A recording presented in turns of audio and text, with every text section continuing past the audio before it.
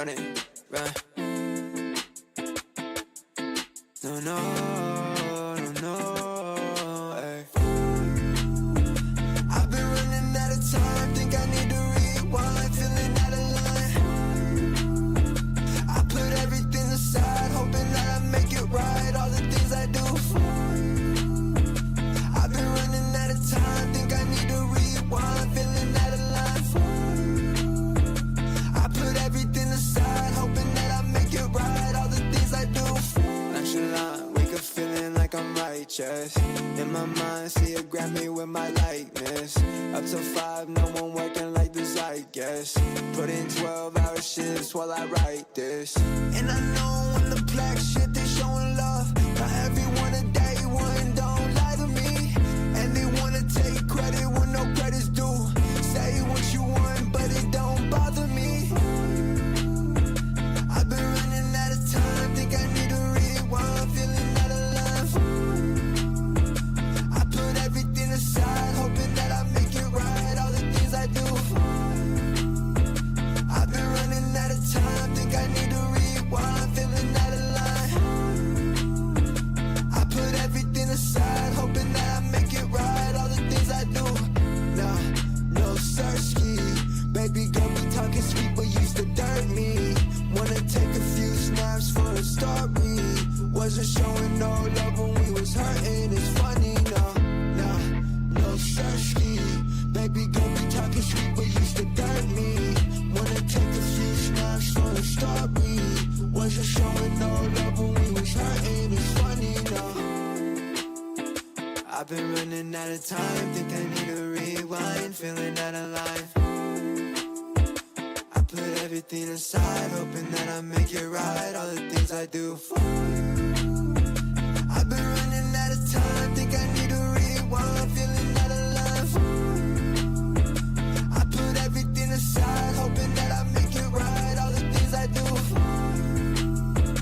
I've been running out of time, think I need to rewind, feeling out of line. I put everything aside, hoping that I make it right, all the things I do. I've been running out of time, think I need to rewind, feeling out of line. I put everything aside, hoping that I make it right, all the things I do. I've been running out of time, think I need to rewind, feeling out of line. I put everything aside, hoping that I make it right, all the things I do.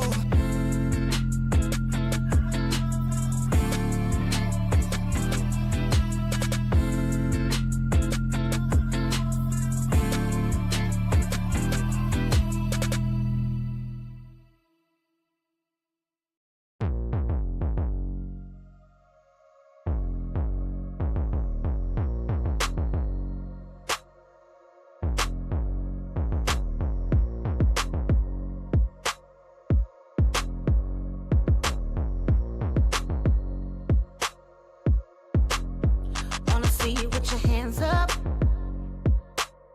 going straight to the sky. Let me see you put your hands up, 'cause we do till we die and we on another level. To the rest, wave goodbye, put baguettes in the benzo. Got a piece of the pie. Told you once, told you twice, that we only got one life. Stay up. Diamond shine, best at night. You wear yours, I'll wear mine. Go dumb tonight, tonight. Uh-oh, dipping low with my girls tonight. Got my ice in the clouds. Uh-oh, Cali Dro got me feeling right with my ice in the clouds. Uh-oh, dipping low with my girls tonight. Got my ice in the clouds. Uh-oh, Cali Dro got me feeling right. Wanna see you put your hands up, pointing straight to the sun. Everybody lift your bands up. Celebrate 'cause we won, we stay on another level. Yeah, the team stay fly. Word to Bruno, get your rings up, 'cause the limit is the sky. Told you once, told you twice, that we only got one life. Stay up.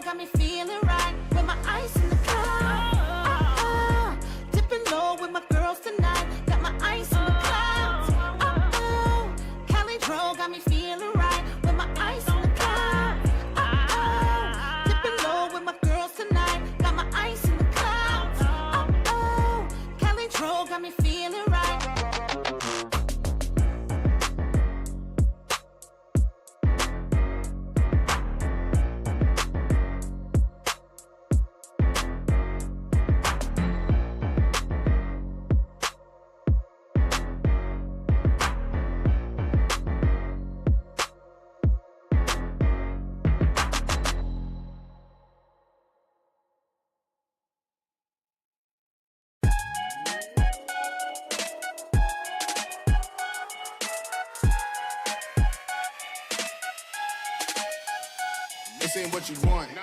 I've been living at hotels for a month. I don't take any means out of lunch. I've been spelling all my sneakers, I don't jump. Me and mine only tryna double up, yeah. Me and mine tryna build, come up front, yeah. Measure twice, cut once, what we on, yeah. Measure twice, cut once, what we on, yeah.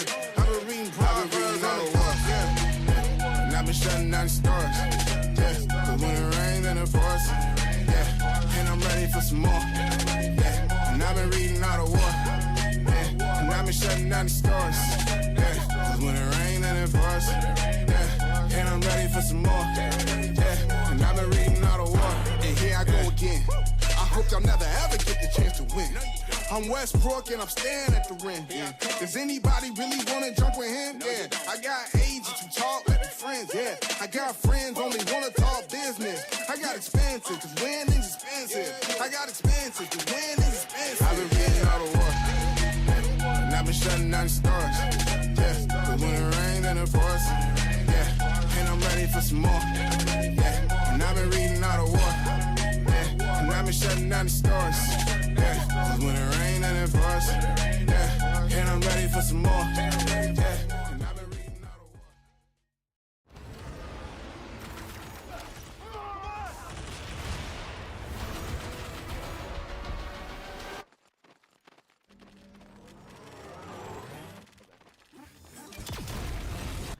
When are you gonna upgrade your system?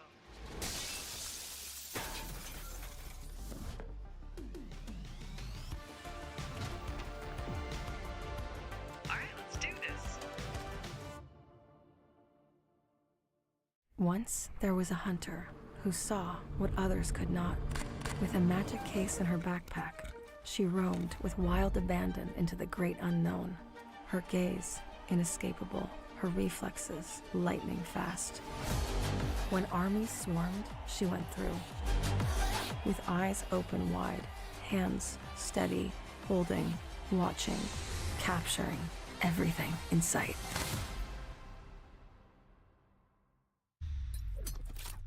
The Crucial Pro DDR5 RAM kit comes with a sleek, modern look that will complement any build. But aesthetics aside, it's the performance that really matters. So let's dive into it. The default JEDEC timings are 46, 45, 45, but it does come with 2 XMP and Expo settings for those looking for a little more performance. With XMP 3.0 Profile 1, you can push the speed up to 5600 megatransfers per second if you prefer a slightly lower speed but tighter 200 megatransfers per second at 42, 42, 42 timings. We've run some benchmarks and stress tests to give you an idea of how it performs. In general, dropping the speed and tightening the timings with the second XMP/Expo profile yielded better results for us on our test system. Paired with a Ryzen 7800X3D, we saw anywhere from a 1 to 5% performance bump depending on workloads. All in all, the Crucial Pro DDR5 64GB RAM kit by Micron is a fantastic choice for first-time builders and enthusiasts alike.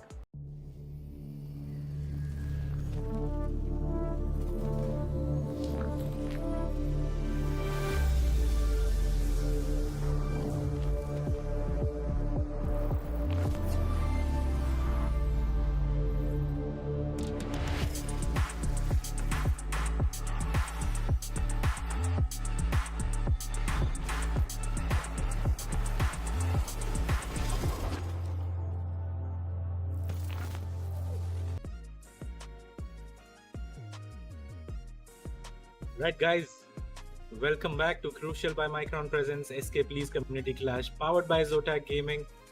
We are here in the grand finals today between SOV and Potato Monsters team. Like, that guy has been trying so hard to win the tournament, and I really hope he does it. It's me, Kaka, with me, Madness, yet again.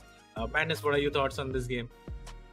Oh yeah, it's gonna be an act of redemption for Potato Monster. This man has met so many runners-up positions that he's lost count at this point, and he's really looking forward to him winning finally a tournament over here. So that's what he's gonna be aiming at.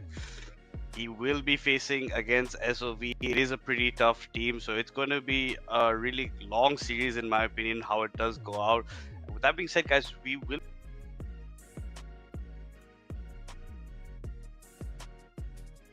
Yeah, hello. Yeah, sorry about that, guys. We're just having a bit of technical difficulty. But yeah, as you can see, the registration was between 13th to 18th. It did happen like that. 19th to 23rd, we had our single elimination matches. The entire tournament is single elimination, as that is the point. And today, the grand finals are not on 24th. We did postpone it to today, and it is going to be one hell of a best of 5 series between SOV and the Old Gods. Syndicate of Vengeance versus the Old Gods. Cannot wait to see it. It's going to be Bangladesh going against India. SOV being the Bangladesh representative, OG being the India representatives here. And yes, the prize pool. It is a 50k prize pool INR. First place, whoever wins today will be taking home that 25k. And unfortunately for the losers, they will be going home with 15k bounty for themselves. In the semifinals where the teams did lose, those teams went home with the 5k each.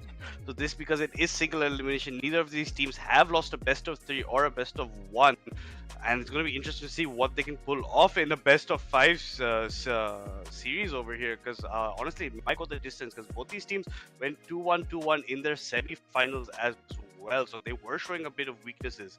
And as you can see, today is the grand final between SOV Syndicate, the Bangladesh side, versus OGs Old Gods versus from India. And honestly, I prefer the logo of OGs because it looks very, very unique compared to some of the logos we do actually see performance over here, Kaka. Yeah, I mean, that's one of the most creative logos that I have seen in the scene so far.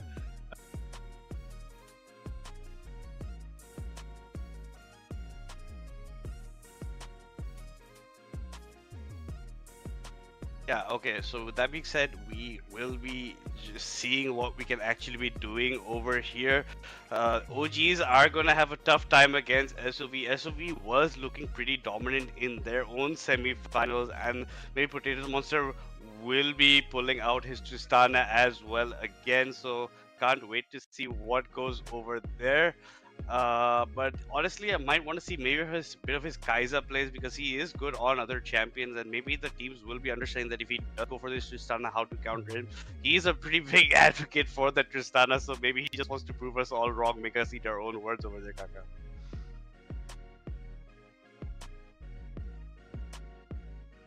And with that being said, guys, we're just going to take a short break just while we sort out some issues before we head off onto this final. So please don't go anywhere, because this will be one hell of a series.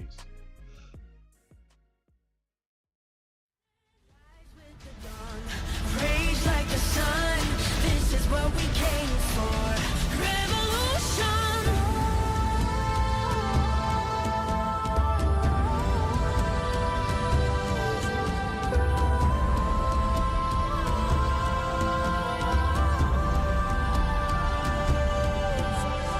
Rise up, break the cage, be the lion, be the storm, be the strike of the lightning. Rise with the dawn, rage like the sun.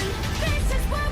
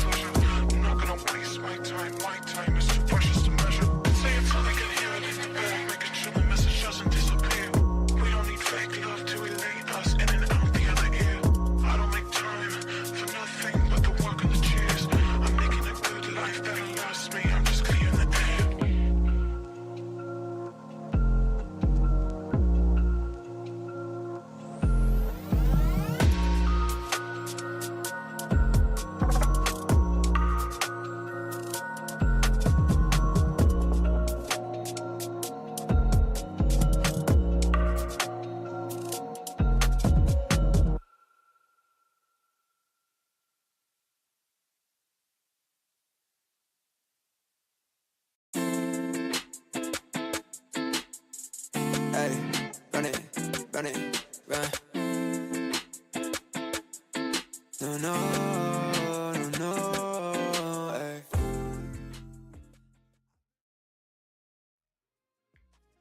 Yeah, guys, sorry a bit for the delays, but these things do happen. It is a terminal time with the weather as well, especially where I am living right now. But yeah, we are back with it. We are going to get underway with it pretty soon over here. We will be heading into champs like very, very shortly. But before that, let's talk a bit about the teams in general over here. As in the OGs, we have some more of the older people of the scene that we have used to be seeing in our TC tournaments.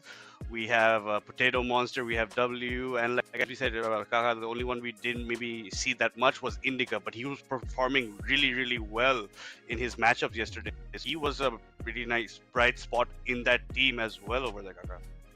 Yeah, I mean, he got the MVP playing that Zinzhao in game 1, got 2 triple kills. So yeah, he's the only one that is kind of new in the team, and he's the one who's showing up big time for the OGs, right? And you know, OGs versus SOV. SOV did look really good against their match, in their match against Pakistan, actually.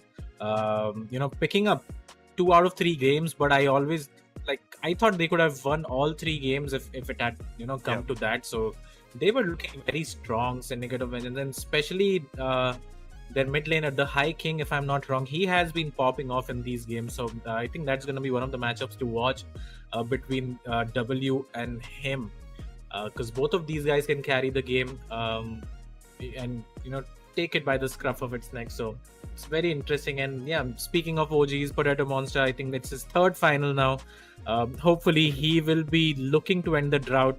You know, 2 second place finishes, I mean, that's pretty good, honestly. But you know, you would be looking to change that, right? In the last 50k tournament, that was the iFlix YT Community Clash, he finished 2nd as well, losing out to PNX. That was a pretty close series as well. They lost 3-1, if I recall correctly. And in this one, I do hope that fortune can turn around for the side of Potato Monster. Yeah, usually as a player, you're never happy with that 2nd place, right? You always want to get that gold. You want to get that championship for yourself. And Potato Monster is kind of a player who does want to aim for those kind of things. So let's hope for his sake that he does end up winning. But SOV honestly did look really strong, as you said, against G2R. The only reason they maybe lost that one map was because of that one fight in that jungle where they kind of threw away the lead they had. They were on soul point as well at that time. So if they had just waited out their time, they could have easily closed it out. So I just hope they don't make any kinds of those kind of mistakes anymore and just keep on their strong lead as it goes on. But side, although did lose a game against in their semifinals, they also won their series 2-1. So the both sides have shown that they do have some weaknesses that the other can take advantage of. So honestly, none of them are looking completely immortal in the sense that they cannot be touched. They just have to understand how it works out and maybe don't let Indica go for the kind of plays that he likes to go, because he is a very aggressive type of jungler as well. He does like to go for those plays, and I think honestly both what I've seen, both these teams like to fight for the top side as well. So it's going to be interesting which top laner does get ahead and which time the ganks do come out and what kind of comps they actually go for at the end of the day. Yeah, and that's what makes this series very interesting as well, because both of these teams can lose, both of these teams can beat each other. It's not going to be a whitewash, you know. In our previous tournament, we went to all 5 games between TOK and AOK and now Kakao Gaming, right? And that was fun to watch. So I'm expecting more of the same today as well. I think this should be at least 4-game series, if not 5, because both these teams are very closely matched. So it's going to be a lot of fun to watch. And the Game 1 draft will tell us a lot about how this series is going to go, because it is so important, right? Whenever these teams meet up, it is highly dependent on the draft as well. And guys, we will be starting really soon. One of the players has yet to join in. And once he does, we will be starting the game. I know you guys have been waiting for quite a while, and trust me, so have we. And I just can't wait to get into game and watch some League of Legends. Yeah, absolutely. Another important fact to talk about over here is that the previous winners of tournaments, Phoenix Gaming and TOK, right? They weren't in this tournament because they were top 4 last time, so they couldn't take part. So we will honestly have a completely new victor. There will be a different winner of one of these TEC events that we do or tournaments that we do have. So that is also a very interesting thing. So with this, we'll have 3 total unique different types of teams who have won it, depending on who wins it, SOV or Old Gods, and they will be looking to make sure that they are one of them, whichever team. So there's a lot for up grabs over here that can also lead them to get some points also on the Rift Rulers leaderboard that we do have on the TEC website. So you can also check that out. You can see which teams are generating most of the hype and most of the wins and who has most of the points right now. These are a lot of things that people do have to work out for, and then we'll see how we actually end it up at this point over here, Kaka. Yeah, and let's just speak about the brackets for a little bit. As you can see in the semi-finals, NTO versus Old Gods 2-1. On the top side of the bracket, G2R versus SOV 2-1 there as well. So both these teams went till that last game in their best of 3 series respectively, and they had to get it done the hard way to get here. Both the teams, so I mean, these guys know how to bounce back from losses, and so it will be a lot of fun to watch, and that makes up for a great series as well. And as you said, the leaderboard is live as well. Temple of Kings obviously find themselves in the first place, followed by Kakao Gaming, and Phoenix Gaming is third actually. So any of these teams, whoever can get the victory today will place themselves in the top 5 of that ladder as well. So it's going to be quite interesting to watch what happens there. But yeah, I mean, we are in for a great series, as I said before, and yeah, and these guys know how to lose and win after losing a game and just coming back. So that's going to be a lot of fun as well. Yeah, that just shows the mettle of these teams, that they don't back down, or they don't even lose any kind of morale. They just head on to the next game, like the last one didn't happen if they had end up losing the previous game. So that's just showing you that these guys are here for the grit. They are going to be putting their teeth down into it, not moving one bit. They really won this championship to themselves, and they really won that 25k overall for themselves. So they will be trying to get as much as they can. As you said, if whoever wins will be in the top 5 of that leaderboard, and that's a lot of bragging rights amongst your friends as well. You could just show it off that we are in the top 5 over here. We are a team to be reckoned with in the future. You have to scout us out if you actually do want to end up beating us. And another reminder, SOV, Syndicate of Vengeance, is your Bangladesh team, while Old Gods is mostly from India at the same time. So this will be a clash a bit of the different nations here. And this is a lovely thing to see because mostly all the teams are from South Asia. So this is a clash between kind of a bit slightly different in the game styles also as well, because of how they play in their own respective regions. So it's going to be interesting to see which one does come out on top and who utilize. But as you said, the matchup of the main thing here, Kaka, is that mid lane, right? Yeah, for sure. And as you said, like the battle of the neighbors, for sure. I have had those many times in my playing career, at least. It was a lot of fun to always get into the finals and play against Bangladesh. And yeah, it's just a lot of fun when it's not a team from your own country, because then a lot more is at stake just than winning. So that's going to be a lot of fun. And between those two sides, as you said, the mid matchups is very interesting. And then I think they do have some shared champs as well, like the Silas for W has been high priority. The High King showed us his way, which was pretty awesome to watch as well, because I love playing that champion personally, and it's just a lot of fun. So that's going to be very interesting as well. Speaking of matchups, let's get a prediction for you, as we always do. Who do you think is winning this one? Of course, you have casted most of the games along with me for these teams, so it's going to be interesting to get your input on this one. I'm gonna say SOV 3-1, just because of what I've said.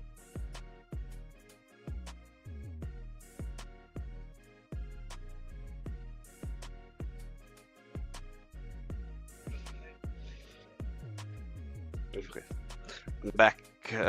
Yeah, so we do have. Yeah, I'm gonna predict a 3-1 or 3-0 for the OGs, because they are one of the team. What? Yeah. Okay.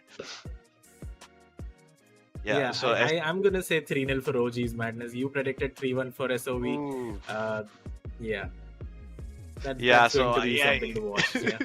Yeah, so You okay, can't so we do change it. have Don't back good down matches. now. Don't back down. Yeah, I'm not gonna change it. I want to make it a bit spicy, right? I want to do it for a bit of the Bangladeshi boys over there. I think they do have what it takes. They don't throw their leads, but hey, yeah, it's gonna be a hype match no matter which way we do look at it, right? You are predicting a 3-0, I'm predicting a 3-1. So we're showing that most of the teams are dominated for what we think, but at the end of the day, it can still be a 3-2. We just both lose our predictions at the end of the day, even if our teams do end up winning, whichever ones we are supporting at the back. So honestly, I just don't know what to see. And do you think that Potato Monster is gonna just pull out this Tristana all the way, or he's gonna have some variance with his ADC lineups overall? Man, I really hope he can play something other than the Tristana, because I don't really think it's a great pick. And for sure, I think it can get punished, at least in the finals, right? So I don't want to see him on the Tristana, although he favors the champion quite a lot, right? And he is very comfortable on it. But yeah, the Kaisa is pretty strong on the current patch. The Smolder, he can play it. Especially in game 1, you want to pick something safe, something scaling. You get to that 30-40 minutes marker. Smolder can get all the stacks that he wants. Jinx is open as well. So a lot of champions available to him. But I think if Tristana is not banned, he is going to pick it up. And so that will be fun to watch. And guys, we will be jumping into Champ Select pretty soon. Sorry to make you guys wait so much. We are quite excited as well to get into Champ Select and see what happens. Right, Manus? Absolutely, it's gonna be a really clash here. I just can't wait to see what they actually do end up pulling out on paper. And what the most important thing is, right, that who's going to actually be getting that first pick, and who's going to be, you know, getting what they're going to actually utilize for that first. Will it be an ADC first pick? Will it be the jungler first? Because these are the two of the things that we do actually see in our region the most, these kind of first picks overall. And maybe more of a bit of a targeted bans at the end of the day. These two teams do know how each other's play. They have seen Apollo really liked his Yone the one time I did end up seeing he had some amazing ultimates that he did go for with that Yone. So overall, that is one hell of a play they can go for. And honestly, this Yone hasn't been getting banned out. The most that we've been seeing it in Worlds as well, right? The Rel and the Yone get banned out a lot over there, and don't see much of those bans coming in over here. And the teams are not utilizing it, maybe. Or maybe that just doesn't fit into the comms or the pre-existing plans they had at the end of the day over there, Kaka. Yeah, and I just got word actually that Potato Monster is not playing. Actually, he's the substitute for the team. So Indica will be playing AD carry, and Azine is back in that jungle role. So the whole talk about Tristana has just gone to dump. But yes, yeah, I mean, still a fun series to watch. Come on, man. Azine is back, though. He is the main jungler for the team, and that just shows Indica did a great job, jungling himself in those semi-final matches. Got the MVP as well. So Azine has big shoes to fill. That of his AD carry, who's gone to the bot lane now, and yeah, I mean, still makes up for a great series. And now I'm even more hyped to see Indica perform on that AD carry role. And the Jarvan becomes a big priority for the side of Azine because he loves playing that champion. Yeah, I expect maybe once the teams realize that Zion is playing right as he does, probably the Jarvan ban will be coming out against him, maybe because of how much he does love that champion. Now we do get to see Indica in that bot lane. It's going to be very spicy, maybe different change of champions. But with that being said, guys, no more further delays. We are heading straight into the champions select. We are halfway through it already, and you can see the bans on both sides. You see SOV have gone for the Kennen, Silas, and Lilia ban in their first phase. The Old Gods choose the Jinx, the Asol, and the Hue for themselves. SOV did first pick that Viego over there, Kaka. So that's very interesting. I like that. I like that a lot. And the Braum and Kaiser will be going in their bot lane. On the opposite, Old Gods have picked up that Gwen that can be flexed as the jungle or top, and in their bot is a very strong combo of that Leona and Ashe as well. Yeah, I really like the Leona and Ashe coming out from the side of Old Gods. But the Braum just, makes a lot of difference as well from the side of SOV. So I like both the bot lane pickups actually for either side. A lot of playmaking potential for them. And yeah, heavy priority on that Viego. And as we were talking about earlier, the Yone gets banned, the Yasuo gets banned, the Silas gets banned, the Hui gets banned. So just look at the amount of mid lane champions that have been banned in this game, right? There's 6 total champions out of the 10. So I mean, that's very, very interesting. And we did say that this is the matchup to watch, and it's turning out that way. Corki is going to get picked up. Corki, I think, is pretty strong on the current patch, actually. Yeah, it did get buffed in 14.21. You are not mistaken about that. So that's a nice pickup coming from them. So these are they're keeping up with the patch notes as well. They are keeping that in. And SOV have gone for the Yone and Yasuo complete ban. Both the brothers are out of the picture. The Ahri will be picked up in the mid lane for SOV. So that's going to be W's Corki probably going to be facing against the Ahri of SOV. So it's going to be interesting what they can do. And now they're going to have to actually blind pick their top laner over here. So maybe a Renekton, or is the Wukong being hovered over here? I don't think that's going to be locked in unless they're really, really confident with playing him over there. And it does actually get locked in. Now, what kind of counters would you like to be seeing over here, Kaka, from the side of Old Gods? I mean, that Gwen could still go towards that top side of the map, right? Zuko has played a lot of Gwen in the past matches, past 3-4 matches. I think he's been playing too much of that Gwen, and I've always made my feelings known about that pick. I don't think it's the best pick, and it looks like actually let's just see where these champions go right now. So Zuko will be piloting the Aurora in the top lane against the Wukong. Again, a matchup that Aurora can win in the early game, but towards the late game, like Wukong gets so strong, has the CC to lock you down, has the gap close as well. Yeah. So I mean, I don't like that pickup too much, honestly, but let's see. Maybe these guys have been practicing these picks, right? Aurora is pretty strong on the current patch as well. But just the matchup, I don't really prefer it for the side of Zuko. Yeah, and Aurora was getting banned out a lot also in the previous matches. So now that they have it open, they're thinking, yeah, okay, maybe we'll go for it. We haven't seen much of Zuko on the champion in this tournament as yet. Ezreal will be taking that Gwen in the middle. But honestly, look at the amount of CC that SOV have, right? With the Charm, with the Braum, with the Wukong ultimate. It's going to be a lot hectic, and they have a very, very strong front line that's going to protect a lot of this Kaiser and this Ahri, who can just keep on free hitting as much as they want. On the other hand, Old Gods, Zuko will be, as you said, having the advantage a bit early on with his poking range against the Wukong, but later on won't be that much of an issue if they can nail her down. In the bot lane, the Ashe and Leona always one of the favorite matchups, because they have a lot of slows, a lot of CCs to their name, and I really want to see W on this Corki, because he is a very aggressive player. He's going to have to use his Valkyries pretty right if he wants to keep up that aggression at the end of the day over there, Kaka. Yeah, for sure. As you said, a lot of CC coming out from the side of SOV, but Old Gods have a lot of champions with CC as well, right? Zuko with the ultimate Kino, but we'll see how it goes. But the Leona and Ashe, man, that lane is very strong. They can poke, they can go all in. Global ultimate from the side of Ashe, lots of CC. So I think in the team fights, Old Gods do have a great team comp for themselves. I don't like the Gwen jungle as much. I would have much preferred to see something like a Jarvan, Lilia, or something else, right? But that's what they prefer. That is the meta for the South Asian scene currently, that we love our Gwens in top lane jungle, it doesn't matter. So I mean, draft wise, I do think SOV have the slightly better draft, just because of that Braum pickup. Can CC for days, and when you have melee champions in the bot lane, at least the Leona does not really do that well against the Braum. You can play around it. Even the Gwen, you can CC that champion. A lot of mobility from the side of Kai'Sa and Ahri as well. So yeah, I prefer SOV's comp in this one.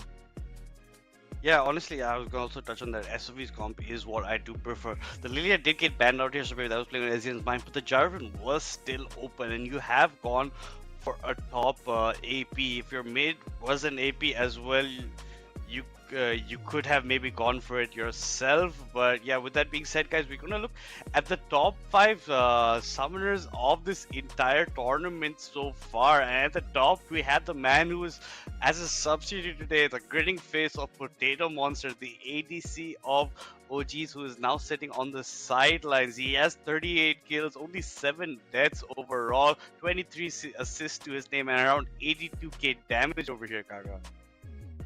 Yeah, I mean, I'm not too sure why this man is not playing when he should be in the game. Again, top player so far, we must say, because we still have potentially 5 more games to go here. Indica is right up there with 36 kills, and now he is playing that AD role. So expect him to rise, towards that top spot after game 1, essentially. So that's going to be good to watch. Invoker and Jun both are here playing the match as well from the side of Syndicate of Vengeance. So yeah, 4 players from the top 2 teams. That's not too shabby, is it? And 2 players each for both of them. Yeah, absolutely. It's a good division as well. And you can see Invoker and Indica are not that different in kills, and they will be facing each other in the bot lane this time. So that's going to change a lot of this matchup that they want to go over. And with that being said, guys, without any further ado, we will be heading into game 1 of the best of 5 of the grand finals of the SKplz Community Clash between SOV from Bangladesh, OGs from India, and I can't wait to see it. Again, there's a bit of the standard boring thing against that Peril in the river. They aren't going even for any deep wardage, so they aren't going to get much. Only the Kaisa has put her ward in that river bush over there, so they will be seeing Gracias and Indica walking up. They will be knowing that they will be in lane early on over there. The Viego and Brom are near the red buff, but they are choosing not to leash. So finally, we get to see teams that not leashing for their jungler, so that will actually help them get their own prio in lane over there, Kaka. Yeah, 100%. And Invoker did spot out Gracias as Indica, trying to get into the brush there to control it. Meanwhile, in the top lane, Jun takes a slightly bad trade, but he does have the Doran's shield for himself to heal up, so I think he's going to be fine as well. And yeah, just a very standard start. Gwen has completed, has gotten herself her Raptors, is doing the Krugs right now. Same for the side of Viego, who started the red buff. And yeah, both these junglers actually pathing away from each other, so that's going to be fun to watch as well. And yeah, short treat coming in the mid lane. And Corki is just very strong right now, as I said earlier, with the W changes as well. You can now Valkyrie in towards these champions and deal like 200-300 magic damage. So I think that's a great change. And yeah, Corki has been prevalent throughout the year, essentially, except for this Worlds. And now again we get to see him. Yeah, I think because they were seeing how much he was not getting played at Worlds as well right now, they did think that maybe some changes needed to him. Let's just make him again a bit stronger so that he's a viable pick as well in the mid lane. And as you can see, he's already started off pretty strong against the Ahri. The Corki has burned his health potion while Ahri burns one of her own. In the top lane, the Wu burns his. He's going to be struggling a bit in the earlier times. He is trying to go for those engages, just dashing in, getting the hits off, and then cloning away, trying to get as much of good of a trade as he can. Aurora finally burning her last health pot as well in the top side. So you can see a bit of CS in the favor and starting towards Aurora. And with the Corki getting that fat wave also coming towards him, he will also be pretty much up in CS. In the bot side, you can see that the Brahmin Kaiser are keeping a bit of their distance. The Leona does go in over here, but is getting stacked up on the Braum passive. One more hit and she does get stunned, but no more further hits because she's out of vision in that bush. So all in all, just aggressive from both lane sides. They do love to fight a lot in our region over here. The Viego will be getting his first back of the match and then picking up his items. Gwen also maybe choosing to do it, but he sees a pick maybe on the Ahri over here. The Ahri is very overextended. Does have flash to burn, so she will have to probably burn her flash to survive over it. The ghost being burned by the Gwen, but she chooses not to burn the flash and does go down for her troubles over there, Kaka. Yeah, I am not too sure why he didn't burn that flash. As an Ahri, I think if you burn your first flash, it's fine, because at level 6 you get 3 dashes to run out of these ganks as well. As we say that there is some sort of trade going on in the bottom side of the map and top as well. But yeah, I mean, the High Reaper I am not too sure why he didn't flash, and the Viego is down in the bottom lane right now. This Leona is going to flash away, gets tagged up almost, yeah, and ends up Ooh. dying. So well played. But Indica, oh, beautiful shield from the side of Terex right there to block the damage. That would have sealed the deal for Indica towards Invoker. But yeah, I mean, Gracias could have again flashed earlier, did do it, but I think SOV just played it very well there. And Mhm. for first blood, I think the High Reaper just not respecting the amount of damage that he was going to, uh, you know, receive right there from the side of Ezion and W, who ended up getting the first blood. So he gets his perfect back, the tier and the sheen completed, and he is a very happy camper in the mid lane right now. Yeah, absolutely. And like you already see the Gwen burner goes, just burn your flash, get out of it. Will be hitting level 6 shortly after. You will be getting your respective dashes. But in the bot side, yeah, they're getting a bit greedy with their flashes. They're holding it on a bit too late. Garcia's maybe flashing a bit too late in that exchange, but then a double flash forward from the side of Broken Blade and Invoker seals the deal. And then, as you said, an excellent door shield from Derek's, just about saving the last order that Indica was going to hit on Invoker and maybe claim his life over there. And he does block it and does get out as safely as well. So well played from the bot lane of SOV to make up for the mistakes in the mid lane that the High Reaper did commit over there. The top side, Zuko is now starting to zone out this Wukong, already up a level on him, so he does have the ultimate. Zuko is very worried about that. So he doesn't have his clone as well right now if he burns that, so he's going to have to be playing very passive, and he's going to get pretty much bullied for the rest of this lane, I think. So the way that Zuko is setting it up, he has gone the electrocute, and so he will be doing a much of damage. He does channel the ultimate, and and the Zun having to flash out of it. So that's a flashless Wukong now in the top side, and Zuko only having to burn his ultimate to claim that. He does have the TP to come back to lane, and the first grubs will be getting started by SOV, while OG in the bot side have claimed the first Drake to themselves. So they've got the Mountain Drake to their name, and it looks like High Reaper might be going for Charm, just misses over there. As he just wary of that, walks away from it casually over there, and this is just pretty standard start of change of jungle objectives, and now that Wukong is just going to even have a tougher time in that lane once Zuko TP's back in over there. Yeah, for sure. I mean, great trade by Zuko in the top lane, gets the Wukong flash, but I think Broken Blade just committed a crime and got out of it safely right there, because he should not be picking up those grubs right there, and somehow OGs did allow for that to happen because they were picking up the Drake instead. I think you should always prioritize these grubs first, and especially with the winning top lane, I think that's what should have happened. So I think SOV will be very happy with that trade, because they realistically could not have contested either of those, and getting those 3 grubs in, you deny at least the 4 grub take, the 6 grub take. So that's pretty well done from the side of Broken Blade right there to get the grubs for themselves. Yeah, absolutely. As you said, they didn't even have Prior in the top lane. He does get it for himself. He knows that he can't do much for that dragon. He's a bit too far away. So he chooses to take those grubs, takes all 3, does deny a lot of future possibilities for the second respawn of grubs as well. Jun just still, even though he was pressured so much, is still pretty much even in CS. But a fat wave again coming in towards Zuko. And just with one combo, Zuko chunking down into half of his HP with that electrocute getting procced off as well. In the bot side, you see the Kaiser having around 4 CS lead on the Ashe. Not much, not the greatest of things, but all in all, he does also have the kill as well to his name, so he will be having fun. And you can see that Kaiser is running the cleanse, but the Ashe does have the barrier, so maybe not respecting the late game potential of SOV with the amount of CC they do have, right? Because I would have maybe liked to see a cleanse from him on his side. The flash of the Leona will shortly be coming up. They might look to go aggressive at the end of the day. Gracias is still level 5 as well as Terex, so they don't have their ultimates. Ezin just getting that pink in that bush over there, just walking around. And as you can see, the Viego is hovering towards the bot side of the map, maybe thinking better of it, is heading back up in towards his own jungle. Knows that he can't do much because his lane has already pushed in from the bot side. You can't do much over there. In the mid lane, Corki getting around 10 CS advantage on the RE. RE's burn flash, did not burn flash that time, still has that flash. So she's enjoying life, but the Corki does have his advantages right now. And maybe if the RE had Burn Flash, then in that first blood exchange, she would have had a better lead or maybe something else. But in the jungle, Gwen is up 10 CS also on the Vieg over here, Kaka.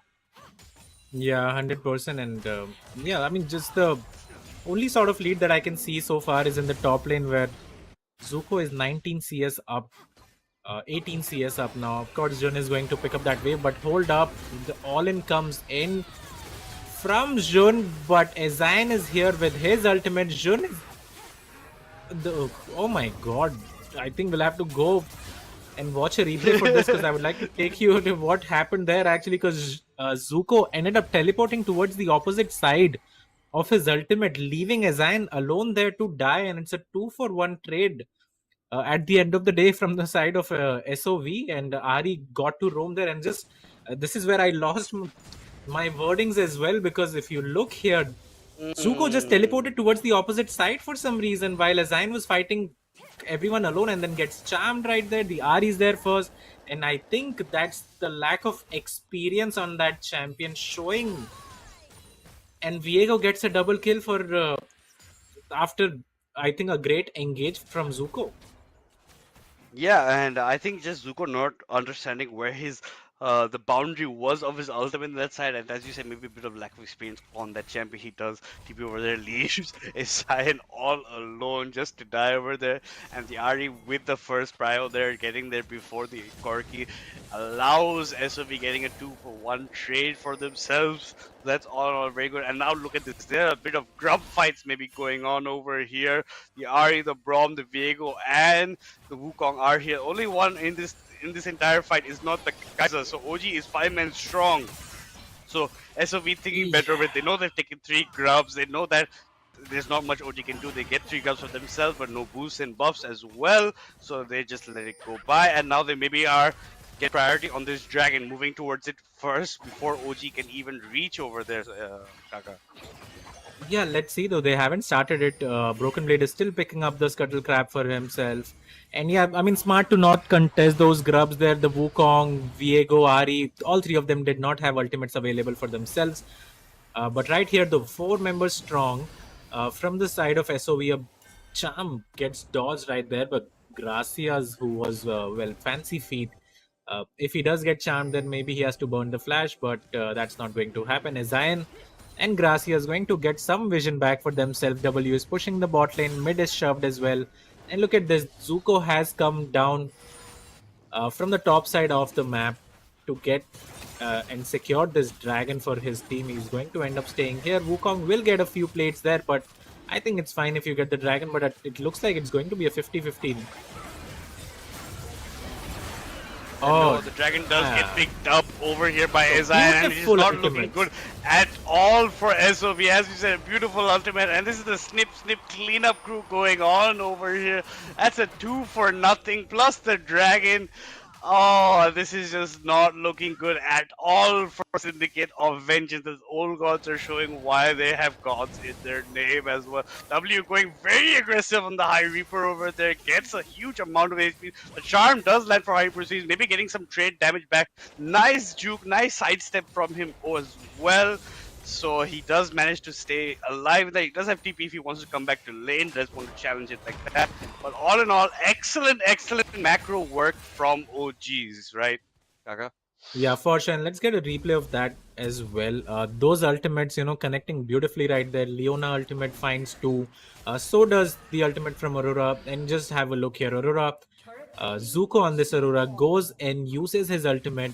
And this was after the dragon had already gone down. So the Braum and Viego could not even move much. The Braum just died with his flash up. Only got to use his exhaust right there. So 2-for-0 trade. They get the dragon as well. And I am wondering why SOV decided to contest that at all when it was clearly a 4 versus 5 right there. Yeah, absolutely. As we were talking about, Zuko had walked over here, so it was 5 men in favor of OG. So again, they were outnumbered in that objective. They had not started the dragon fast enough to maybe try and take it for themselves. They did back off the dragon. They see that OG starts it. They challenge it a bit too late. It was going a bit towards the 50-50 take on the dragon, but it was secured by Ezian at the end of the day. And as after that, it's just a wipe up crew from OG. They just wiped up over there. And Zuko now challenging Viego a bit in his own jungle. Gets it electrocute proc off as well. The Wukong has cloned forward, Oh, the flash forward Wukong as is well. going to The ultimate is flash not hitting forward. on anyone. Very, very questionable from the top laner of SOV when he thought he had the advantage. He flash forward, his ultimate hits no one, and he is not having the best game of his life. And look at this, a trap play Oh, on the this Kai'Sa Kai'Sa over here. might He's left end up without dying right here. without a support. He does miss the Ash arrow, but gets caught in the Leona ultimate at the end of the day. And this will probably be a very dead Kai'Sa. But the Braum flashing forward is over there, is here with his shield, and this is the turnaround that SOV is looking for. The Leona goes down, and now Ash is having to scatter for the hills. Will probably fall as well if you get the slow. Yes, the proc is on Ash, having to flash over that side. Does get stunned underneath her own turret, has to pop the barrier when no one was damaging her. But Aurora comes in, Zuko out of Zuko. nowhere. A triple kill from that TP play from Zuko. And now it's SOV who's in the backseat of this game. An excellent play from Zuko. And what a play that is. He's made up for his earlier mistake over there, Kaka on the top side with his ultimate. Oh my god, 100%. Comes in, hops in, uses his ultimate with the flash, gets 3 in an instant. And yeah, I mean, SOV just over chasing, not respecting that Zuko could come in, join the fight as well. And again, the Wukong did not have his ultimate or flash available, so even if you TP, you are not going to do much. And all in all, it's a 4-for-1 trade for the side of OGs yet again. And again, let's get a replay of that and watch that masterwork from Zuko in action yet again, because that was a beautiful triple kill coming in. As you can see here, the Kai'Sa gets caught. I think he could have just used his killer's instinct over the wall and gotten out. But the TP comes in from the Wukong. The Ahri is there first. Gracias goes down, but then here they just keep chasing Indica, who still has the flash, still has the barrier, and he baits them beautifully. For Zuko to come in with his ultimate, and watch here, flash ER, instantly 3 members die. Beautiful from Zuko.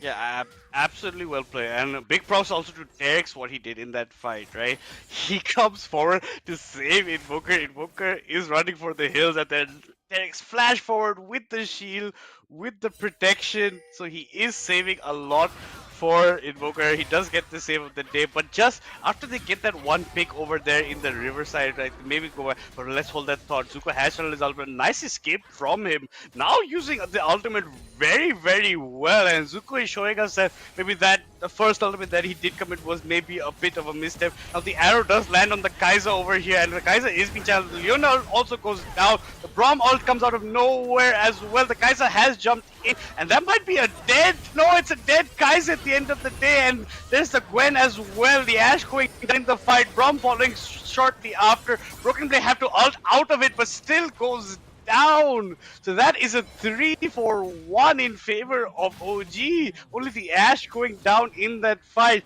An excellent work over there.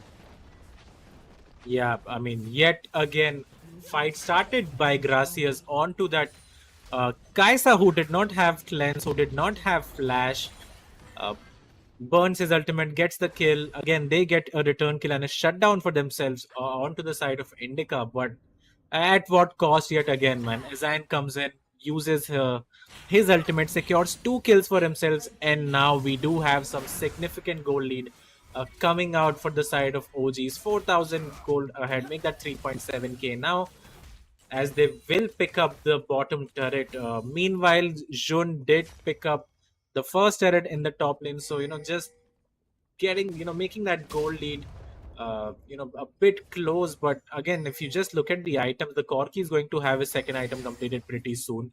Azine is going to get the Rabbitin's Death Cap completed pretty soon, and Cosmic Drive for Zuko as well.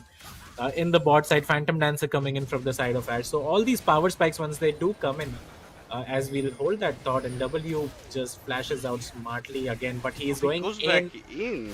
He does have cavalry arriving behind him, but I think he's baited this one too hard and might end up dying. Yeah, he does. So that's a big shutdown for the side of Broken Blade, who will try to get out but cannot. The High Reaper is here. He is stuck in the ultimate, cannot get out of it. And that's going to be another 2-for-1 trade coming out for the side of OGs. And again, SOV just taking it just a little bit too far again and again. You got the flash from Corki back out, but they don't. And then, yeah, they pay for it with their mistake again. The High Reaper not having the greatest game of his life on the Ari as well. Yeah, and just like a dog with their bone, they see a kill potential and just keep on chasing. Maybe not anticipating that could be a bait as well. Zun again going in over here, has cloned but has to flash out of that Leon ultimate. So they're just getting baited a lot into these exchanges and not realizing that potentially other members are waiting in the wings from OG.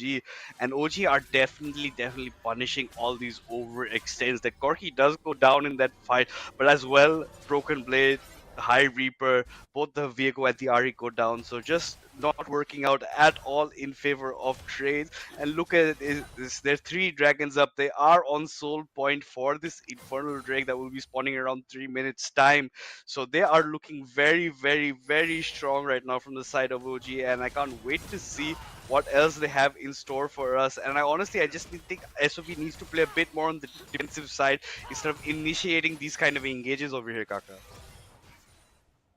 Yeah, for sure. But I think they just keep overextending. I think that's the takeaway they should have from this game, regardless of whether they win or lose. And now they are in a situation where I don't think they can contest for anything. The Dragon's going to come up in 2 minutes. And just looking at the items, 2 items completed for all of these champions from the side of OGs and SOV just have those 2 items completed on the Kaisa and Viego, and the Kaisa does need her 3rd item as well. Nashor's Tooth, that's when you get all of your upgrades onto the Void Seeker, especially. I mean, that's going to be pretty painful as well once she gets it. But yeah, they just have, fought too much and overchased too much in this early game, and I think they should, tone it down a little bit. And as we say that where Jun goes in, I think the Corki has overextended, but the Corki gets Jun before he goes down, so it doesn't work out given that the Braum is also falling in the middle lane, plus the tier 1 turret. Yeah, exactly. These trades, as Kaka you were saying over there, don't work out. Yeah, these trades are never 1-for-1, right? The Corki in a 2v1 situation killed the Wukong, and the Braum got caught again in the mid lane. And so this is going to be a pretty straightforward Baron for the side of OGs. And again, I get it, Broken Blade is trying to make plays, but I don't think he needs to just pick up the farm and scale up, because you do have a lot of scaling on your side, and then go for these team fights. But now, as you can see, I think it's already too late. OGs are so far ahead. They will go back, pick up these items, and then go for that 3rd dragon as well, which is going to be the soul point for the side of OGs.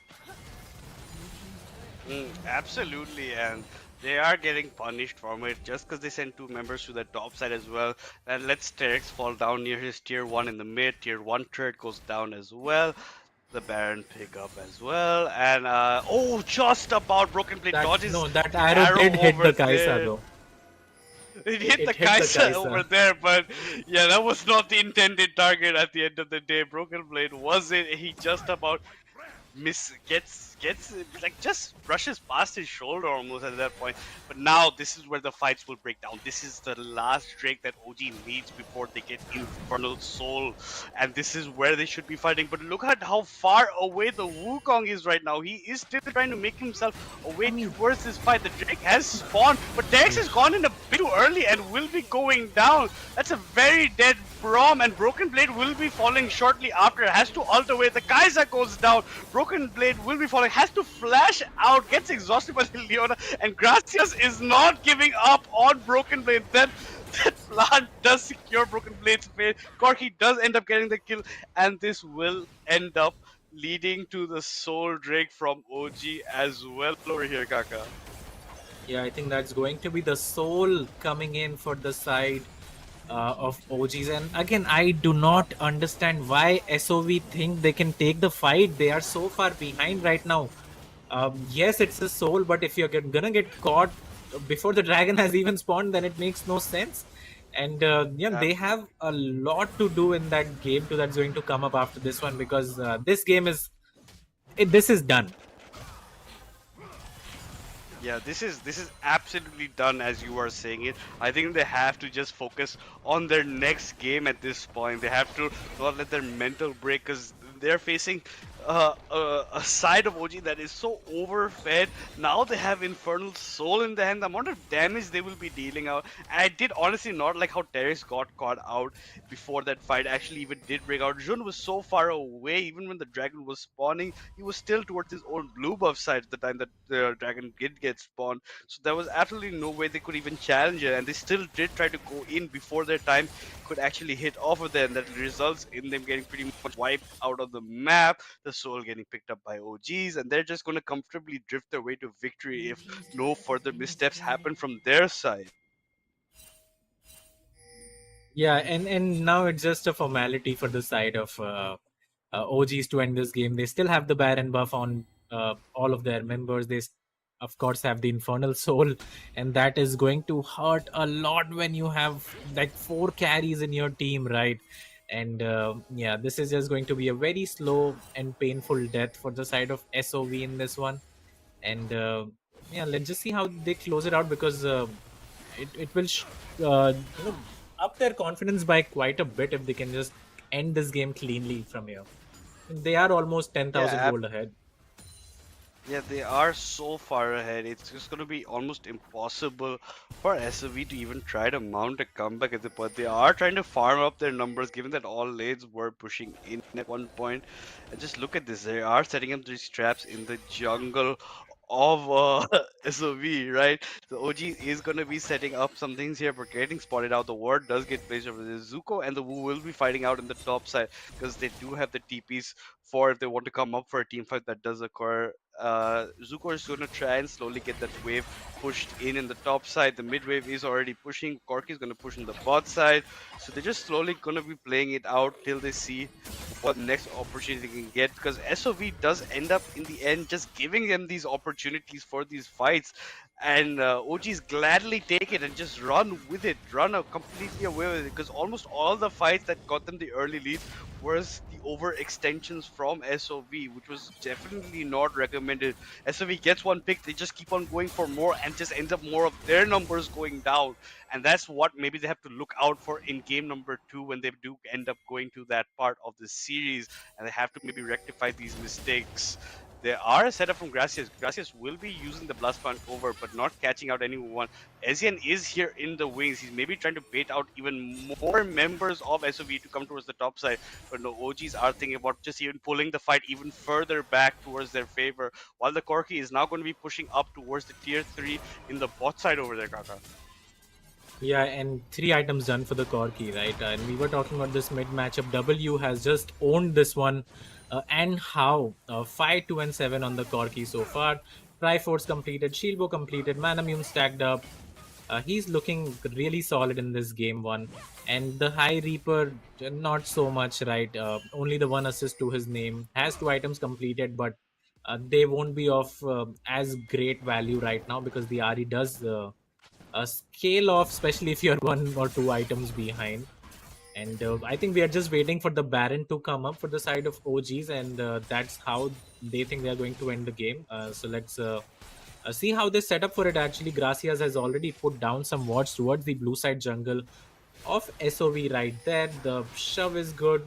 I think the Wukong is going to go back and then go towards that bot side of the map. But the Baron has come up, and it has been started instantly from the side of OGs. And yeah, I do not think SOV can contest this at all. And we do have a slight pause coming in.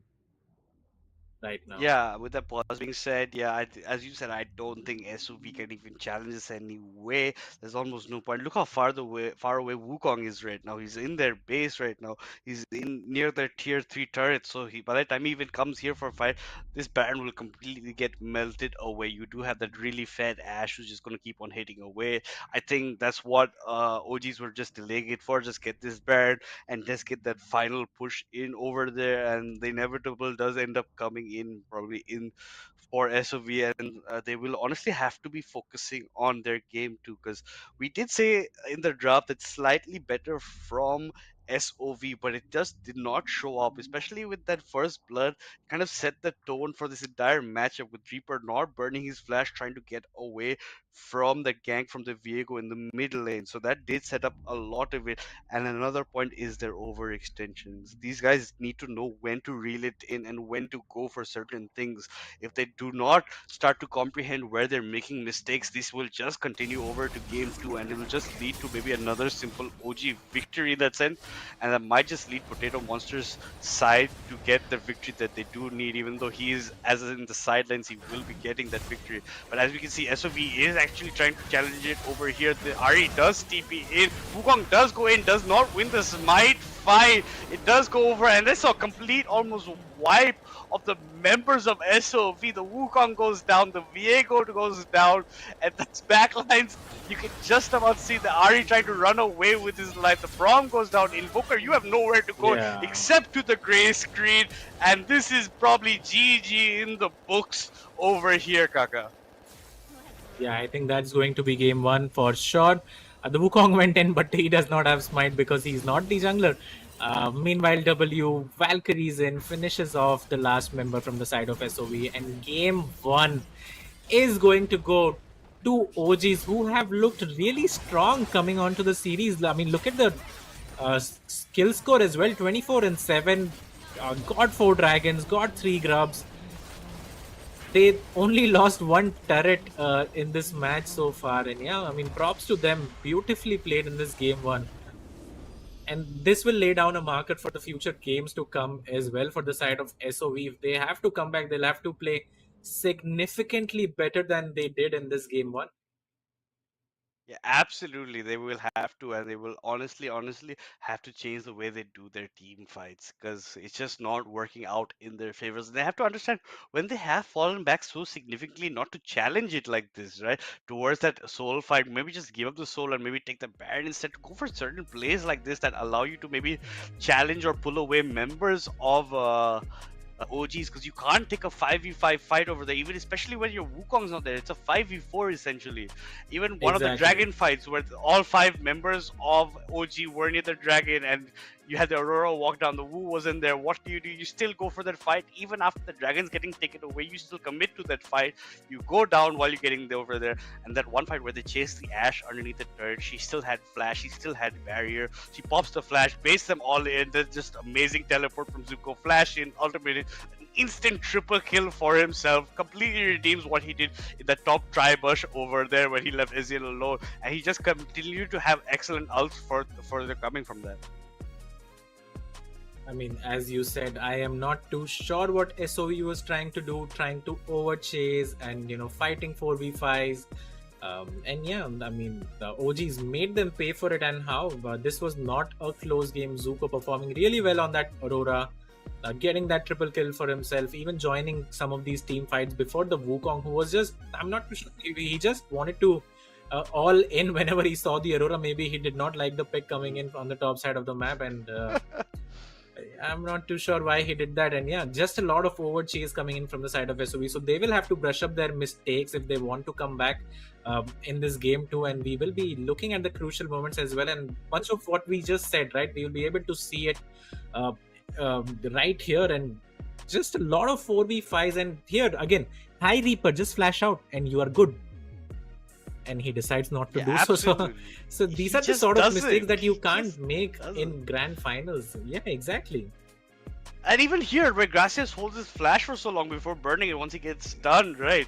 So it's gonna be tough for what he wants to do in that scenario. They just keep on holding. This is the one time where Zuko did screw up a bit. He did leave Ezreal alone. This was a kind of oopsie moment from him on this champion over here. He does also go down at the end of the day. So all in all, he does die with his teammate, but he could have maybe turned a bit around in that fight before the Ahri did make it over. This fight essentially over here was just definitely not worth it for the side of SOV. OGs get the Drake, an excellent Brahma to try and maybe get some disengage, but just does not work out in their favor. The Viego goes down, the Braum goes down, and Terex has been quite a bit of a savior of Invoker in this bot side, but he just like over he flashes, gets the door out just in time before you can get more hits off on him.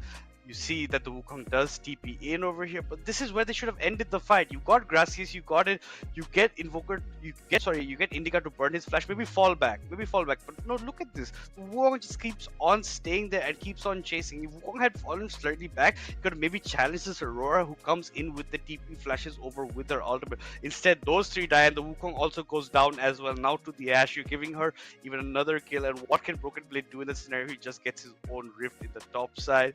Nice arrow coming up over here onto the Kai'Sa, goes down, channeled in with the Leona ultimate. The Braum ultimate does come out. Kai'Sa this was very close over to the as Ashe. well. And this was very close, but this is where the Gwen does come up and step up, and Broken Blade is maybe just a bit too late to the exchange over here, Kaka. Yeah, for sure. And gets the double kill for himself, right, Gwen? So she got online right there. I mean, just look. Went back, got the death cap for herself. In the top side, Shun goes in, ends up dying 1v2. They pick up Terex in the mid lane. And this was tier 1 turret and Baron.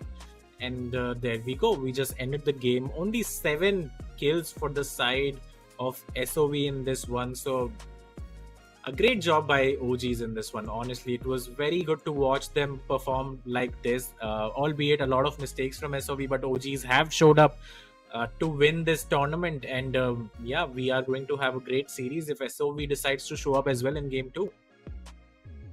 Yeah, absolutely. And I just really want to see maybe a bit of a better plays. Like one time in these fights, you see that Wukong had gone down in the bot side river. He does flash forward, ults forward, gets nobody for his troubles as well. So he's just kind of looking a bit greedy with the kind of ways he was going to go for those engages. He was just trying to force things that did not pretty much exist, and he was trying to make a mountain out of a molehill over there. So honestly, nothing can be done. They come for the challenge. Maybe let the Viego try to go for the steal, but let others fall back. An excellent Aurora to trap them all in. That's Broken Blade going down, as well as Terex. But just all in all, SOV have to know when and when not to push certain kind of fights in their favor or out of their favor.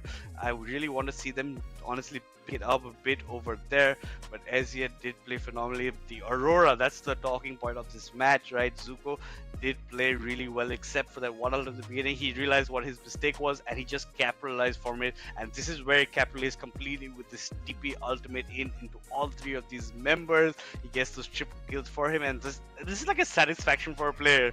This is like a satisfaction for a player to get all 3 of these kills over here like this, Kaka. Yeah, for sure. I mean, that was the game right there for the side of OGs. And I mean, we have gone over these replays, so I mean, same thing.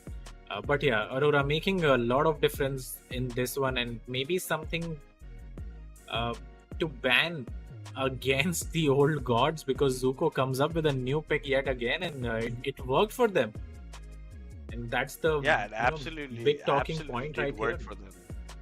Yeah, and even that Corki in the mid lane, right, Kaka, right? The Corki in the mid lane was also pretty good in the hands of W. He did pretty much dominate his lane as well. So all in all, excellent work coming out from Old Gods. Did love to see the plays that they did commit over here, and it just sends SOV back to their drawing board to think about some of the moves that they can make, right?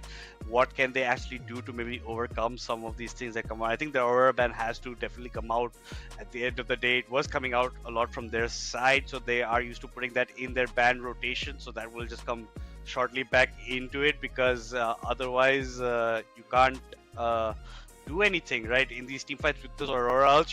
You just separate half of the team fight, right? 3 members outside, 2 inside. It just creates a complete isolation that allows you to take over those team fights. So that is the reason why Aurora is one of those amazing OP champions. And with that being said, guys, we'll take a very short break, but we'll be heading right back into this very soon after this.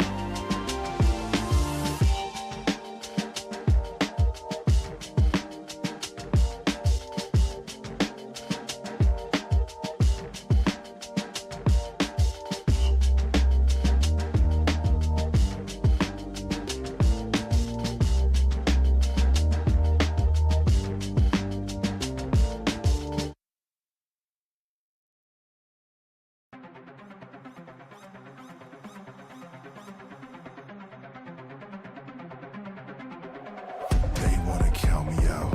Next time pick a higher number. Next time you should run for cover. Next time let the giants slumber. They wanna keep me down. No amount of your words get humble.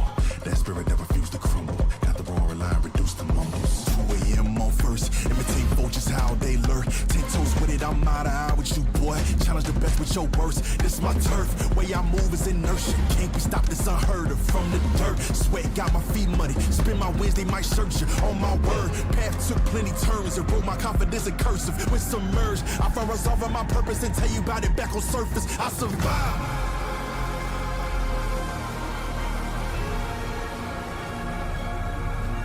I survived.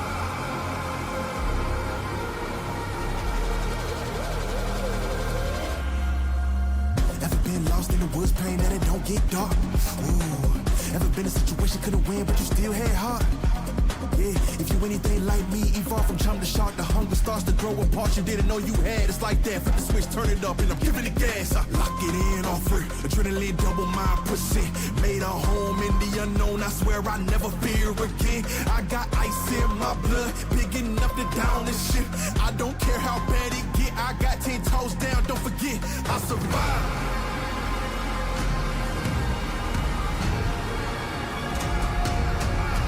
I survived.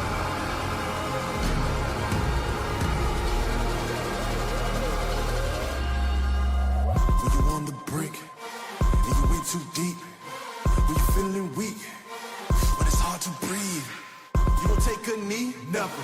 You gon' keep it G forever. Stand up and face whatever. I'm built unique, I'm better than the hard times I've seen. Crime scene, obscene, face the ugly, cover up like Maybelline. Had uncertainty and urgency, cut from me like surgery. Formed again more sturdily, personally. I don't see nobody stopping me. I don't see nobody topping me. I don't see nobody honestly. I run you over if that's what it's gotta be.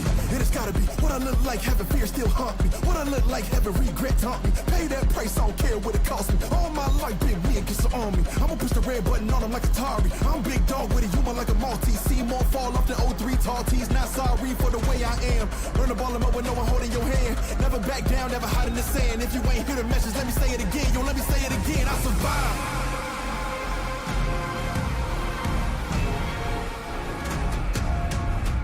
I survived.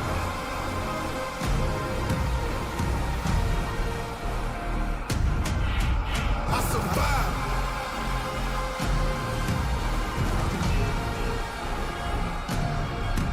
I survived.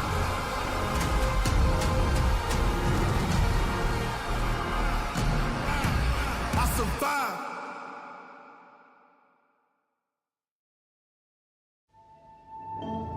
Barely breathing, don't let go. Hear the whispers, listen close.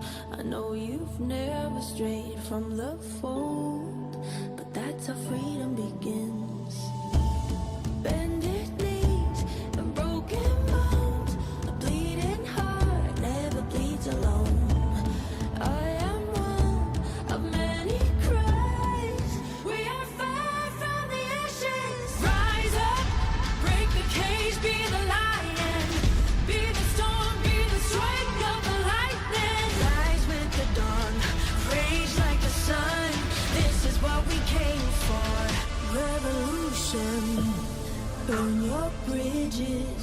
make your choice.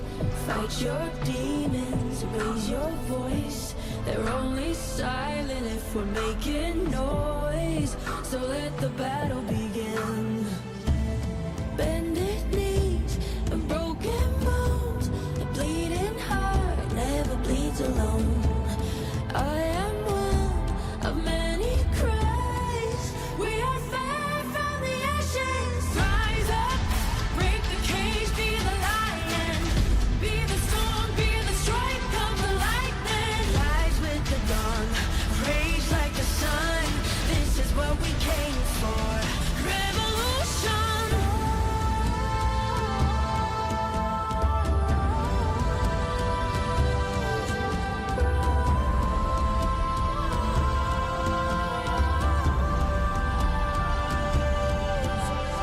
Rise up, break the cage, be the lion.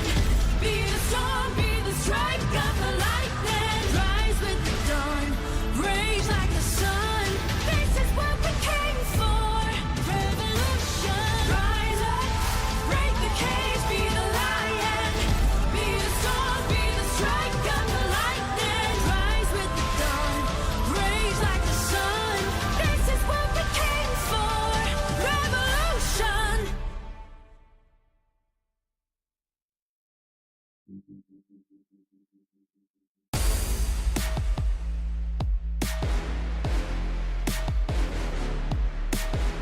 Yeah, I was undercover, wrote me off like the others, but I had secrets inside.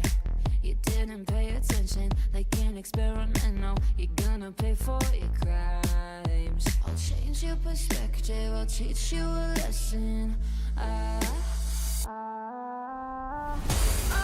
Look at me now.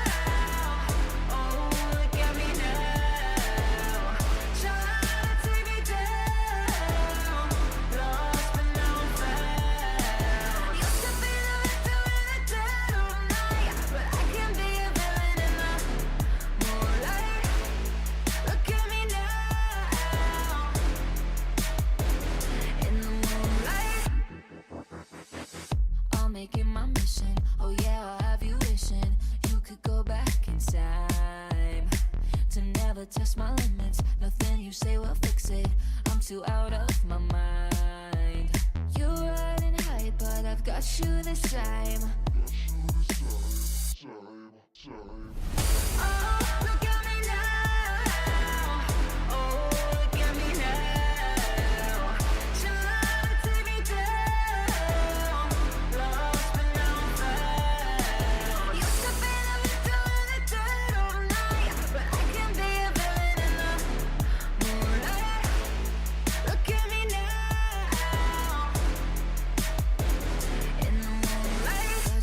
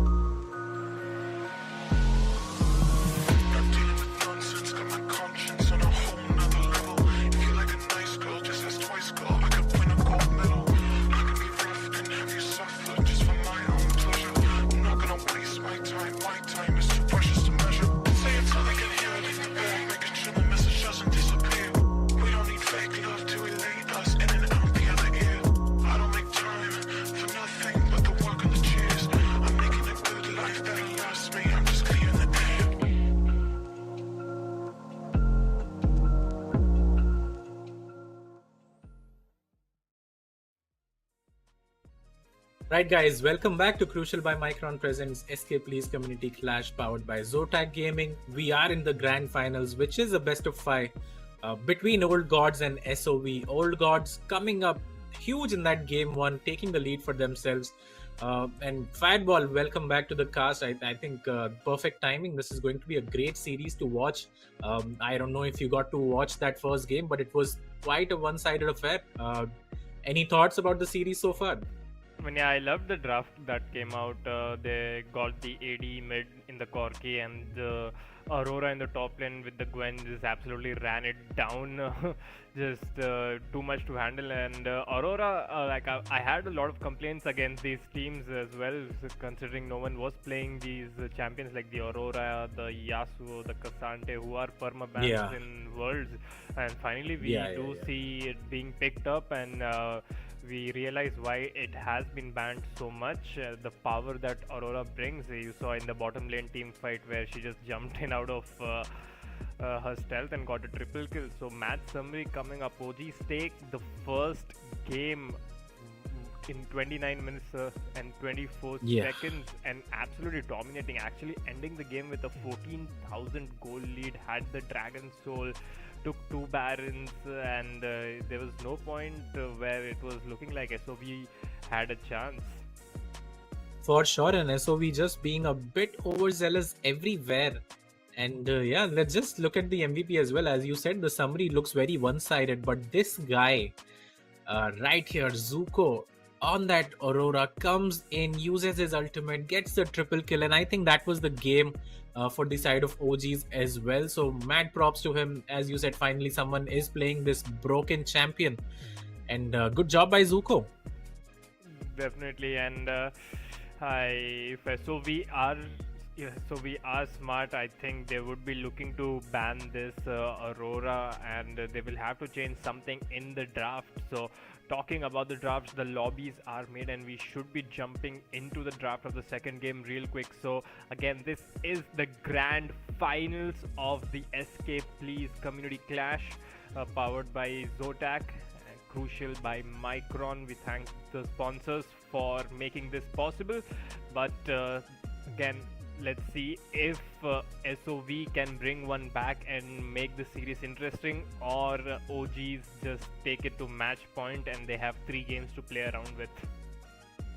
Yeah, for sure. And I mean, getting that 1 game lead, it's never too bad. Right now you have some room for mistake, so even if you drop a game, then it becomes a best of 3 series. So I mean, you have some sort of leeway right there. But OGs, I don't think they would be hoping to do so, taking their foot off the gas pedal right there. And let's see in game 2 how SOV shows up, because much of the emphasis is on them as well, be it draft or how they played overall, because OGs played magnificently, but they SOV just made a lot of mistakes in game 1. I mean, yeah, first game of the series, I don't know how else to explain that. It's a grand finals, they can't afford to do such mistakes, and it did come back to bite them, and hopefully that they clear it out, iron out their gameplay and macro a little bit more, and bring the series level to 1-1 to give themselves a fighting chance. Because once you go 0-2 down, if you go 0-2 down, is just a hard mental battle. Then you have to win 3 games in a row, and the chances of that are very less. So it's a very, very crucial game coming in for SOV, the second game, and let's see what changes they make in the draft. Yeah, and jumping into champ select right away, from the side of Old Gods, the Hui gets banned yet again. The High Reaper is pretty proficient on that champion. Syndra gets banned against him, so they are highly focusing the High Reaper right here. The Gwen gets banned from the side of SOV, was left open in the last game, and if anyone's been following the South Asian meta, Gwen is the hot pick. It is almost always banned out regardless of who's playing, so that will see the ban phase as well. And another mid lane champion ban coming out from the side of Old Gods, focusing heavily towards that mid lane, and the Silas first pick might make a lot of sense right here. Yeah, and Old Gods, will not be able to pick the Aurora first pick. This time SOV smartly take that one out after what they suffered in the first game. So Jinx, Kai'Sa was open as well, but they go for the Jinx, a solid first pick, no complaints there. And let's see what SOV respond with. I'm assuming it could be the jungle lady pick duo. So Kog'Maw actually very early on. Kog'Maw is very, very strong right now. One of the S plus tier ADCs because of the I think that telegraphs a Lulu pickup as well, right? Yeah, that would make the most sense. He needs an enchanter behind him, and if played properly, Kog'Maw will just melt through anything that comes in front of him. And I think they should go for the support right now, because now Old Gods can pick the Lulu for themselves. Jinx, Lulu very strong as well. It's not like they are compromising if they pick up the Lulu to deny SOV. So if I'm Old Gods, I'm thinking of picking the Lulu right here, because not even it denies the Lulu from Kog'Maw, but it gives you a lot of power with the Jinx as well. So Lulu should make a lot of sense here. Yeah, Lulu should get picked up as you said, but the Corki is going to come in yet again, and we might just see some AP champion in the top lane. So I'm not sure what Zuko is going to pick, but please pick Lulu right here, because SOV will be looking to do that. And yeah, there you go. I think they are hovering and they're going to lock it in. So I think SOV fumbled a little bit right there by not picking the Lulu. If you're going to pick up the Kog'Maw so early on, just do it with the Lulu. Instead they go for the Renekton, which is again a great pick for any side, but with the Kog'Maw you want some protection. So let's see what Terex decides to play. Maybe he goes back to the Braum again, which does not make a lot of sense against the Jinx and Lulu. But yeah, let's see. No, the Nautilus will come in. I was thinking of champions like the Milio is open. Milio gives him extra range, the shield, and is an enchanter with the attacks. So maybe even something like the Seraphine, which is really, really good right now. But they do end up going for an engage support in the Nautilus. So Nautilus will hold down targets for Kog'Maw to attack freely, but he's gonna suffer in this double range lane against the Jinx and the Lulu. He will be poked down continuously, and every time he goes in for an engage, the Lulu can just polymorph him, so the follow-up auto attack for the root does not follow, and it's just very hard. And I really don't like this Nautilus pick coming into a Jinx and Lulu when they have the Kog'Maw. I think an enchanter was the way to go, but SOV, they have their plans, and let's see how they decide to execute this bot lane that they have picked up for themselves. Saying that, going into the second phase of the draft, and like you mentioned, did someone say more mid bans? Yeah, looking for an AP top laner, and we saw Mordekaiser is one of the most played champions in this tournament, so SOV take down that pick as well, and that leaves very few options. Like the Kennen is banned, Mod is banned, Aurora is banned. I can't really wrap my head around what other AP top laners you can play which are viable. Yeah, we'll have to see as well. Maybe they pick up an AP jungler instead. That is one of the routes that is still open. But the Wukong ban is going to come in interestingly. It was left open in first game, but did not do much. So I think that's obviously directed at Broken Blade in the jungle right now. And yeah, and for the mid pickup, I think Old Gods is trying to force the High Reaper onto the Ahri again, because that's the only champion that's been left open from last game. And the Sejuani instead will come in, really strong champion with the Renekton as well, complementing her passive very well with the Ruthless Predator. So that's a great pickup from the side of SOV. And let's see what Old Gods have to answer with their own jungle pick and top laner yet to be picked. So they will go with the Vi. Solid pickup right there, can't go wrong with that one. Does well into the Sejuani too, and is in the meta right now, and will lock down targets like the Kog'Maw very easily. Like the Kog'Maw, yeah. I think that's a great pickup, honestly, from the side of Old Gods. You do have the Lulu to save you as well if you end up dying. I mean, if you end up going in, 4-5 people. The Udyr is going to come in Maybe actually. Udyr top lane. Yeah, 100%. I think that's going to be the Liandry's first item for the side of Zuko, and then tank. So some sort of AP damage coming in does not hurt at all. And for the last pickup right here, the mid lane champion for the side of SOV. Let's see what they decide to pick. I don't want to see the Ari again. But they are thinking of this Smolder. So this is a very weird draft from the side of SOV. They have picked up essentially 2 losing lanes with a Renekton. So I'm not too sure how they are going to navigate the mid game through this draft. Yeah, I mean the Smolder is a great pick, but not in this situation, right? When you already have a Kog'Maw for yourself, and that can be the late game carry for you. I mean, maybe they're just thinking that the Corki is gonna farm as well, just clear the waves, try to roam around, so that might open up avenues for the Smolder to have a free-ish kind of lane.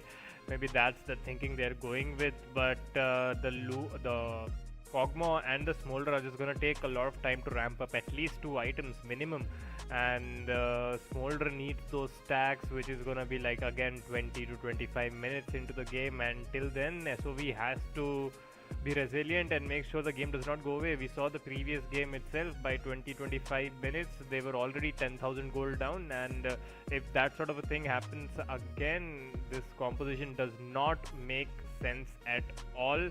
And like at least an Ivan or something of that sort in the jungle if you're not gone for a enchanter, because people underestimate the amount of power the Ardent Sensor and items like those can imbue into the Kog'Maw if he's not already strong enough. He is one of the best ADCs for a reason, but he does need the enchanter behind him to keep him alive, to keep him moving, to keep him mobile, and I just can't see this Nautilus being able to do that. And if the Y ults on top of the Kog'Maw, the follow-up is gonna be there with the Corki, and it's gonna be really hard for the Kog'Maw to play around these fights.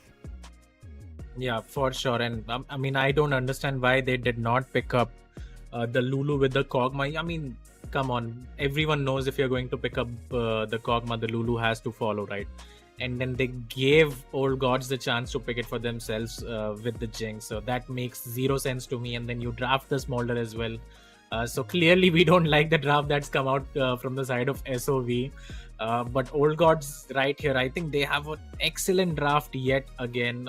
Great damage share right there. Enchanter to boost both the AD carries, great engage from the side of Y as well, and follow up. So yeah, Old Gods again, at least by going by draft, they look pretty strong, and it looks like they should be the favorites again to win this game. Yeah, I mean, SOV came into this draft knowing they are 1-0 down in a grand finals, and if they lose this, they have to win 3 games in a row, and they ended up drafting essentially 2 losing lanes, and potentially 3 losing lanes, because Udyr does have a really great early game as well. So again, maybe it comes down to comfort. I don't know what's going on in their head. But if they have drafted this, they would have done it for a reason. Obviously, they would have had some sort of an internal talk about this, and I hope that it works out in their favor, because otherwise it's going to look very, very silly. It's essentially like lost the game in draft itself, but anything can happen in League of Legends India is what I know. We had a losing draft yesterday as well, which won in lane, and I was surprised to see that, so I will not be surprised if somehow this Kog'Maw and Nautilus end up beating the Lulu and Jinx. Anything can happen, but we can only wait for the game to start to get answers to those questions in this game 2 of the best of 5 series. And my eyes are gonna be on the top lane, because this Udyr pick is kind of a curveball. We don't usually see it played out that much, and against a Renekton as well. So I want to see how Zuko can play that one out. Zuko does like playing that Udyr. I think we have seen it banned against him quite a lot of times in previous tournaments as well. So it's not like he's playing a champion that he's not used to. He's very well comfortable on the Udyr in the top lane against the Renekton. Again, that is his counter pick. So yeah, it's going to be a lot of fun to watch the top side of the map for sure, especially with the Sejuani coming in and complementing what the Renekton does.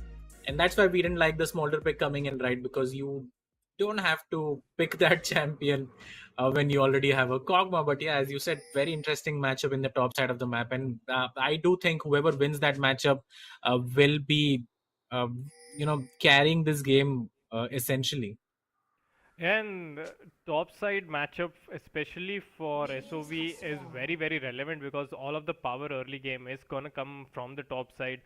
So if the Renekton is weak early on, it's essentially they cannot contest any objectives realistically for the initial 20 minutes of the game because it is gonna take a lot of time for the Kog'Maw and the Smolder to ramp up, saying that Kog'Maw is pretty strong post item 1, but again he needs to be kept alive to be able to dispense that much damage, and Yeah. this Nautilus has his work cut out for him. Yeah, and Nautilus has chosen to go for exhaust as well. So I think he's given up the laning on the laning phase completely because I would have liked to see the ignite come in. Honestly, I don't think there's any champion that you really need the exhaust for in this game.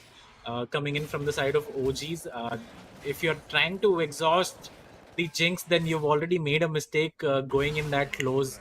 So I think that's a miss as well from the side of Terex. Speaking of summoner spells, Invoker has picked up the Ghost for himself. So he wants to be pretty mobile in these team fights, but then the Y can shut all of that down as well by just pressing one button. And yeah, very interesting trades. A lot of trades happening in the mid lane right now. W getting the better of it so far. Yeah, the Corki E is gonna shred damage. Oh, nice Hook comes in onto the Lulu, but the Kog'Maw is standing so far behind. No real follow-up, and Terex essentially losing HP in that trade after the good hook. Early gank in the mid lane, forcing W to use his The high W. Reaper. And Man. this same thing, The- no follow-up from the Smolder. Yeah, I mean, how do you follow up as the Smolder anyway, right? You don't have a lot of damage in the early game. And we see Nautilus going for a very early roam, leaving the poor Kog'Maw alone in the bot lane right now. But W is going to just recall. Never mind, he has decided to stay. So I think that Nautilus could fish for something in the top side. Though Zuko and Jun just heavily trading right there. Zuko is going to level up off this wave. So he should be Fighting fine as well. in the middle of a lot of minions, so smart that he backed off. I mean, hopefully this Kog'Maw can stay alive. There's not a lot of kill threat essentially from the Lulu and the Jinx alone, so he should be able to just sit in this lane and farm up quietly and allow Terex to at least go make plays in other lanes along with the Sejuani. And Invoker should just keep this wave towards himself, slow push crash, slow push crash, and keep the Yeah, wave and whenever it comes to him. OG is just respecting the jungler right now. They have no clue where the Sejuani is, so they are playing very passive and very far behind right now. So they are going to ward up now and hopefully be more aggressive. Top lane, Renekton might be caught between the Y and the Udyr. Uses the slice to just gain some I think distance. Zuko should just recall right now and walk back to the lane. He still has the TP available to him. At least the Smolder and the Kog'Maw are doing pretty well in the CS department. The Jinx is gonna pick up this huge wave, so good wave management actually coming out by Invoker right now. He can just crash this one and look to back away and get a quick reset. Yeah, I think that's a lot to do with how passive actually Indica and Gracias were playing in the bot lane because they didn't know where the jungler was. But look at this, they are stacking up spawn for this dragon, turret, yeah. which is going to spawn in 3 seconds. So again, they lost the soul in the last game, so learning from their mistakes, and they are going to do it right as it spawned. So very well played there actually by Invoker and Terex, managing their wave so that a huge wave crashes just as the dragon is spawning, forcing, essentially locking the Jinx and Lulu into lane. They can't just leave that and come for contesting the dragon. So SOV, good good play coming out to secure themselves uncontested dragon, and this means they can be in time to fight for the grubs as well. Yeah, for sure. And you can already see Gracias has moved up towards that top side of the map. For those grubs right now, Invoker yet to recall. Terex is recalling as we speak. So I think a good timer for the side of OGs, but Terex is still standing there looking viciously towards that Corki, but I think he's going to be just fine. Yeah, I don't like this recall though from the Nautilus because the grubs have just spawned. If they wanted to contest for that, they could have hard pushed mid along with this Smolder. He and is boxed spending three a people over lot there. of time in this mid lane and has soaked up a lot of XP as well from the side of the Smolder. I mean, you should have just recalled by now and gotten back towards that bot lane. Is going to Yeah. do so now, so it's So all good, I hesitancy guess. coming out. I feel they were not decided on whether they want to gank the mid or just push it and go towards the grubs. They ended up doing neither. I think both would have been pretty fine plays, at least forcing the Corki to lose a wave or go as 3 members, essentially 4 members along with the Renekton to fight for the grubs. But none of that happens, and 3 grubs will go towards the side of the OGs. They will pick that up easy peasy, and still no first blood. 7 minutes into the game, everyone's farming up decently and just trading objectives. 3 grubs to a dragon, and the goal lead is there for the OGs, only for 500 coming basically from the CS gap between the jungler and the top lane, I think, and the bot lane. Even the bot lane as well, right? Now the Kog'Maw is going to pick up this huge stack of wave that's coming towards him. The Sejuani is on the top side of the map. Jun will slice and dice in, but cannot connect his stun. So Zuko is just fine, chilling in the top lane so far. Not a lot of vision coming out from the side of OGs in this early game. You can see the map has been littered with these red ward, pink wards coming out from the side of SOV. So they do have a lot of vision and they are pretty safe in their laning phase so far. A heavy trade in the mid lane. W High will Reaper- always win that. Yeah, like High Reaper should not be trading with the Kog'Maw when the Gatling gun is on. The Look at amount the of rocket, though. armor shred. Oh, Super Mega Death Rocket will just miss, and High Reaper breathes a sigh of relief. But yeah, that trading pattern needs to be changed. There's no way a Smolder can stand tanking that Gatling gun and trade with the Corki. No. Corki will force that Smolder away right now. Does not have the TP as well, and but at least the waves in the middle, so not gonna lose all that much for that. yeah, play. and Corki is a really strong champion in the laning phase. Your Q Phosphorus Bomb barely takes any mana, and then again your Gatling gun shreds the armor and MR, I believe. So you can't take those trades against the Corki because he's really strong, and W is running the Conqueror as well. So in these extended trades, he's going to just murder the Smolder, and that's exactly what happened right there. Lucky for the High Reaper, he did not lose much when it came to the CS department. Is bang even on CS, and Azion now has hit level 6 and he's lurking towards this bot side of the map, checking if there's any play to be made. The rush has been warded by Terex though, so I think the Vibe will get spotted pretty soon, and there you go. But has the sweepers clears the ward, nothing doing so far. And the grubs are going to spawn yet again, so let's see if Gracias decides to join the Y in the top side of the map.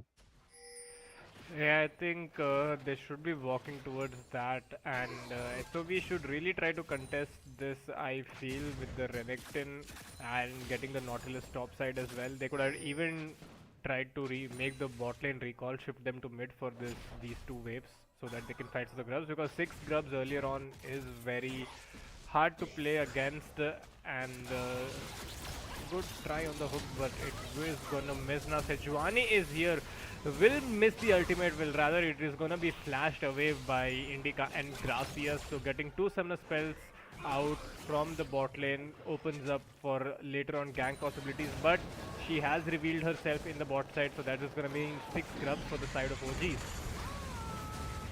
Yeah, beautiful ultimate there actually. Getting 2 flashes, that's very high value. But in the mid lane, the High Reaper Corki, dangerously looking low. for some sort of Great combo coming yeah. on right there by SZN. Flash to close the distance, presses the R, and Smolder dies.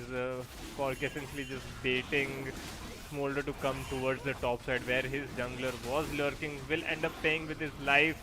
SOB Yeah, did spot I'm. out the Y and they will take the dragon. But why is Azan not taking those grubs? Grubs, He I did have path no idea. towards the bot side of the map for some reason. Corki has the TP available, so he can obviously TP in. The Super Mega Death Rocket is going to stall out Broken Blade as well. So I think that's just 6 grubs. Now he's going to start it. Top lane has Prio, mid lane has Prio, the Lulu has moved in as well. So yeah, 2 Drakes for those grubs. I think that's a good trade for the side of OGs. And Corki is in the top side of the map, actually TP'd in, burns the flash from the Renekton, and I think they're just going to be fine. Sejuani has gone in for some reason. What are you doing? No vision, just queues into the grub pit thinking that it is gonna be free. Well, there are no enemies on the map for you. Guess where are they gonna be?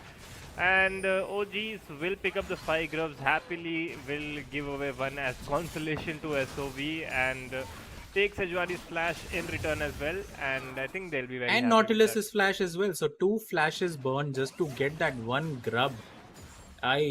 That's not worth at all for the side of SOVW. Is going to Valkyrie in, has to watch out for the hook. But yeah, like very confusing from Broken Blade. Just queues in and then flashes out. Not sure what he expected would happen right there. And yeah, they lose 2 flashes, but look, they are pinging towards that bot side of the map. Watch out for the anchor right there. Okay, he is going to survive because bot lane does not have flashes. And that's a roaming Smolder, ladies and gentlemen. Well, game going pretty slow in matter of kills, but it is high paced when considering objectives. They are being taken down at spawn, rotations are there. I like how this game is being played out, and I think SOV will be very happy. This is not a bloodbath. This just gives the time to the Smolder and the Kog'Maw to scale up, get those items before a real fight actually breaks off. So even if it feels like they are losing the early game, which I mean they are technically, I guess they're almost 2000 gold behind, but they will be more than happy sorry, to be in this game state rather than just fight 24/7 and lose those fights. Yeah, for sure. I think they will be happy so far, but it's only 13 minutes in, and OGs are ahead in gold. Actually, they are almost 1.5k ahead right now. The Y has completed her first item, so she will be looking to gank as well whenever her flash comes up. And yeah, not much happening at all, and I think that's expected because SOV has picked up 2 really late game scaling champions. So yeah, so it's on OGs to get these plays going in for themselves. And Night's Vow has been completed for Broken Blade. I hate that at first item from his side. I think Zeke's is just a better option, or even the Locket. Night's Vow, you don't really need the Night's Vow so early on for Invoker. And in the mid lane, actually, that's going. Oh my god. Great ultimate from the Sejuani will actually save his mid laner from certain death, and the Nautilus is there to kill secure that one onto the Corki. Now Ezreal finds himself in a bit of a trouble, but the Q should be able to take him to safety, and 1 kill picked up by SOV. Now almost the mirror image of how the Smolder died. Yeah, but it's very unlucky because Terex is the one who actually got the kill, and now end up dying right here. Beautiful ultimate comes in from Azan. That's going to be a kill for sure. On the top side of the map though, you don't have the Glacial Prison, so I think Zuko is just fine, and Corki is going to burn his TP yet again to come towards that top side of the map. And now finally we are seeing some action. The Rift Herald will get started from the side of OGs, and finally some action. Fireball. Yeah, well, they are doing this on Vision, so we know that this is going on, but they decide not to contest that in any way whatsoever. They will just give that one away for free. Comma got a bit of CS and solo experience in the bot lane while all of that was going on. But again, Terex just living the support's life went to Warder. Bush got caught out between two people and ended up dying. Does complete the locket there. Now the first items are starting to ramp in for these players. Almost everyone first items are done across the board except the Smolder, who is building towards... wait, why does he have a Sheen first item? So he is going for the Trinity Force as well, right? But yeah, usually you see the phase come in, so you have that easy laning phase. Soul point actually for the side of SOV, the Dragon has been started. Zuko opting to stay in the top lane. Maybe he just wants to trade that. I don't think they should be giving this one for free to the late game scaling team right now. Zion, let's see if he decides to go in. Zuko still chomping that top turret. The glacial prison will come in. The dragon has been picked up from the side of Broken Blade, so job well done there. Zuko, between 3 or 4 people, uses his ultimate, and this is going to be a big team fight for the Jinx. Oh my god. So, oh my god. Jinx, so the sisters sharing the kills right there. Jinx left completely untouched in the bot lane fight. No one able to reach the back line. I mean, how are they gonna do that? Regardless, they don't have any hard dive kind of champions. And once you leave the Jinx to do Jinx things, that is what happens. If the Y did not last hit, that was pretty sure looking like a Jinx pentakill almost. And now this Jinx is gonna be a big problem along with this Lulu. And the Kog'Maw just got dove. Was not able to auto attack, was not able to survive the fight. I mean, hey, you might have needed an enchanter behind that one to keep him alive for like sure. exact But I am not like sure these. why would you start the dragon right here? I don't understand this call. You know, you already have 2 scaling champions, right? And you have already gotten 2 dragons, so that just extends the soul for the OGs to at least 20 minutes. And They yeah, look at even this. get Indica hooked, just but got hooked. No one can follow. Yeah, it did not even matter. I mean, Indica was pretty unlucky not to get a penta right there, honestly. Because that should have been a pentakill for the Jinx, but they will share the kills between the sisters. 2 kills for the White, 2 kills for the Jinx, boy, 1 kill for Zuko as well. And now this is just going downhill for the side of SOV yet again. This Jinx is just gonna run riot across the entire map right now. It's such a dream for her. Is in a very good farmed up state. Has the Lulu with the Mikaels standing behind her, and it's just insanity what this Jinx can achieve. And it might be looking like Kog'Maw might be feeling a little jealous that the Lulu is not there standing beside himself, and rather it's a big fat Nautilus who has not been able to do anything till now. Yeah, and again, we discussed this in the draft as well. If you are going to pick up the Kog'Maw, get the Lulu as well. You're on the red If you side as leave- well, just first pick those Yeah. 2 champions. There's nothing to lose. Can't go wrong with those 6. And they didn't. They thought better of it. They picked up the Nautilus for themselves. They picked up, Yeah, I think, the Kog'Maw and the Renekton, the first 2 picks, and the Renekton Yeah, is not doing too hot as well. Yeah, and that's how it is now. Look at the Udyr as well. 1-0 and 3, 150 gold bounty shut down for him. Got the top turret, has 2 items completed, and that Renekton is never going to get to the Jinx, especially with the Lulu. This is so done, Kaka. Honestly, 7,000 gold behind at 20 minutes. They were playing for the scaling game, but they don't realize they are going up against a Corki and Jinx as well, who are gonna scale up like crazy. And I think by the time Smolder reaches his stacks, it's just gonna be too late, and the High Reaper will have to essentially 1v9. Even then, the Vi can just jump onto him, and there is no actual threat for the Jinx. And with the Lulu as well, it's very difficult for SOV to Oh, look at the come Kog'Maw, back into man. this. Oh, he They just flashed onto the Chompers as well, ended up dying. The TP will Look come at the in, but Jinx, this is where going to be a she blood path. auto-attacking? Now finally some Yeah. ability will connect onto her just to delay their death for a second or two. This is just so painful to watch. SOV did this essentially to themselves. There's nothing they can blame this on except their own draft. And well, you reap what you sow. The Jinx is not gonna stop. Look at the confidence coming out of this man, just diving into turrets because he knows the Lulu is behind her.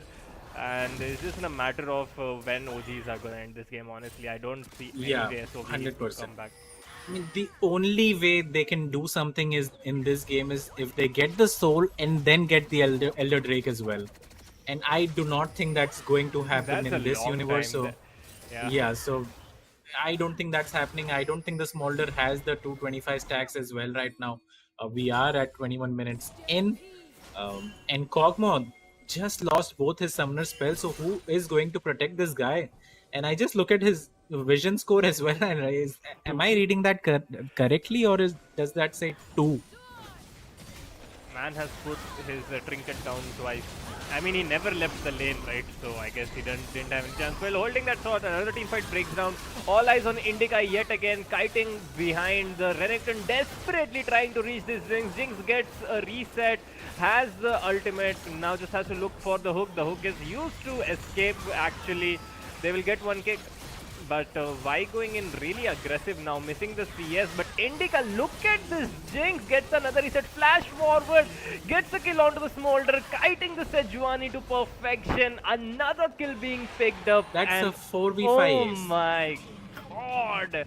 Somebody stop this man. Zuko's like, well, you guys do you. I'm playing my own game over here in the top lane. And oh, this is just so painful to watch.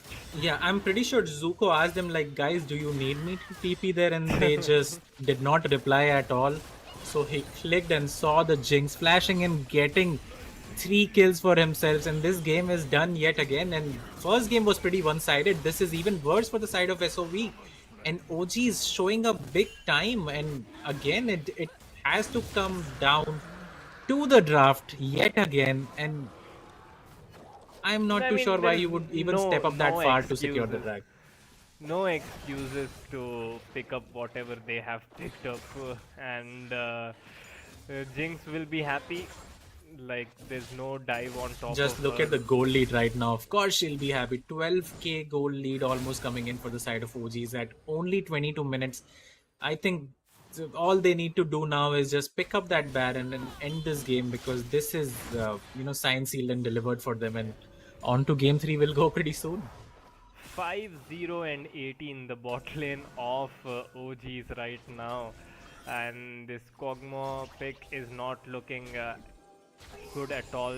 Like I mentioned, this Nautilus and Kog'Maw might end up looking very silly, and it is going that direction very quickly because first of all, you draft into 2 range champions as a Nautilus, which is a Lulu. Anytime Nautilus goes in, the Lulu will just turn you into a rabbit, and there's gonna be no follow-up. And the Kog'Maw, I think we should just move on. This is just... Yeah, the more I talk about it, the more tilted I am.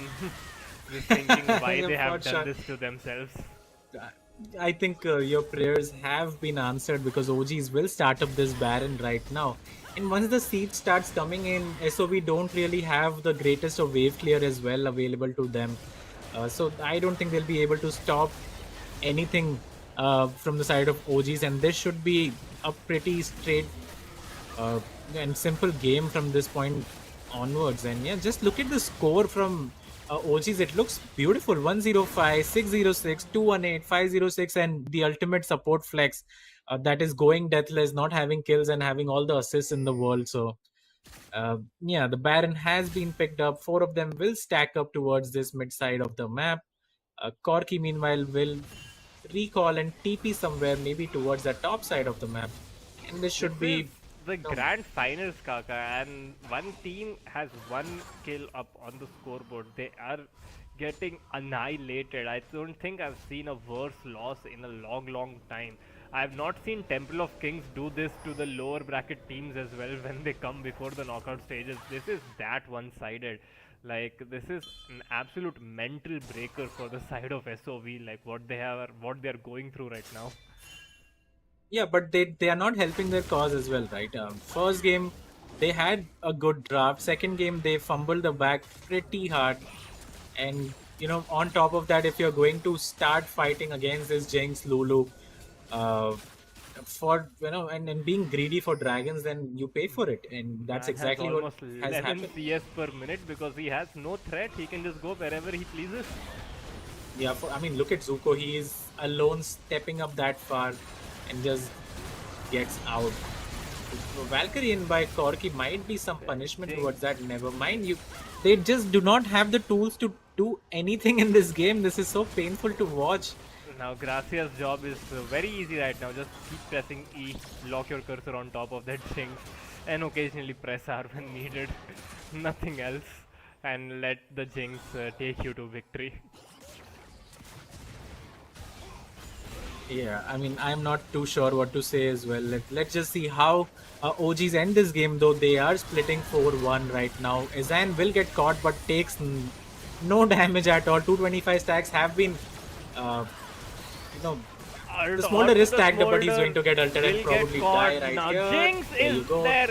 Is this the penta? Come on, tell me this is the penta. Now it is perfectly this set should up be for a the penta. Jinx. Only Triple from steals Zuko. one. The quadra kill coming in. Zuko's like, well, you guys didn't let me enjoy the entire game. I was doing my own thing in the top lane, so let me just help myself with this single kill at least. The dirty dog right there, stealing the pentakill from Indica. But oh my god, 19 kills to 1. They will take down the Nexus in 27 minutes, and SOV have been thoroughly schooled by old gods right here. And this is one of the worst, or I'm like, if we talk about the side of OGs, the best performances I've seen by a team in a grand finals in a long time. Yeah, and I thought game 1 was one-sided. This was a storm, and 2 back-to-back storms from the side of OGs. They are looking like the clear favorites to win this tournament. And I'm not sure if SOV can get even one game back. Just thinking of their drafting and how they have played in game, it just looks like it's not their day, and this is a painful watch, and it's very one-sided for the side of OGs. Yeah, and it's just so sad, honestly. Like, we didn't even get to see any sort of macro decisions affecting the game as well. It was nothing like, they made good decisions during the game. They got this objective because of those decisions and outsmarted their opponents. They just lost from the draft. Like, what do you do if you pick a Smolder, you pick a Kog'Maw with a Nautilus, you take Sejuani in the jungle with those ranged champions? It's just insanity what SOV have shown us. And let's look at the crucial moments, and I think it's just crucial for the side of old gods. There's nothing positive except from the early dragons that SOV took. Yeah, it's just excruciating pain. And yeah, just look at this. Like, this is a montage for the side of OGs. This is not a replay of the game. Wherever they go, they find the kill. Zuko able to escape here. They got the 2 dragons for themselves, but I think this is the fight where Jinx got 2 kills, the Vi got 2 kills, Zuko got 1 kill, and I think this is at 16 minutes the game was done because of this fight. Yeah, and look at Indica, he has no threat, 0 threat. It's it was brewing till this point. I think SOV were still pretty comfortable. They would be thinking, oh, okay, this is exactly what we want. We have got OGs right where we want them. No fights are going on. We have 2 dragons to our name. 3 dragons to our name. And but they don't realize that they are up against a Jinx, a Corki, a Vi as well. These people are going to stack up too. A Jinx, a Corki with the Lulu, which you guys did not pick up, SOV. And these people are gonna scale up too, and no fights essentially makes them happy as well. If you leave the Jinx alone to farm up to those 2 items, the Phantom Dancer and the Kraken Slayer, is just you saw what happens in the Dragon Pit. And once the Jinx gets ahead with no threat for her, see, even if the Renekton jumps onto the Jinx like right now, see how everyone is there playing around the AD carry, realizing that this is the guy who is gonna carry them to victory. It's so beautiful to watch. The second a champion goes near the Jinx, 3 members are there to help him out, and once the cooldowns are done, Jinx will go ahead and do this. Yeah, and in the last team fight as well, I think that was the most exciting one because the Jinx could have gotten the pentakill for herself if Zuko did not pick up that one kill, then just denied the penta right there. But yeah, Indica 3 items in Infinity Edge, Kraken Slayer, Phantom Dancer. You're not stopping this Jinx if she gets one reset, and especially this early on in the game, almost perfect CS. Not even almost, that is better than perfect CS right there. Yeah. A great chomper comes in, and there you go. Just it was beautiful to watch what the Lulu and Jinx have done in this game. That one reset gets the turret, gets the another reset, and then Zuko, you dirty dog, you did not have to get that last hit. No way you can explain that to he will argue that he did. He will argue that he there did. is no explaining that last hit. And I mean, he'll be pretty bored in this game, honestly. No action for Zuko at all. Everything happened in the bot lane. Man was just playing farming simulator in the top side. Did have 9 KP though, 2-0 and 7 on that Udyr, and was making the Renekton look silly. I think that was very well played by him as well, because the only early game avenue SOV had was the Renekton, and Zuko completely shut him down as well. So 27 minutes. 19 kills to 2, and essentially should be 19 kills to 1. That one kill was from the 2 Nexus turrets onto the Corki, so I'm not gonna count that towards the score of SOV. You can't make me change my decision. I mean, it is 19-1. If you see for the side of SOV, it says 19-1 and 2 right there. So it is 19 and 1. Look at the goal difference. Yeah, because I think the Corki got executed. Yeah, and let's just have a look at the crucial MVP as well. I think it's going to be someone from the bottom lane. Off the side of OGs, they performed really well, and Indica on this Jinx, 10.7 CS per minute, almost 14k gold for himself in 25 minutes, 800 damage, got the quadra kill, deathless in this game so far, has a lot of kill participation as well, and well deserved. I think you could have given this to anyone from the side of OGs, honestly, but for sure Indica deserves it. And 2-0 to OGs, and they're looking good. I mean, it was very well played by him, the positioning as well. Even though we do keep saying that he did not really have the threat, but still he has to do his job. After he gets those resets, he has to navigate around the team fights and space to not get caught out, because if he dies, almost entirety of the damage just disappears with him. So he had a lot of responsibility on his shoulders, played it really well, and I just love it when an ADC ends up carrying the game so hard, and it was just beautiful to watch. Really well played by Indica right there. So there you go, second game, and the way this series is going, it's looking like it's gonna be a quick one, and SOV really need to change their draft, their mentality, and there's nothing that they can take away from the previous games, and something drastic needs to happen if they have any sort of chance to come back into this series. They have to win 3 games in a row, but 3 match points, 3 championship points for the side of Old Gods. We will be back in a while to join in the third or possibly the final game of this series. See you guys soon. Everything aside, hoping that I make it right. All the things I do. Nonchalant, wake up feeling like I'm righteous. In my mind, see it grab me with my likeness. Up till 5, no one working like the zeitgeist.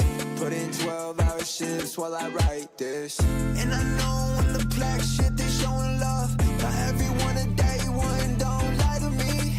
And they wanna take credit when no credit's due.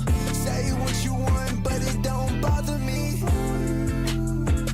I've been running out of time, think I need to rewind, feeling out of line. I put everything aside, hoping that I make it right, all the things I do. I've been running out of time, think I need to rewind, feeling out of line.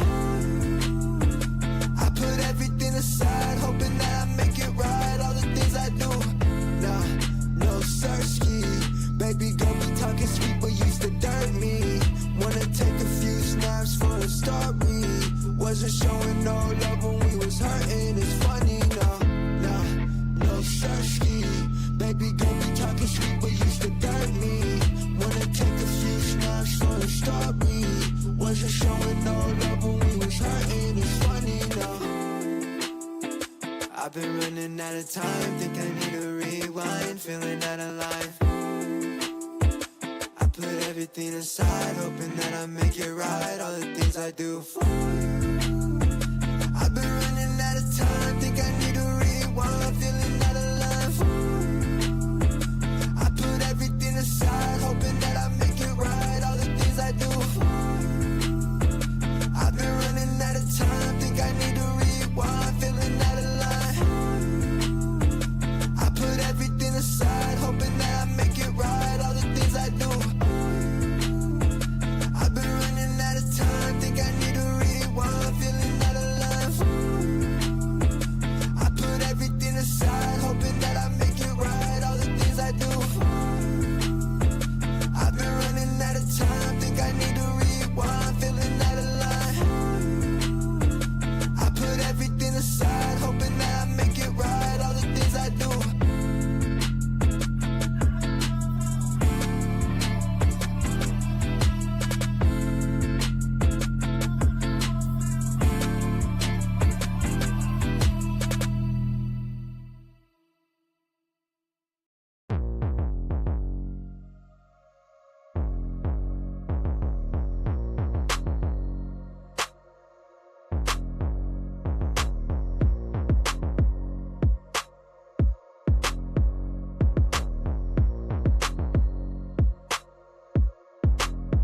Wanna see you with your hands up. Going straight to the sky, let me see you put your hands up. Cause we do till we die and we on another level. To the rest, wave goodbye, put baguettes in the benzo. Got a piece of the pie, told you once, told you twice, that we only got one life, stay up. Diamond shine, best at night, you wear yours, I'll wear mine, go dumb. Tonight, tonight, oh, dipping low with my girls tonight, got my ice in the clouds, oh, Cali Dro got me feeling right, with my ice in the clouds, oh, dipping low with my girls tonight, got my ice in the clouds, oh, Cali Dro got me feeling right. Wanna see you put your hands up, pointing straight to the sun, everybody lift your bands up. Celebrate cause we won, we stay on another level. Yeah, the team stay fly, word to Bruno, get your rings up. Cause the limit is the sky. Told you once, told you twice, that we only got one life, stay up. Stay so young. Diamond shine, best at night, you wear yours, I'll wear mine, go dumb. Tonight, tonight, oh, dipping low with my girls tonight, got my ice in the clouds, oh, Cali Dro got me feeling right, with my ice in the clouds, oh, dipping low with my girls tonight, got my ice in the clouds, oh, Cali Dro got me feeling right, with my ice in the clouds, oh, dipping low with my girls tonight, got my ice in the clouds, oh, Cali Dro got me feeling right, with my ice in the clouds, oh, dipping low with my girls tonight, got my ice in the clouds, oh, Cali Dro got me feeling right.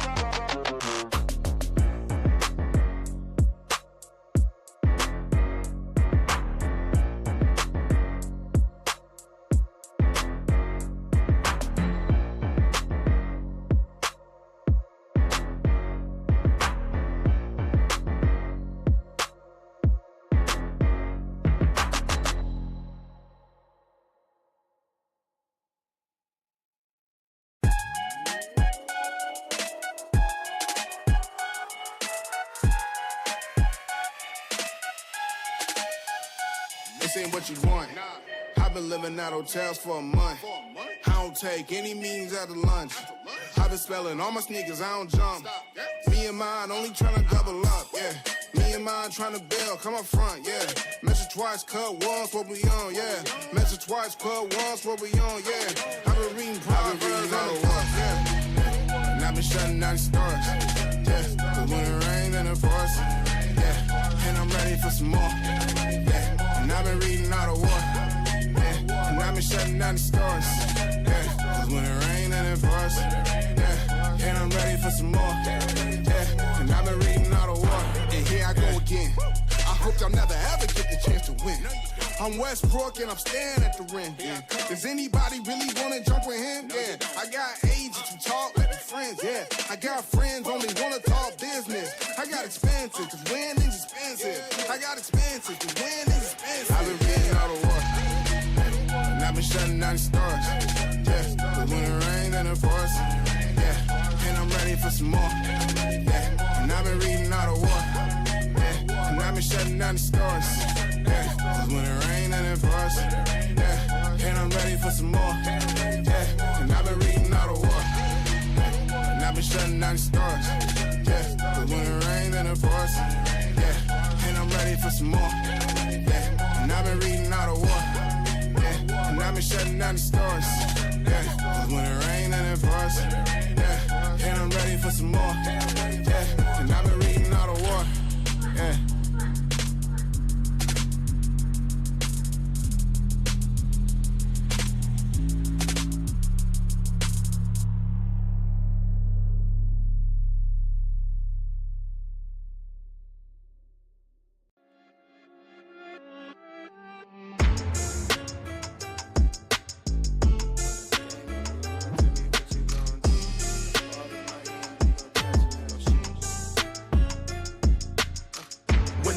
On the line, you can't fold and you can't bend.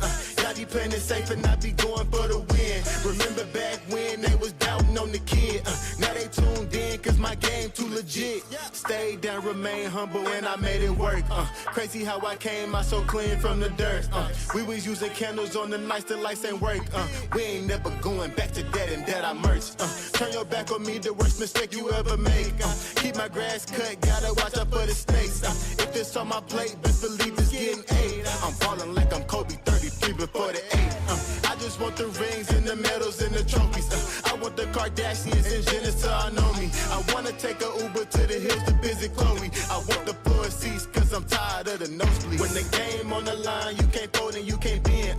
Y'all be playing it safe and I be going for the win. Remember back when they was doubting on the kid. Now they tuned in cause my game too legit. I feel like I'm Scottie Pippen, putting on the work but they don't give me no recognition. Basically the league's MVP but the P is missing. I'm the most valuable but sometimes they tend to forget it. I live my life on the edge but my back against the wall. I make sure my shoes lace cause who gon' catch me if I fall against the odds, but I'ma beat them all. I used to have a lot of friends, I never thought my day one circle be this small, but who needs love if it's fake love? I'm trying to shine like the diamonds on Mike's glove. Get in my way and you gon' feel it just like Mike's glove. I'm trying to go from burnt rugs to the red rugs. That's facts. When the game on the line, you can't fold and you can't bend. Y'all be playing it safe and I be going for the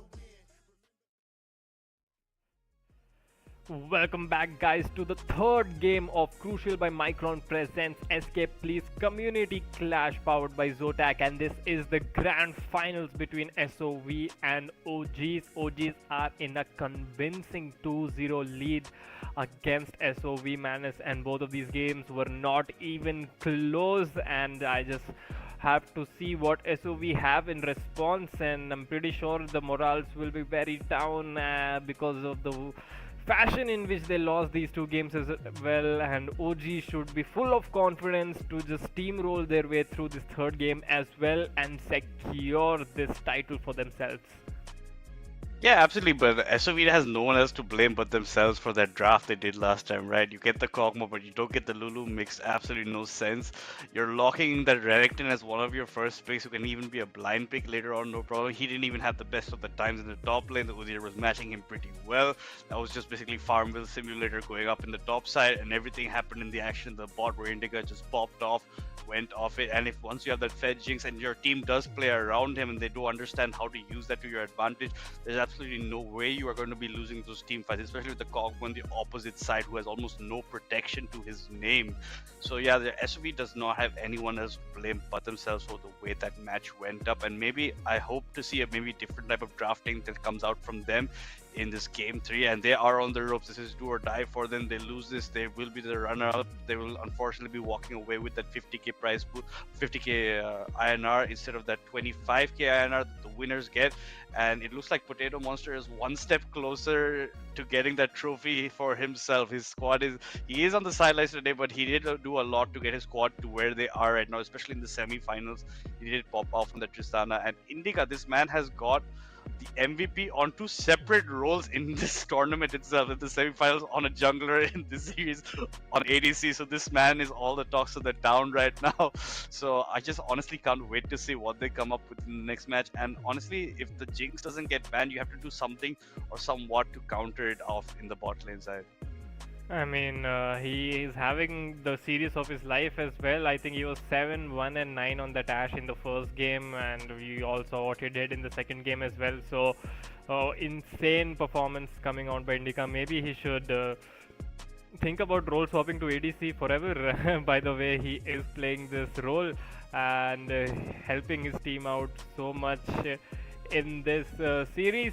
Without further ado, let's just jump into the third game, and hopefully it's not the final one for the side of SOV. And looking at the drafts, they have banned out Corki, Gwen and Silas. Old Gods reply with the Jinx, Hue and Aurelian Soul. First pick on the side of SOV would be the Galio. Solid first pick in the mid lane, can go up against pretty much all type of AP damage that comes his way. But Old Gods respond with the Yone, who is going to be doing that AD damage against this Galio and should be having the favorable matchup. The Lulu is there as well for the side of Old Gods, and let's see what SOV do and play around with their draft, knowing that the Lulu is locked in, so they should be wary of champions like the Kog'Maw or even the Ashe, any sort of lethal tempo, hyperscaling, attack damage carry. And SOV, they will lock up with the Jhin and the Wukong as the first 3 picks. Yeah, and it's very interesting that they are going pretty heavy this time. They did bring out the Wukong before, did not work out the way they actually did want it to in the first game where they did in the top lane. This time he can be again flexed around the jungle or top, depending on how they want to play it. The Lilia does get locked in for the Old Gods as well. I want to talk about the Yone a bit. The W is very efficient on this champion. Can't wait to see some of his ultimates, because boy, the first time I did watch him play this champion, it was a masterclass from this man. So it is going to be pretty high over there. And as you said, yeah, you're going to have some hyper scaling ADC going to be picked up from Old Gods probably in the second phase of picking. Old Gods go with their first ban of the second phase as the Karma. The Karma will not be there with the Jhin in the bot side.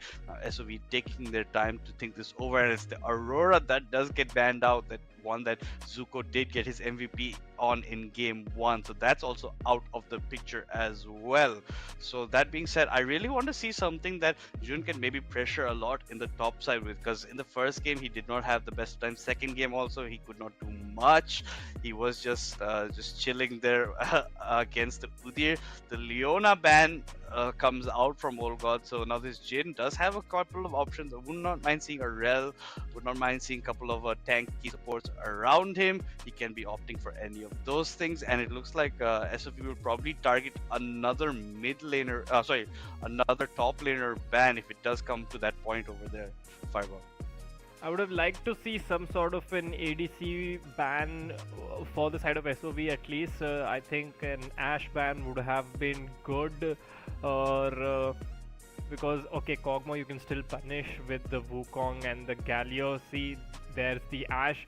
I would have liked if they banned out the Ashe, because they did lock in the Jhin for themselves, and along with the Lulu there are very few champions left that can do well.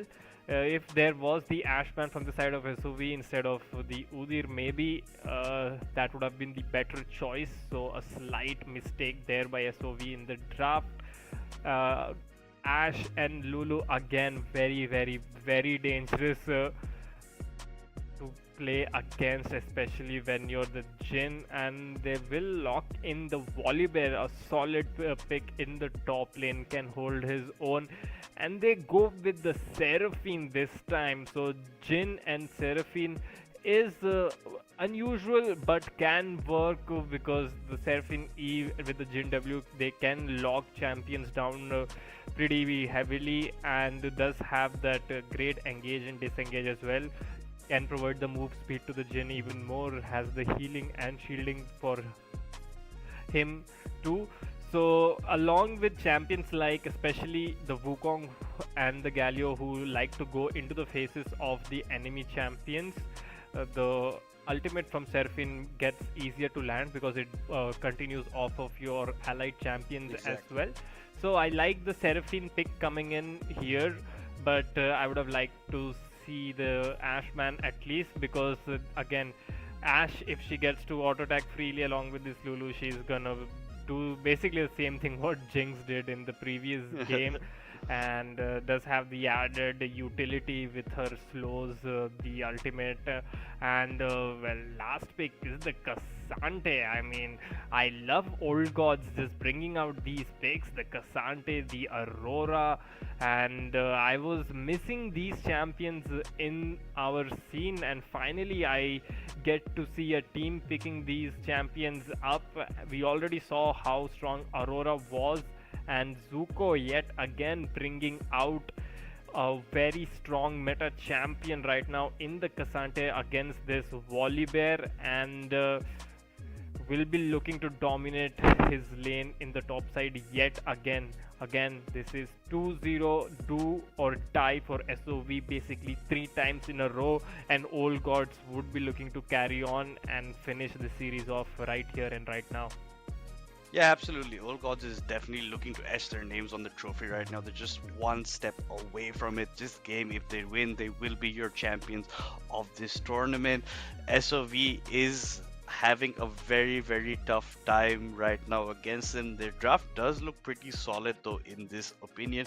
As you did point out, the Jhin Seraphine, a bit of an unusual combo in the bot side, but can definitely work with how their abilities intertwine with each other. Do love the Cassante pick from Zuko once again, and I can't wait to see W in action as the Yone in the mid lane. He will be looking to making some set plays for himself. All in all, pretty solid draft going around, and as you said, Old Gods Indica was pretty good in game 1 as well on that Ash, right? So he's pretty comfortable as champion from what we've already seen.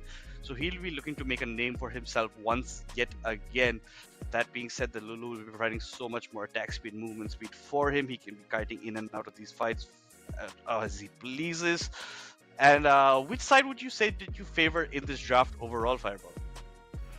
I mean, both of the sides are pretty decent, because SOB finally has some dive and follow up to catch on to Indica. Now the Wukong can get invisible, jump onto the Ash, use his ultimate, and during that duration the Galio can come flying in, cause those knockups as well. So there is a lot of CC coming on from the side of SOV.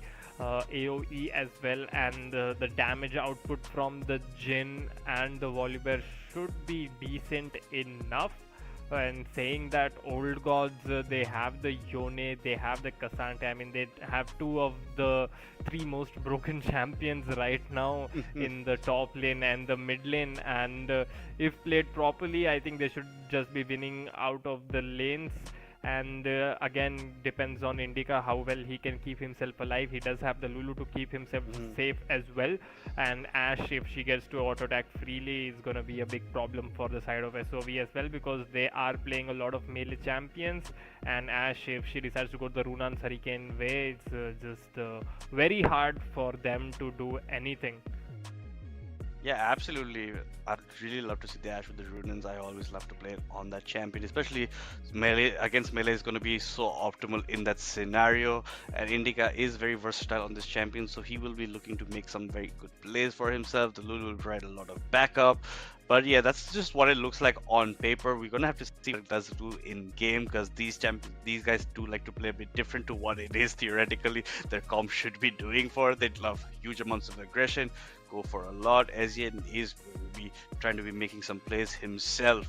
And this is, I remind you once again, this is OG's 2-0 up in this series against SOV in your grand finals of Crucial by Micron presents SKplz Community Clash powered by Zotac Gaming. It is the last chance for the Bangladesh boys, to make their stand over here. If they can't afford to lose another game, that will beat them out. And this is where it all comes down. This is where they're going to go. And last game also, it was pretty slow in the beginning, right? There was not a amount of kills for quite a bit of time, which is kind of unusual in our tournaments that we have seen so far. Good to see, and they though, did. Yeah, it is good to see, right? It's more standard league that we do like to see, right? It does tell you that these guys are actually each seeing what the other can do and waiting it out, buying their time, getting that farm up. But just once, as soon as that Jink got accelerated, it was just beyond the hands of SOB. They couldn't do much there. So I would like to see them take a similar kind of approach over here, and maybe, and just maybe, they can just etch their way to getting the start of the comeback that they will be looking forward to. I mean, they have a big mountain to climb in front of them. It's not going to be an easy job. They had just, if they think about it in that way, that they have to win 3 games in a row, it looks like a mammoth task. I think they should just go game by game, like just win one game, just win the next one, win the next one. Think of it essentially as 3 separate best of ones knockout games that they are playing. Maybe that is a better way of looking at it for SOV at least. But yeah, they have dug themselves a very big hole, and Old Gods are gonna be very, very comfortable. They have essentially 3 chances to secure this win, and we will have new champions in our community clashes finally. And Potato Monster and his team, Potato Monster, in the scene for so long, desperately wanting that championship, and finally he is just one game close to getting his hands on that. And I'm gonna be very happy for one, because I've known Potato for a long time. I have played with him, I've played against him, and well deserving. And it's good to see that he finally got himself into a team, and they are in the grand finals of a tournament. They just need that one victory to secure this one. Yeah, absolutely, and they do have a history. It's the reason their names are Old Gods, right? They've been around for quite a while in our scene, and finally they will be looking together. No matter which way it goes, ladies and gentlemen, we will be having a new victor compared to our roster, because we did have TOK before, we had Phoenix Gaming, they weren't in this tournament, so no matter which way it was going, we were going to end up with a new victor, and it seems that Old Gods are just that one step away from taking the trophy to themselves and etching themselves in history of our community clashes. But that is well done said, but they do still have to complete this game and try to get it for all that they want. We do have a slight delay, guys, a small pause in the game before we do head right into that. So with that being said, guys, apparently the pause is over and we will be heading right into the game. So no more delays. We will be heading into this highly anticipated game 3 of the best of 5 series between SOV and G. This is your grand championship, grand finals, and I can't wait to see what goes. And it just seems like they're going to start again parallel across the river over here, Fireball. Yeah, both the teams is guarding the jungle entrances, do not want to be invading to do anything, and maybe they will try to go secure vision at least towards the later stages. But for now it looks like it's going to be pretty standard, nothing spicy going on. Yeah, absolutely. It does seem as standard as it can get. Lilia has warded, so he knows if anyone walks that way, so he's keeping himself more passive towards the brush off there. And it seems that the Jin also placed a ward in the river bush, and it looks like they might be looking for the counter against them. Might come out later, but no, they just slowly walk away into their lanes. The volley will be going topside alongside the Cassandra. We don't have any lane swaps of any kind. It is pretty standard, no leashes being given either, so the priority will be on how they play, how well they play their early level 1 to see who gets that level 2 in the bot side. W against the Galio in the mid side. side. He will be looking to have some fun. He has gone the Conqueror, so he will be looking to get the stacks off in the fight. Jun is looking to maybe go a bit aggro on Zuko over here, gets the bite as well from the Frenzy, and W is gonna get burned the bone plating of the Galio as well. Gracias goes for a little bit of poke, falls back with his own shield, and it's pretty just standard starts across the map, and hopefully it stays this way and lets them farm up.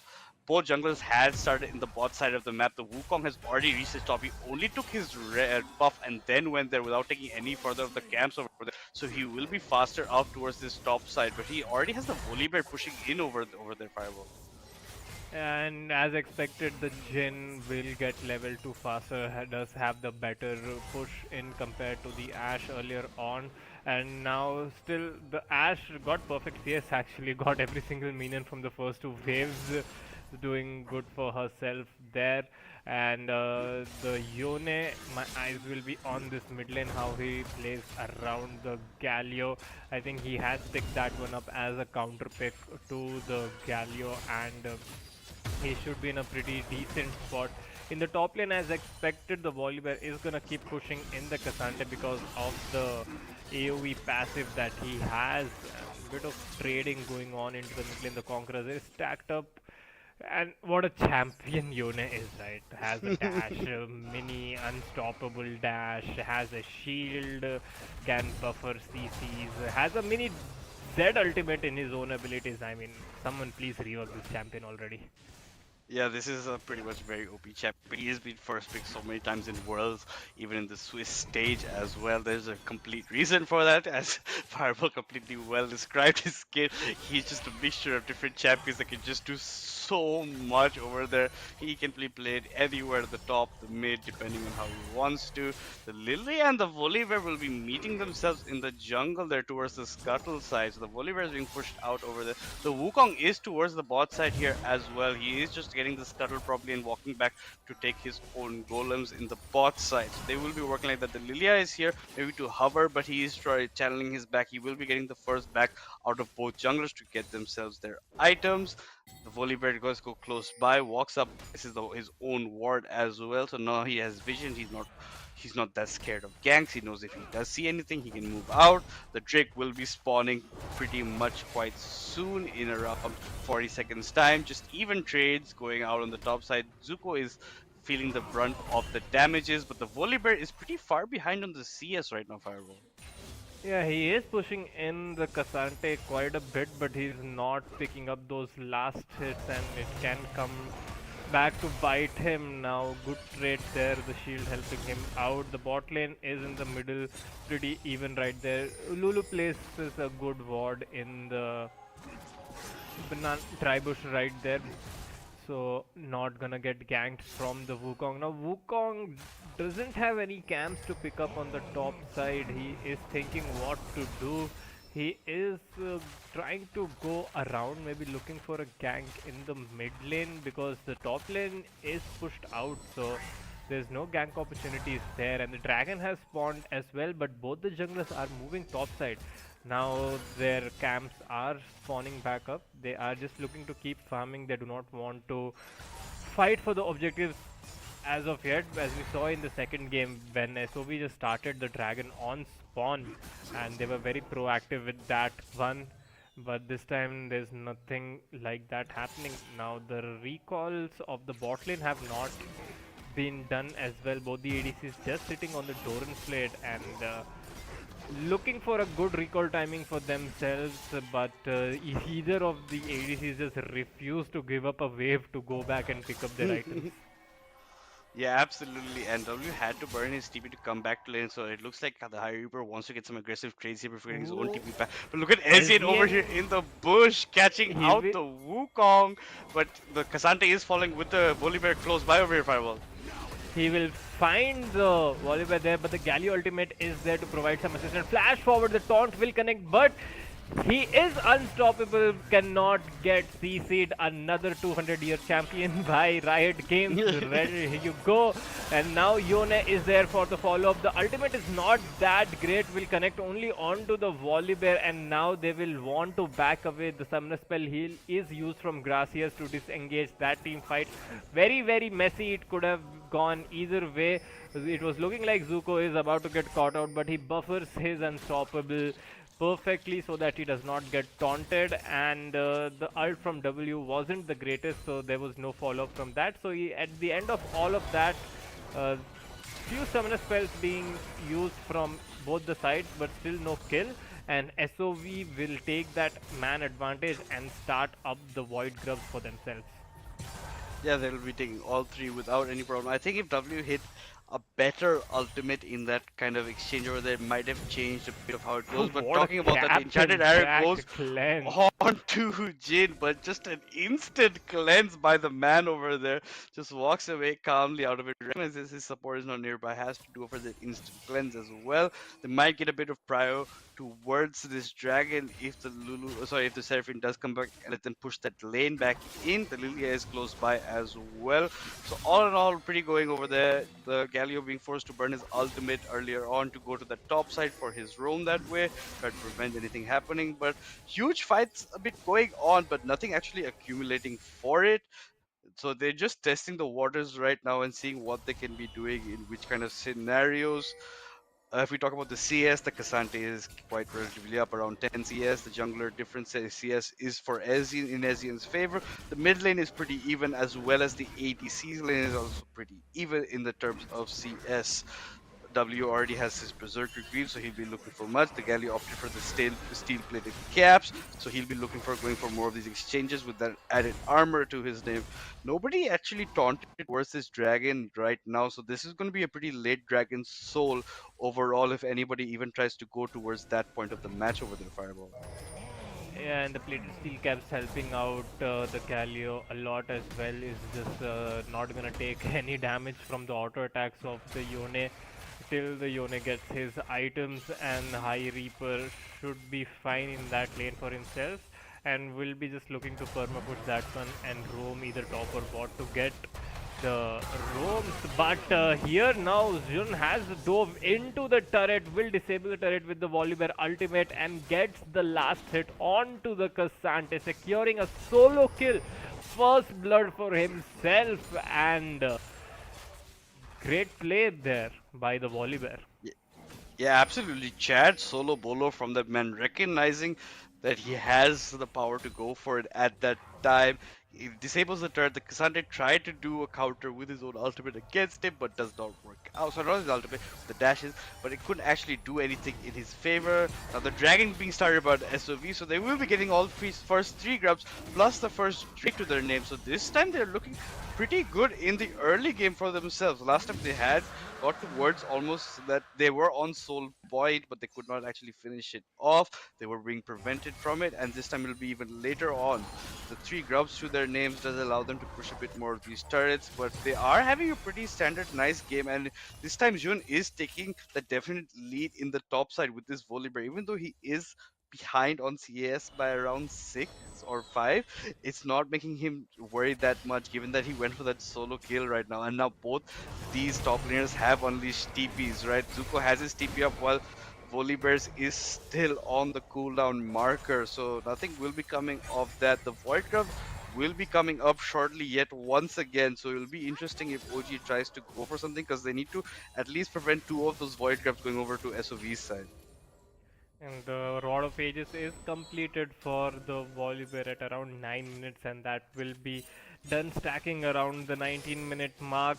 Relatively early completion there by the Volibear, and he finds himself in a very, very comfortable spot now against this Cassante. Now Asian is hovering around trying to help out his struggling top laner. But the other side of the map, the action is pretty much non-existent, as everyone is just trying to farm up the Jhin and the Ashe as well. Now Ezreal will get caught out as he walks into the brush blindly, will force the flash out of him as well.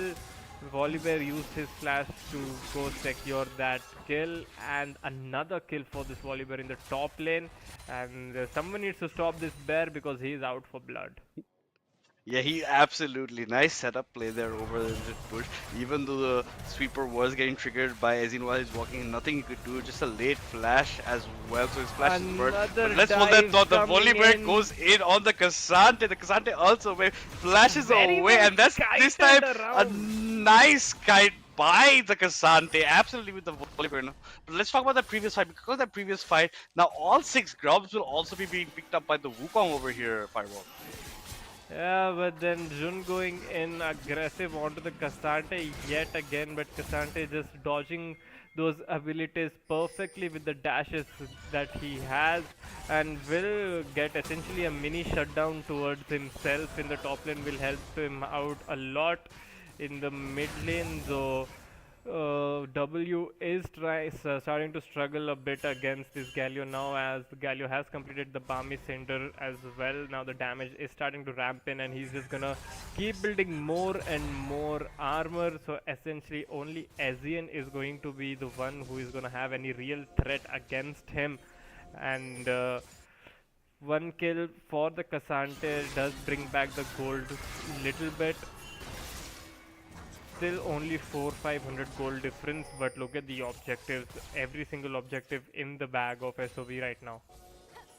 Yeah, absolutely, absolutely, all over there. Jun with that just a bit misplay, given that Zuko did have his ultimate up, and Zuko with excellent kiting gets the trade kill, gets a bit more gold in his pocket.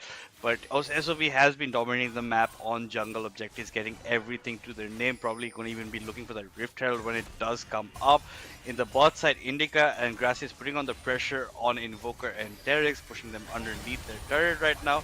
And they are going a pretty aggressive, and now a good amount of damage coming up with the root onto Indica. Let's a further trick on it. And Terex is down to 1 HP. The Seraphine ult does barely miss the Ashe. He does nicely sidestep it as well. And Zuko is taking this pink ward with the Volibear close by. He has his passive activated right now. So now, but with the passive gone, he doesn't want to go more for that engage. Wukong is nearby. Maybe after his red buff, will be looking for a gang in the bot side. Terex is coming here to prevent Gracias from taking the complete pink ward, but Gracias is still managing to do so.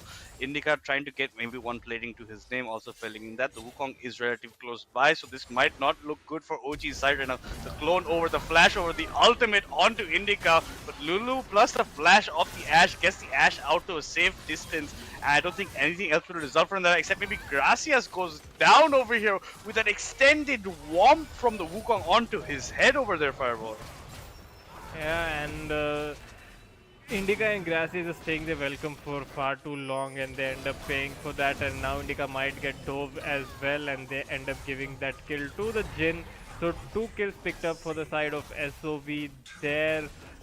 Jhin helping himself with the kill, and now this turret will go down because of the 6 grub power that they have.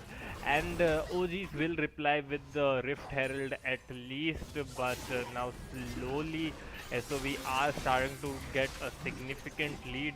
Even this Galio now is causing the Yone a lot of trouble, as the armor items are stacking up one after the other, and the Galio does not really need any AP to do damage because of the passive.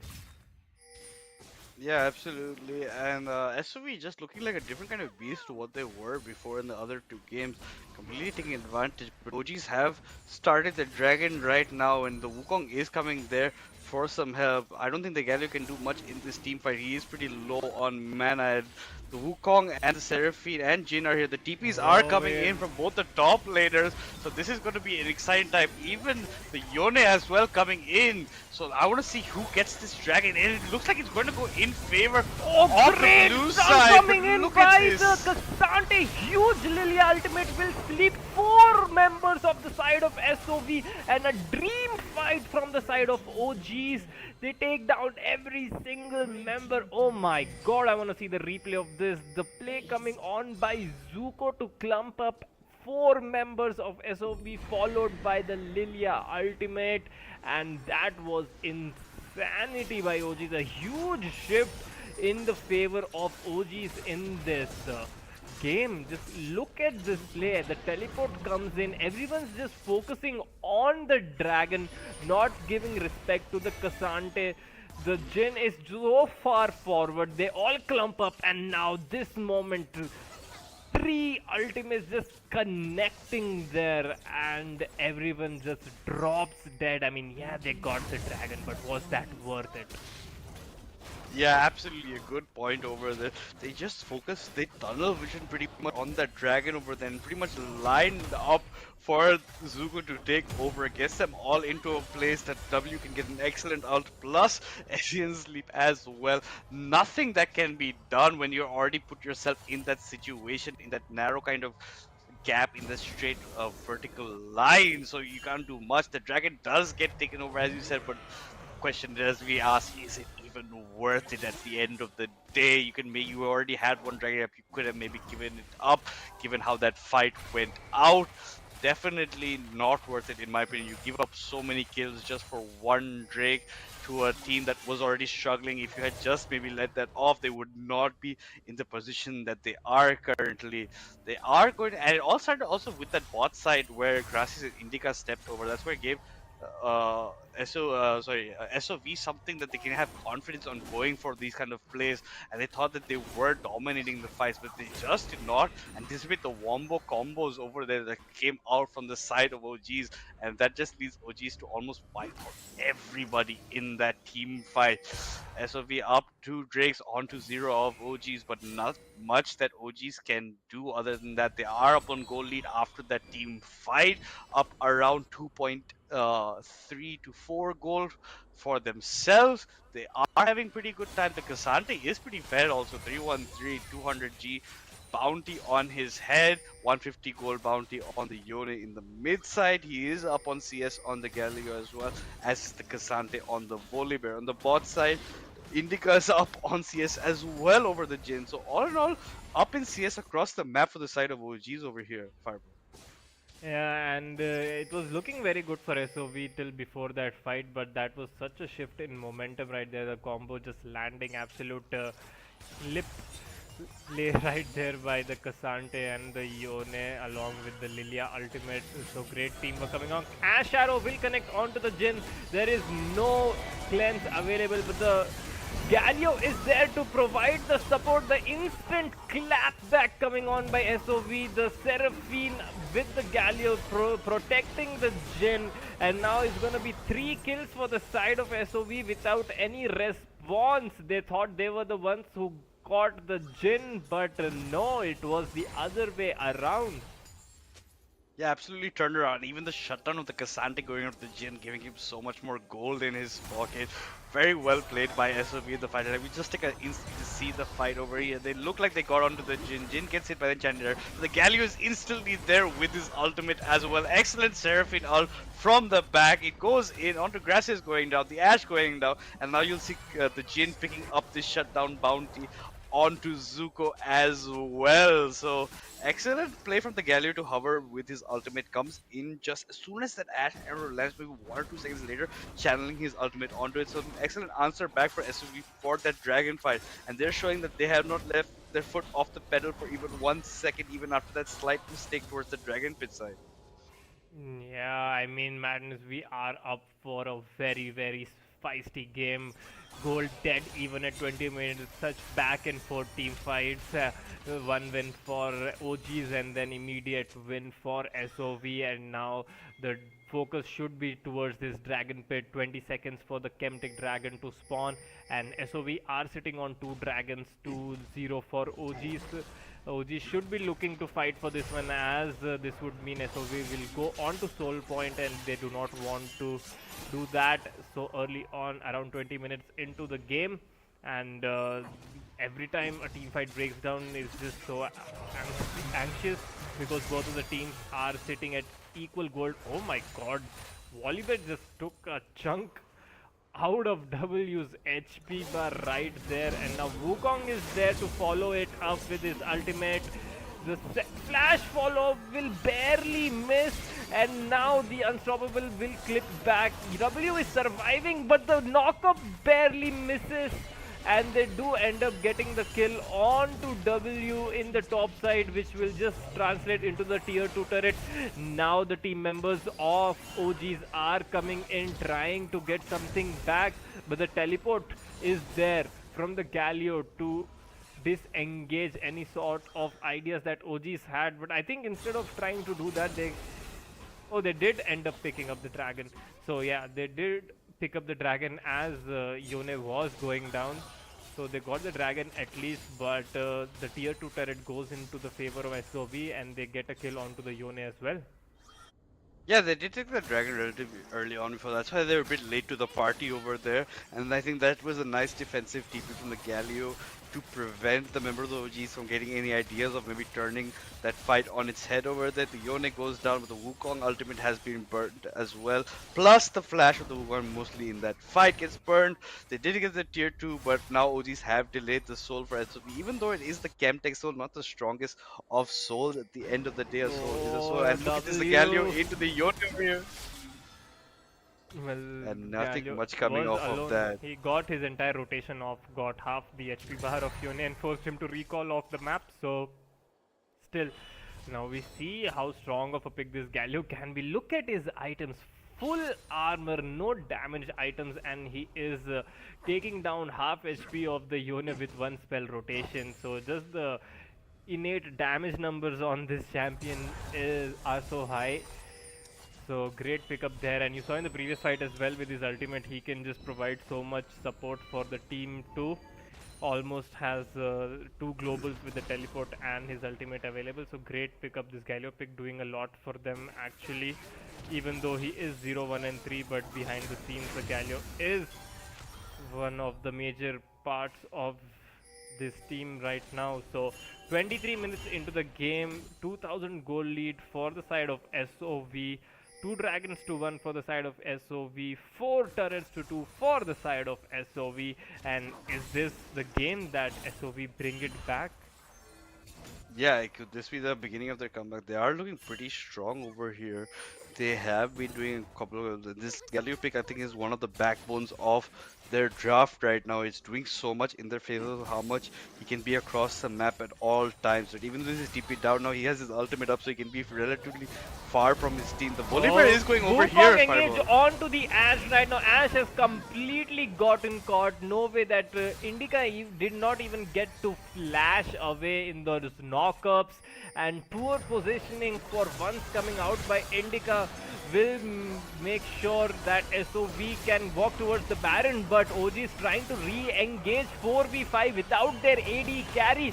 Does not sound like a great idea, honestly. And now, great ultimate from the Yone will clip onto the Jhin, but the damage is just not there. The curtains will rise and force the 2 remaining members of OG scurrying back towards their own base, and now the push has started. So we might be looking to get more from this. Now they are walking towards the inhibitor turret as well. The Ashe has respawned, and there is the Lilia ultimate available for that as well. But the teleport coming from Zuko for the flank, but he's not able to do anything from that. He does go in, almost getting taken down. Flash forward by Invoker will secure that kill, and now Broken Blade just making sure the Ashe does not do anything at all. But Indica finally getting to auto attack, does secure the kill onto the Wukong. Now the sleep is still available from Ezreal. He has not used that ability yet, just waiting for the perfect opportunity. Now the power of the Ashe comes through, the kiting potential from the slows. There is no escaping from the Ashe. Man just gives up there. Yeah, you cannot escape an Ashe when he's on top of you. And now SOV just stayed there welcome for far too long. I think they should have just taken the turrets and backed off. They stayed for the inhibitor, and now OG is completely running riot over SOV, and now they are the ones who are starting the Baron. Yeah, and that was so extended from that fight where the Ashe goes down to her coming back in for the rest of that fight, right? Goes down, and a nice TP from W there to secure some more of the skills. The backline, the Seraphine comes here for the ultimate, but can't do much. But as I said, the Indica goes down in that fight. Can they finish the Baron in time? The Baron does go down, but so does W. Ezreal is trying to run for his life, scattering to the wind, but Ezreal will also probably go down. The flash forward by the Wukong does secure the kill on her, and the Cassandre is in no man's land, trying to run away. And now it looks like OGs have overstayed their welcome with that Baron takeover there. They tried to do some kind of macro, and it looks like Zuko will be going down at the end of it, and it looks like the end of the game is nigh over here, Fireball.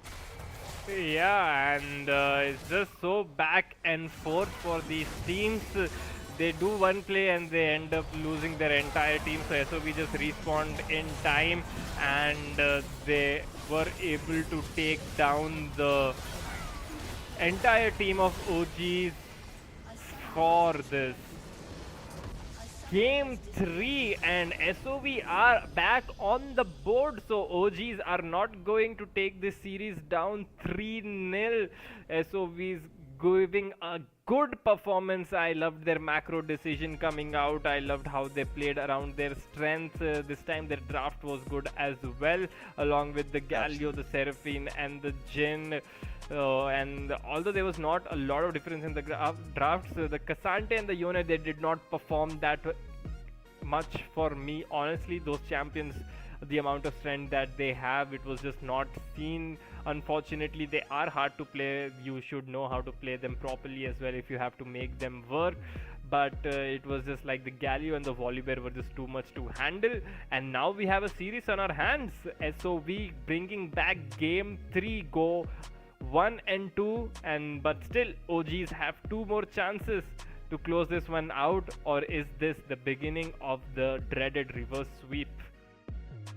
Yeah, and a bit of bad decision making by OGs towards the end of the map. They did catch out SOV off guard over there, maybe farm up a bit. After that, they choose to go for the Baron, couldn't take it fast enough. The Ashe goes down as soon as the Seraphine comes with the ultimate, and that just leads to the topple of the mountain over there. There goes the rest of the squad of OGs, and SOV are definitely looking for the comeback over here. And I just loved this Galio pick.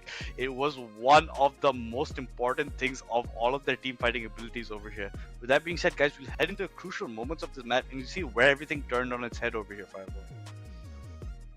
Yeah, earlier on we did see the Volibear just punishing the Cassante a lot in lane, got the solo kills as well, and the armor items, the build coming out of this Galio was just so disgusting to watch.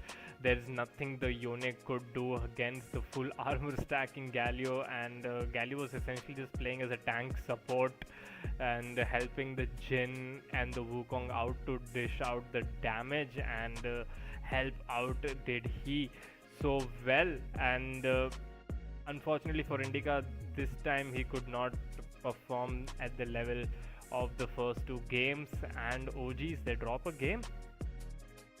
Yeah, and we didn't think that this would be happening, but yeah, that is what we actually wanted, right? SOB gets that game that they wanted in their hand over here. This is where it looked like OGs was coming completely back into it, right? With this excellent team fight over here, this combination of all their abilities. The Yone ult comes in with the Cassante going in. The Galio trying to provide something for his team with that excellent taunt coming out, but even he will end up going down in this fight. So all members get wiped over. It's the ace for OGs. They will be confident. They think that they are now maybe starting to do something. The Dragon unfortunately does go over to SOV's favor in this fight, but yeah, that's where OG is looking, and this is where they get baited in. As soon as the arrow does land the Jin, the Galio tunnels his ultimate, and this is where the efficiency of the Galio pick comes in over here. That just lets you be all across the map at one time, right? You can just jump into fights whenever you do feel like it, while you are pushing any kind of silent or any kind of objectives for yourself. That does provide a lot. Then SOV does make a misstep towards the later part when they're taking the inhibitor turret. They go for the inhib, they overstay, the Ashe comes back off the death, gets a respawn, comes in, and when they're chasing the members of SOV away, the W is keeping behind near the bushes towards the river, gets in for themselves, and this is the part where this entire sequence starts off, right? With the Volibear going in onto the Ashe. Ashe falls down over here. W goes in for some damage. Can't do much. Cassante is left in no man's land as well. Zuko is such a tanky boy, but will end up going down as well in these kind of fights, right? With the Volibear jumping on you. Now, where will you run away, Lelia? W does go 8, but wherever he's left his soul, right, is tethered to where the members of SOV are as well. So you can't run off of that. They get the tier 2 here. They get the tier 3. They go for the inhib, but they just end up losing their lives at the end of the day after all of this. Nothing much more that they can be done They could have maybe just chosen to fall back and end for them, but then OG themselves overstay when they're trying to get the barrier, and that just leads to SOV securing their victory in Game 3 over here and making it 1-2 in the series in our grand finals over here, Fireball.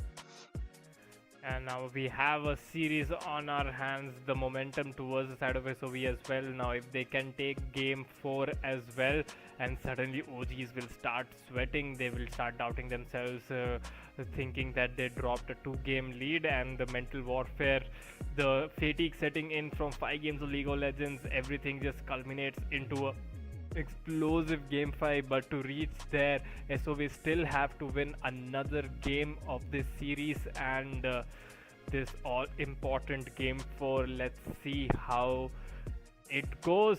So the match summary, it was relatively quick as well. Just 26 minutes is what it took for SOV to bring themselves back onto the board, and it was very close till the end. They ended the game only with a 4,000 goal lead, but the early game macro coming out was just so good from SOV. They played the team fight so well that they ended up securing the win for themselves, and they will be feeling happy about that one, and the hopes will be rising up in the SOV camp for the game 4, and they must be thinking, if we can beat them once, we can beat them twice, and then maybe we can beat them thrice to complete the reverse sweep. And OGs, they can't let this affect them too much. They still have to just win one game. Let's look at the crucial MVP for this one, and it is going to be Wukong in the jungle. Broken Blade just providing so much early pressure, diving top lane, diving bot lane, getting his Volibear ahead and helping the Jhin and the Seraphine out as well, securing the objectives for his team, and it was just so very well played by him. I think he was very essential for this victory, and well played by the jungler of SOV to help them secure this for game 3.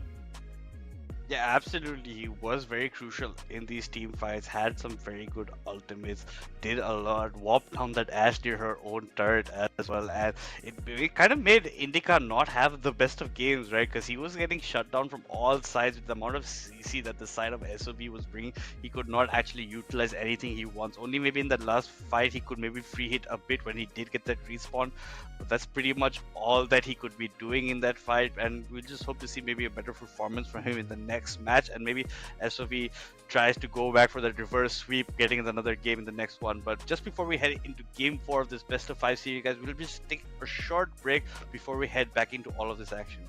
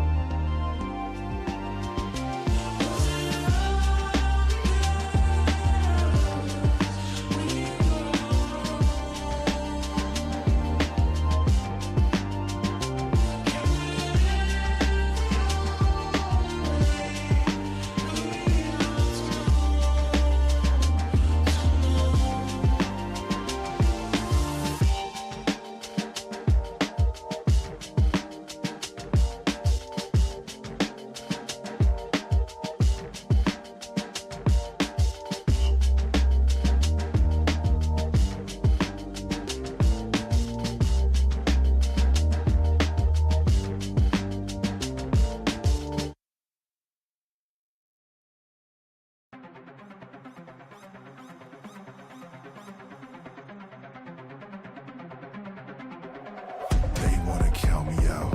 Next time pick a higher number. Next time you should run for cover. Next time let the giants slumber. They wanna keep me down. No amount of your words get humble. That spirit that refused to crumble. Got the roaring line, reduce the mumbles. 2 a.m. on first. Imitate vultures how they lurk. 10 toes with it, I'm out of hours. with you, boy. Challenge the best with your worst. This my turf. Way I move is inertia. Can't be stopped, it's unheard of. From the dirt, sweat got my feet muddy. Spin my wins, they might search you. On my word, path took plenty turns. It broke my confidence in cursive. When submerged, I found resolving my purpose and tell you about it back on surface. I survived.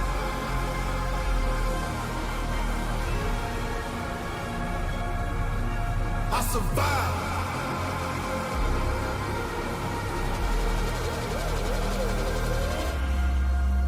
Ever been lost in the woods, praying that it don't get dark? Ooh. Ever been in a situation couldn't win, but you still had heart? Yeah, if you anything like me, evolve from chum to shark, the hunger starts to grow apart you didn't know you had. It's like that, flip the switch, turn it up, and I'm giving it gas. I lock it in all free, adrenaline double my percent. Made a home in the unknown, I swear I never fear again. I got ice in my blood, big enough to down this shit. I don't care how bad it get, I got 10 toes down, don't forget, I survived.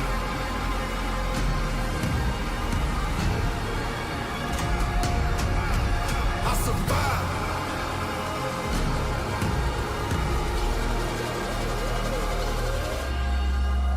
When you on the brink and you in too deep, when you feeling weak, when it's hard to breathe, you gon' take a knee? Never. You gon' keep it G forever. Stand up and face whatever.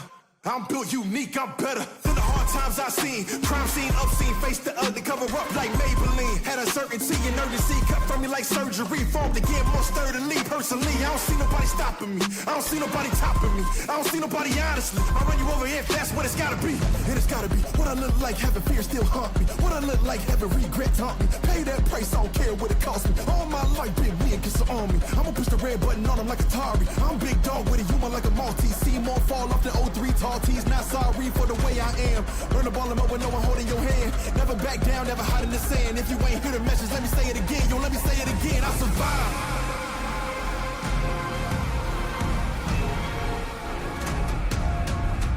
I survived.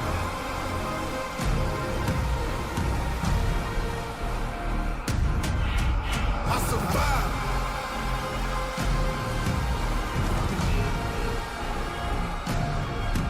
I survived.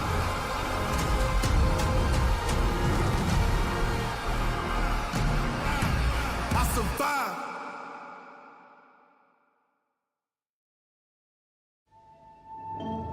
Barely breathing, don't let go.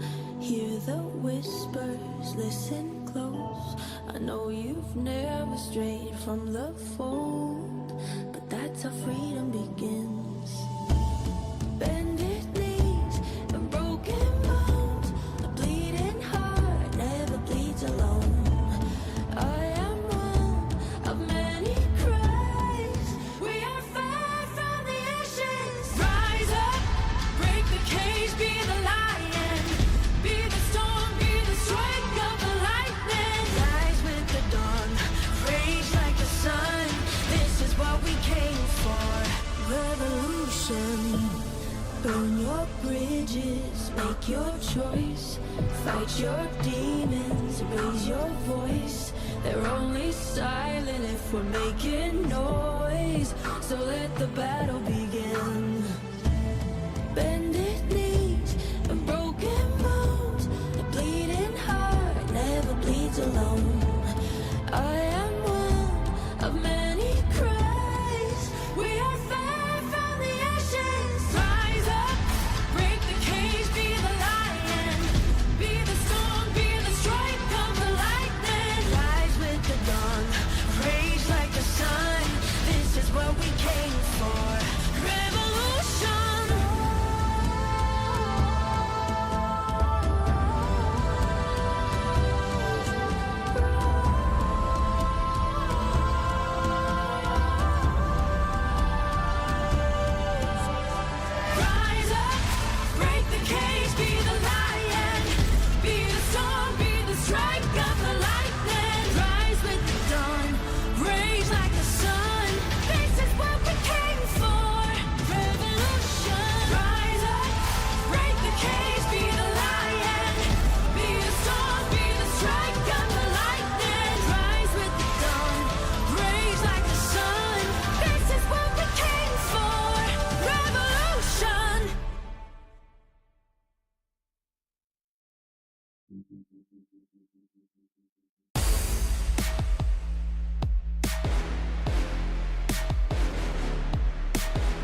Yeah, I was undercover, wrote me off like the others, but I had secrets inside. You didn't pay attention, like an experiment. No, you're gonna pay for your crimes. I'll change your perspective, I'll teach you a lesson.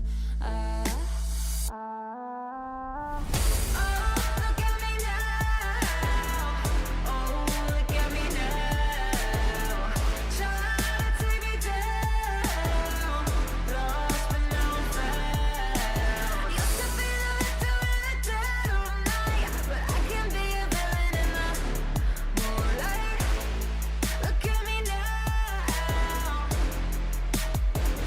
In the moonlight. I'll make it my mission. Oh yeah, I'll have you wishing you could go back in time to never test my limits. Nothing you say will fix it. I'm too out of my mind. You're riding high, but I've got you this time. Oh, look at me now. Oh, look at me now. Try to take me down. Lost but now I'm found. Used to be the victim in the dead of night, but I can be a villain in the moonlight. Look at me now. In the moonlight. Got you this time, got you this time. You can't hide. Pay for your crimes, baby, that's right. Got you this time, you can't hide. Pay for your crimes, baby, that's right. Oh, look at me now. Oh, look at me now. Try to take me down. Lost but now I'm found. Used to be the victim in the dead of night, but I can be a villain in the moonlight. Look at me now. In the moonlight.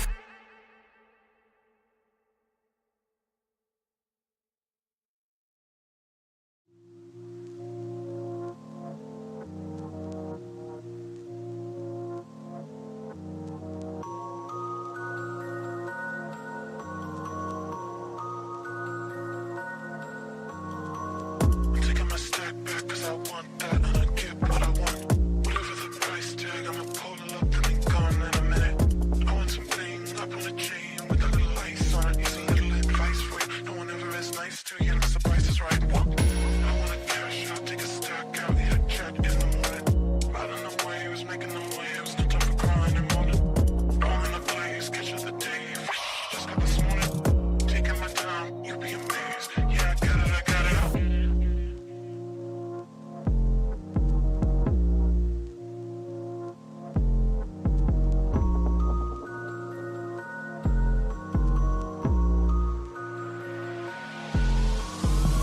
Not dealing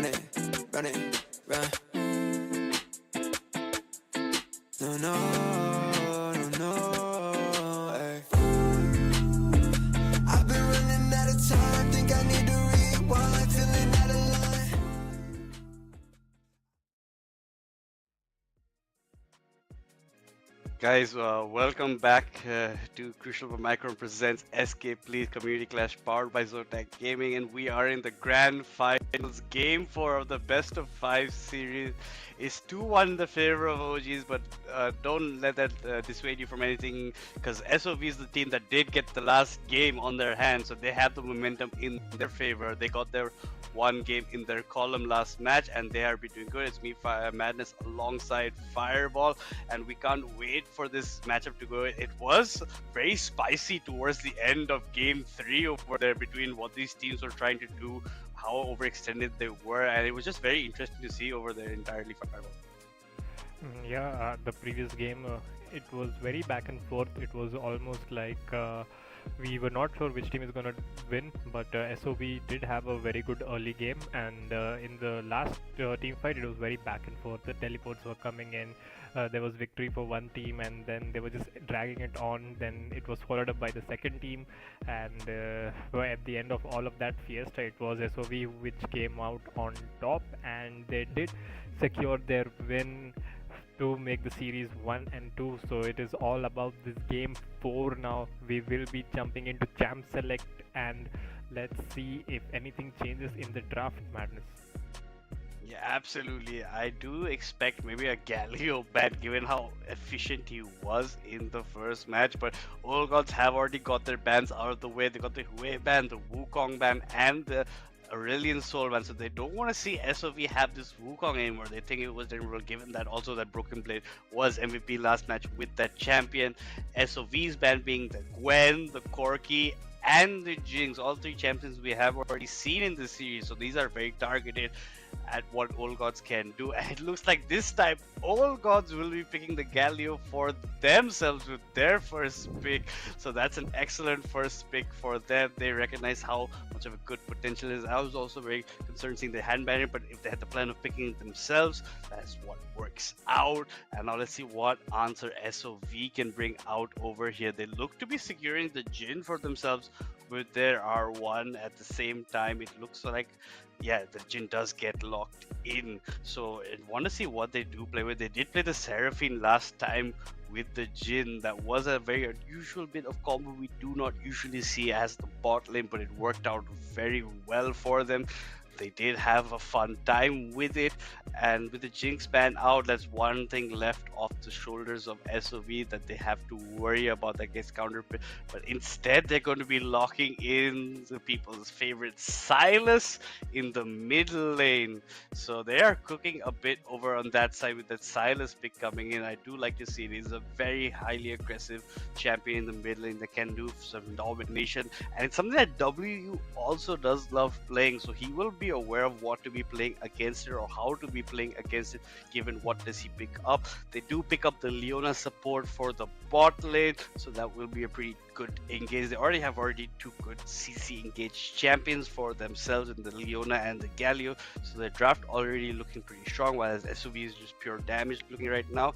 And now it looks like Indica will be bringing out his Ezreal in this game 4 over here, where they want to be looking to put away this series. They already gave one game over to SOB, so they don't want to be giving any more games right now when they're at the doorstep of the championships for themselves. I want to see what support they are looking to be picking for this Jhin in the bot lane. It can be a Lulu that they have gone for before, can be a very heavy engaged support. It looks like it's going to be that Braum that could shield against it. So they will be have a nice evenly balanced in the bot side. The Edge will be putting out some poke. Jhin has the range to counter it, so they will be enjoying it that way. Now with the second phase of ban going out, SOV does not want to have Zuko have that Udyr again on the top side, so they will be banning that out for themselves. Now all gods have yet to respond with their own ban.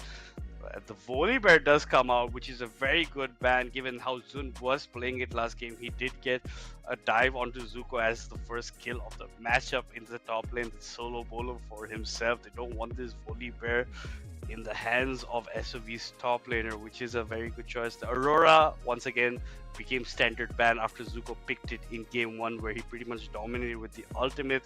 All gods answer back with the Mordecai. So in ban phase 2, we have just 4 top laners getting banned across the region right now. So that is what they're looking. So they're focusing more on this top lane matchup over here, given that Old Gods also know that the Silas is in the hands of SOV, so they can be easily counter picking for themselves, and they've left SOV to have the counter pick of the top lane for themselves, so they can be looking to do something with that overall over their Fireball. Yeah, and this draft very different from the previous games that we were having. So this time Old Gods do have the Ezreal on their hands, and Indica will not be playing auto-attacking hypercarry for once, but the Galio, Old Gods, they got a little bit beaten around with this Galio in the previous game, so they'd end up taking that for themselves, and they have secured a very good draft till now. I think the combination coming out of the Jarvan, Leona and Galio is just so strong. The AoE engage available right there is just insane. And from the side of SOV, Silas is there and he has great ultimates. The Galio ult, the Leona ult, even the Jarvan ult. So very good game for the Silas if he can get ahead. And the Broken Blade will be playing his Viego, who he already did well in the previous game with, but unfortunately was not able to win the game. And the Jhin with the Braum is not something we see a lot because well, the Jhin only has 4 auto attacks, so it's little hard to stack those Braum passives up. But again, he's gonna be providing a lot of support against the Ezreal, at least can block those Qs and shield them away.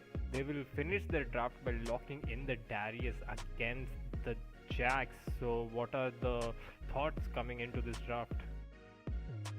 Yeah, this looks very interesting what they want to do in that top lane. So as you said, the Jhin and the Braum, not one of the combos we see, given that Jhin only has those 4 attacks before he has to reload. So it's going to be a bit harder to stack that Braum passive on himself, but just the amount of CC. And we did also mention that we didn't want Jarvan in the hands of Ezreal because this man does love playing that champion. So he's gonna have a lot of things to do, a lot of ultimates that Silas can also steal from this side with the Leona ult, the Jarvan ult, or even the Galio ult for him to make a lot of impact. So he'll have his choice of the litter as well, and it just seems that I'm favoring a bit more of Old God side given how their comp is looking currently, Fireball. Yeah, the teamfight potential is just too high for Old Gods, and SOV need to navigate around the team fights very carefully. The Jhin is gonna have a very hard time. The dive is there from the Jarvan, the Leona, even the Jax. I think Invoker is not going to be able to do a lot in this game, honestly. So all of my attention would be onto this Viego and Silas. They are the ones who are going to be deciding factors in these team fights. Viego just needs to get the resets.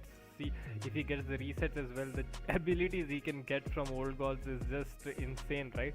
So basically, SOV, if they start winning a team fight, they can just become the Old Gods. Viego just turns into the Leona, or the Jarvan engages. The Silas just steals one of their ultimates and uses their own spells against them. So Old Gods did pick up a great composition, but SOV, they have like these Ditto champions. They can just copy their abilities and use their own spells against them. So let's see if these picks from Old Gods come to bite them back, or they can just secure the win. Yeah, absolutely. They can't let Viego get any of these resets in these fights, otherwise it's just gonna bite them in their own back with the way that this is gonna go out. Even the Silas will steal, Viego turns into them, uses their own CC against them, not looking that good. But Ezreal's kiting ability is gonna be huge in these coming up team fights. It'll be very hard to actually get an engage on from any one of SOV unless Silas does steal maybe a Galio ult or a Leona ult. Essentially, the top side, the Jax versus Darius, is going to be very interesting to watch out for. Zund is up on Zuko from the last game, so Zuko might be looking for a bit of revenge. Maybe we're going to wait for a bit in the levels before he starts going for that revenge, essentially. And Zund is looking to maybe pressure this lead that he's already got on Zuko, given that Zuko was pretty much ahead on him on the first 2 games. One on the Aurora, one on the Udyr. Both of them now banned. So Zuko has been playing 3 different champions overall. So I can't wait to see what he's going to be looking like over here. And the reason I think he's banned out the Volibear because he was pretty much afraid of how Zun was playing it, so aggressive, and it was so essential in those team fights. It did change a lot of what does go around. I can't wait to actually see what actually unfolds over here. But Olgod's honestly just looking very, very strong with this draft. Without SOV getting resets, I don't see what they can actually do to answer back over here, Fireball. I mean, yeah, Old Gods draft definitely looking strong, but this again, they have to make sure the Silas and Viego are kept in check. The ban from the Volibear was good. I think that was the only time that Jun did win the lane against Zuko. So just banning out his comfort and making sure that he is doing fine for himself. And this time they have all the tools necessary to close this game out. Let's see if they can bring it back and secure the series 3-1, or is it going to be SOV just taking them till game 2 and then we have to run the silver scrapes? And can they have the dream reverse sweep that we have not seen in our scene for a long time? Yeah, absolutely. We have not seen a reverse sweep. We have seen plenty of game 5s, but it's never in the favor of the team that has taken them to there usually. It is usually the ones who were ahead, so they have to reverse a lot of our history in that sense. They're gonna have to fight against the odds that are not that much in their favor. But if one team can do it, it would be SOV in this situation, given what they did last game. But now they're gonna have to face that Galio that they did use so much for themselves in game number 3. So this Galio pick might be what actually does lock it in if it is played really well in W. I don't know how W does play this champion, honestly.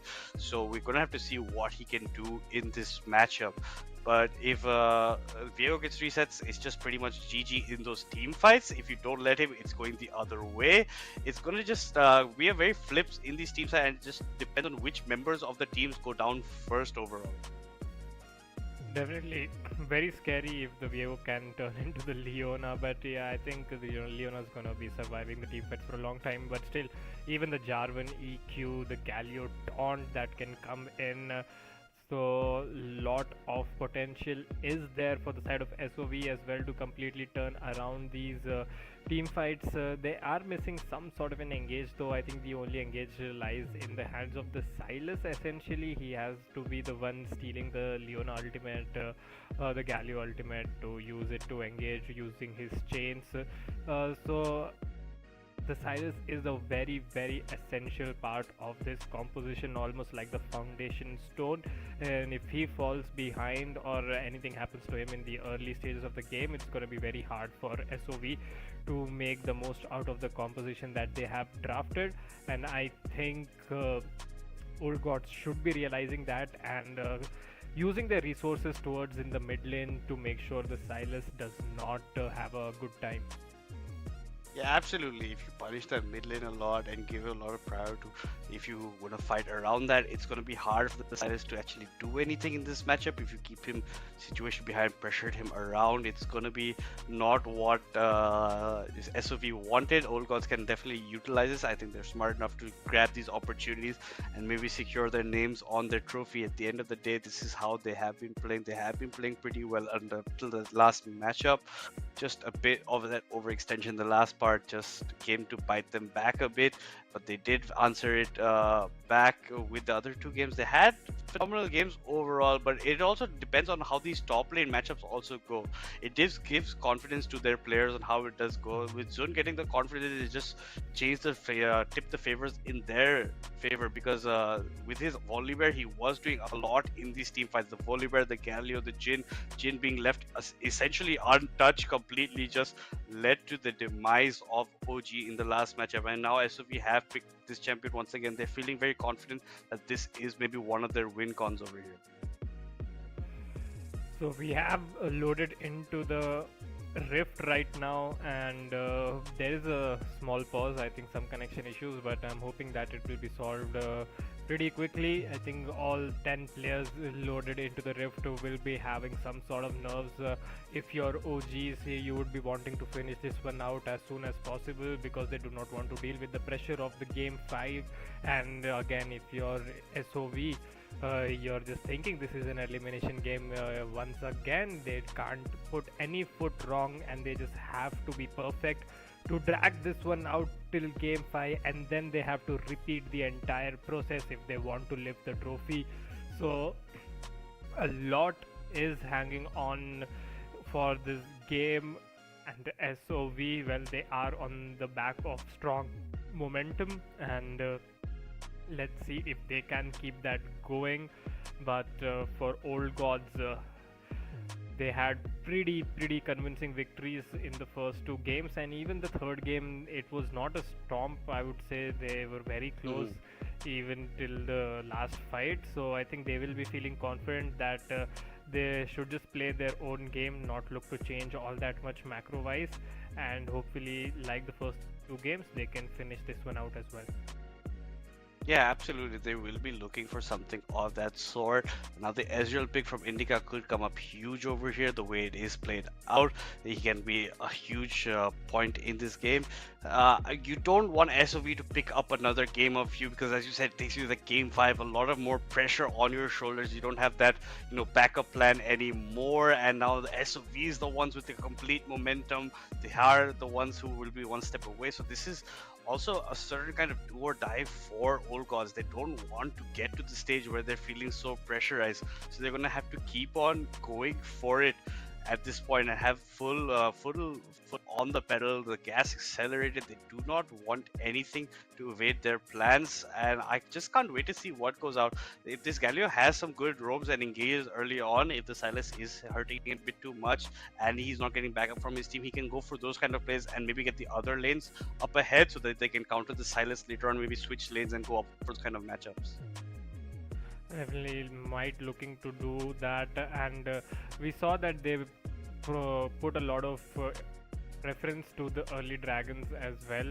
At least the side which was playing on the blue side, they ended up picking up the dragons, and for the grubs, we saw that side which got the early grubs, they had the advantage on getting the first turret as well. So I think all of these objectives, they matter a lot as well, and the macro coming out, I loved how in game 2 at least SOV were the ones who got the dragon, got the grubs as well, but they just lost out because of their team comp, and if they can keep up the same type of macro, it should be very helpful for them.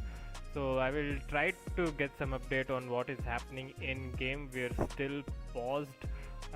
We will be jumping in shortly. Meanwhile, you can check out the description box to follow us on our socials, that is League of Legends in SA. We have a lot of fun activities and events going on our Discord server, like the Mundo Dodgeball and the prediction tournament for Worlds as well. So make sure you take part in those and get yourselves a chance to win an epic skin of your own choice while having a lot of fun as well. And that's League of Legends in SA on Discord and on all other social media as well. We have unpaused into the game, so we will be jumping into the Rift pretty soon for this 4th game of Crucial by Micron presents SKplz Community Clash powered by Zotac. Is it gonna be OGs who finish it off right here, right now, final nail in the coffin, or is it gonna be SOV who is going to take us all the way? So let's just jump right into the game.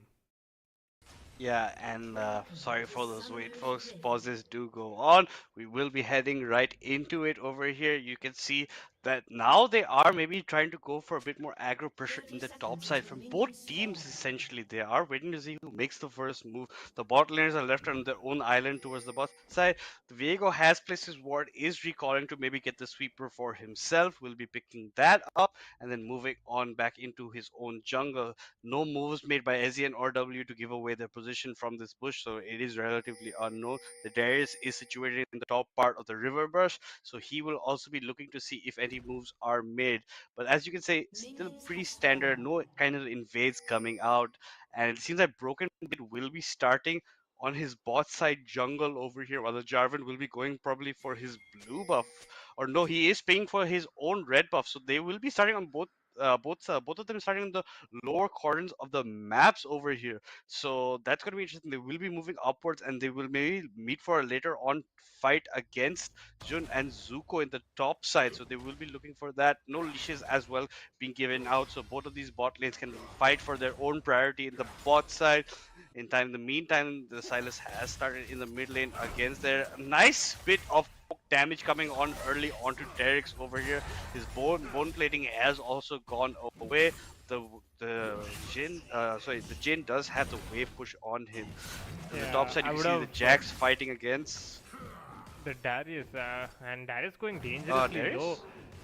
But I would have liked if the Ezreal, instead of going for the poke onto the Braum, actually just started attacking the wave, because the Jhin just has so much more push power compared to the Ezreal.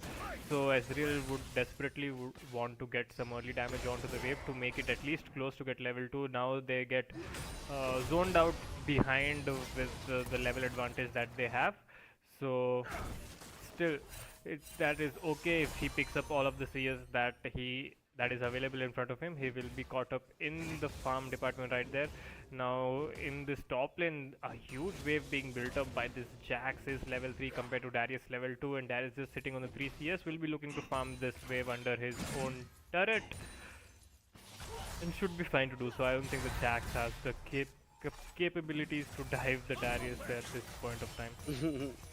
Yeah, absolutely. I don't think he does right now at all. The Viego will be clearing his own golems on the top side before maybe going to his chickens and getting something there. The Jarvan is currently on his own blue buff, and now because of the pressure that Invoker and Teres had with their wave clear early on, they have pushed the Ezreal and Leona fairly back, but they are gaining back space in their own lane. In the meantime, in the mid lane, Galio has pushed in Silas as well, because he does have range with his abilities. They are fighting like that, and now Pink's going towards the scuttle over there. I want to see if Broken Blade does manage to go over the taunt does land on the side. It's a good amount of damage by W. The Viego does come in over here, but I don't think anything will be achieved of that, and that will just leave the Jarvan to get a free scuttle over there. No gank avenue right there, especially after the chains were used. But now High Reaper actually goes back in to trade. The electrocute will land. Good taunt to disengage the final damage that would have certainly taken down the Galio, but Galio playing with fire over there will be forced to recall and use his teleport to come back into lane, and High Reaper showing a lot of promise there already. Yeah, absolutely. And the Darius with his first back did pick up the cloth armor for himself, and he was getting the boots, but instead choosing to get the long sword. He wants to match up a bit against the Jack, so he will have a bit of the item advantage on him when he does get his back, because he did go for the later back over there. So interested to see. Indica is going to be putting out these cues from far, and there's not much that Leona can do honestly at this time, so he's just hanging back, not taking any damage for himself. In the mid lane, because of that excellent play from Galio with the taunt, does not go down over there, so saves himself that part. Comes back into lane, does have a bit of the CS advantage, and again Broken Blade over here to make sure that this Silas does get accelerated, giving so much pressure already towards this mid side. And now the Dragon will be spawning. The Jax does manage to get the stun off with his E onto Jun. Is a level up on him as well.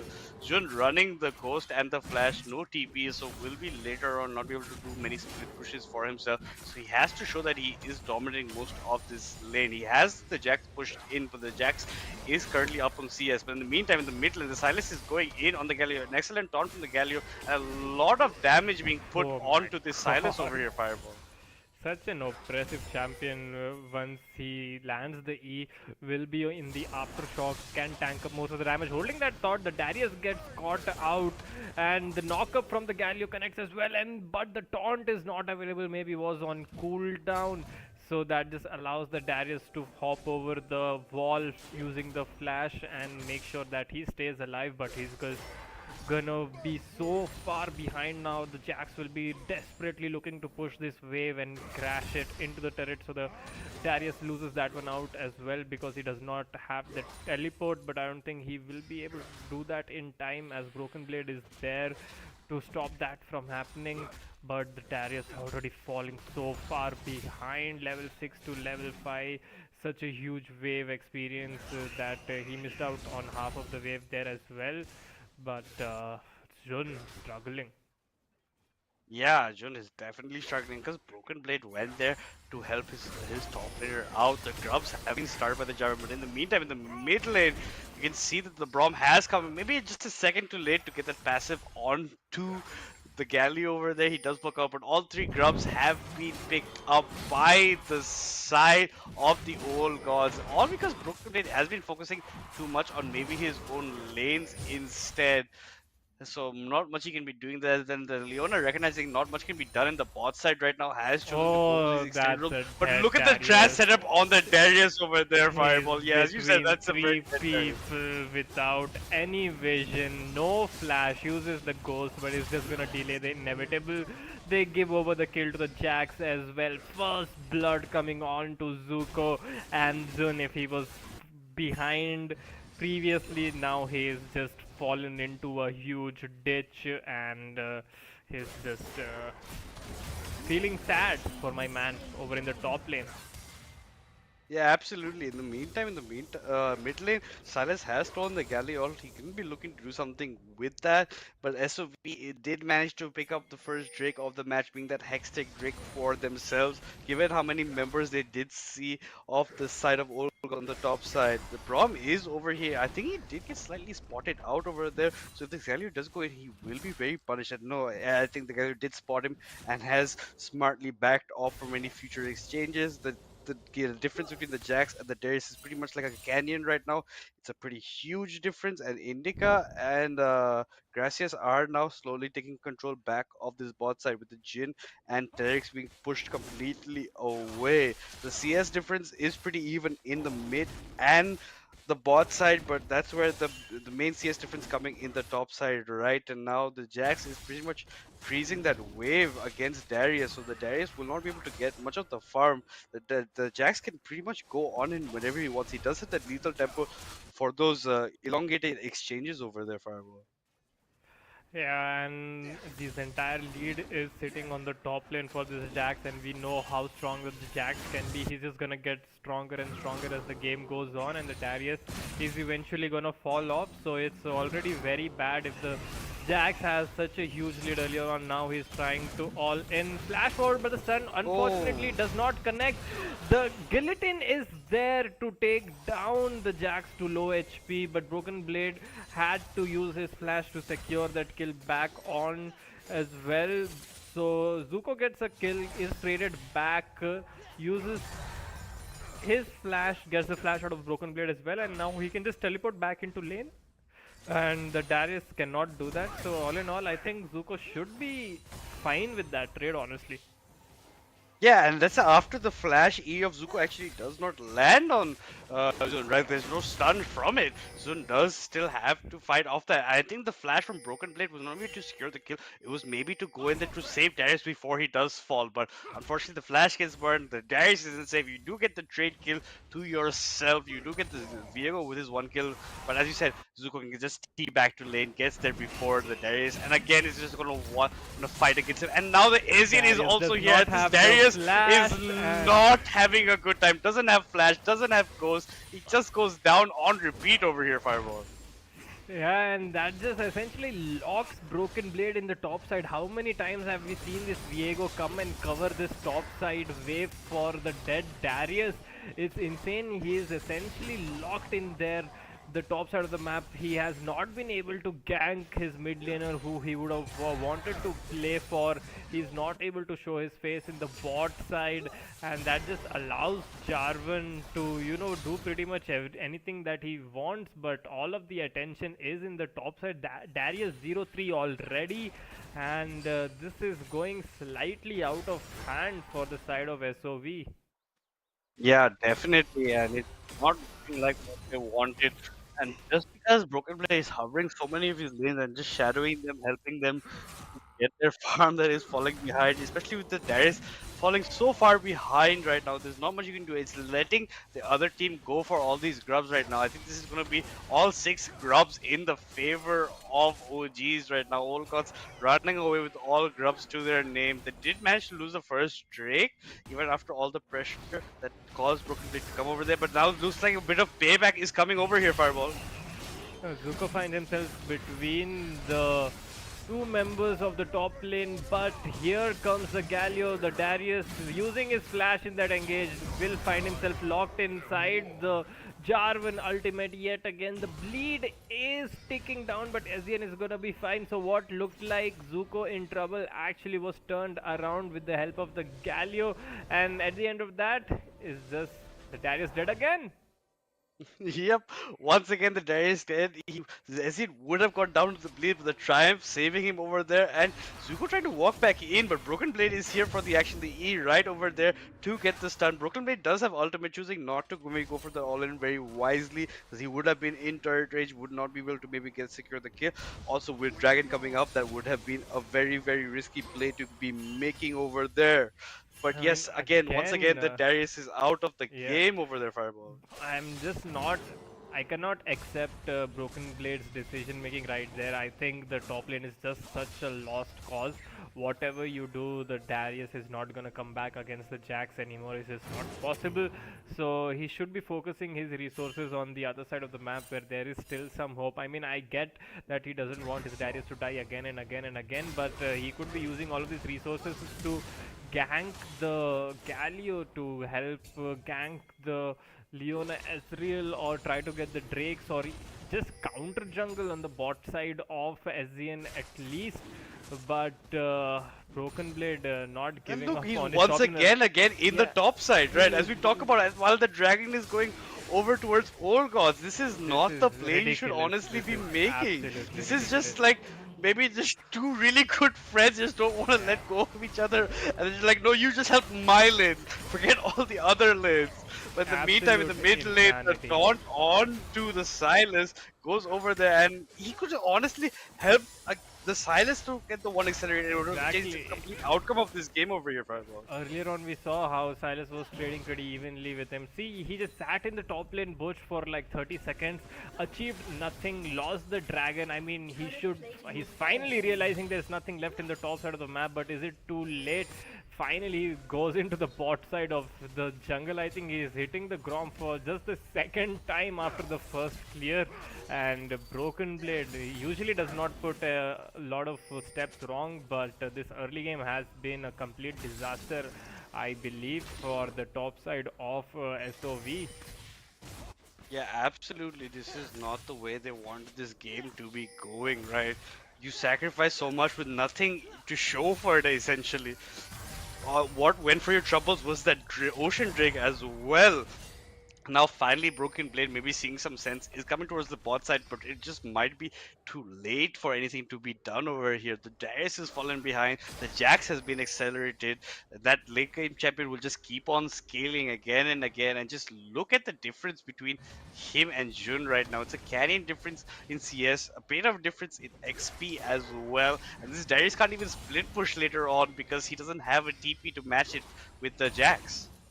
Yeah, and this is pretty much over in the top side, and Broken Blade should realize that it should be very easy for the side of Old Gods to pick up this Rift Herald now. The Jax can just push in the Darius, and 4 members can just walk towards this Herald, and I really don't think that SOV at the current state of the game have the tools to counter that one out because of the Galio, Leona, CC that is available.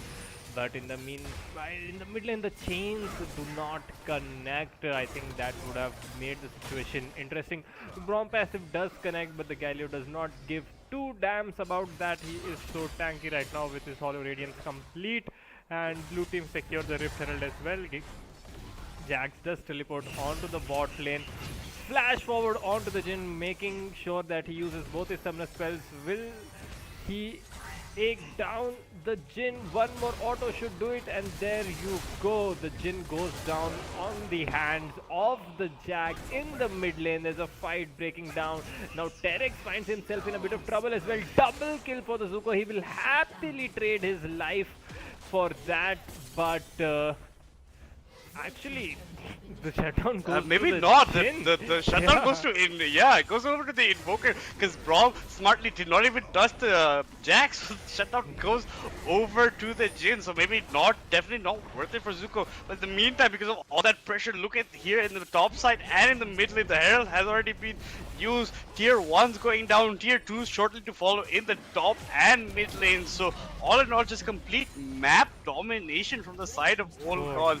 And what is left to be said, Jun is the one farming in the bot side right now, and he's still so far behind in farm. He's gonna get the objective bounty turret of the tier 1 bot lane for his team, but all in all, it's not looking very good for Syndicate of Vengeance right now. 6,000 gold behind at 16 minutes in the game. It is just looking so done for the side of SOV already. This is almost like a repeat of game 2 where Old Gods were just so far ahead in the early stages. This Jax, even though he got shut down, he got the 2 kills, all of that solo experience. He's now level 11 and he is looking to run riot, has completed the Trinity Force, has another phase to his name, and I don't see who is gonna be stopping this Jax.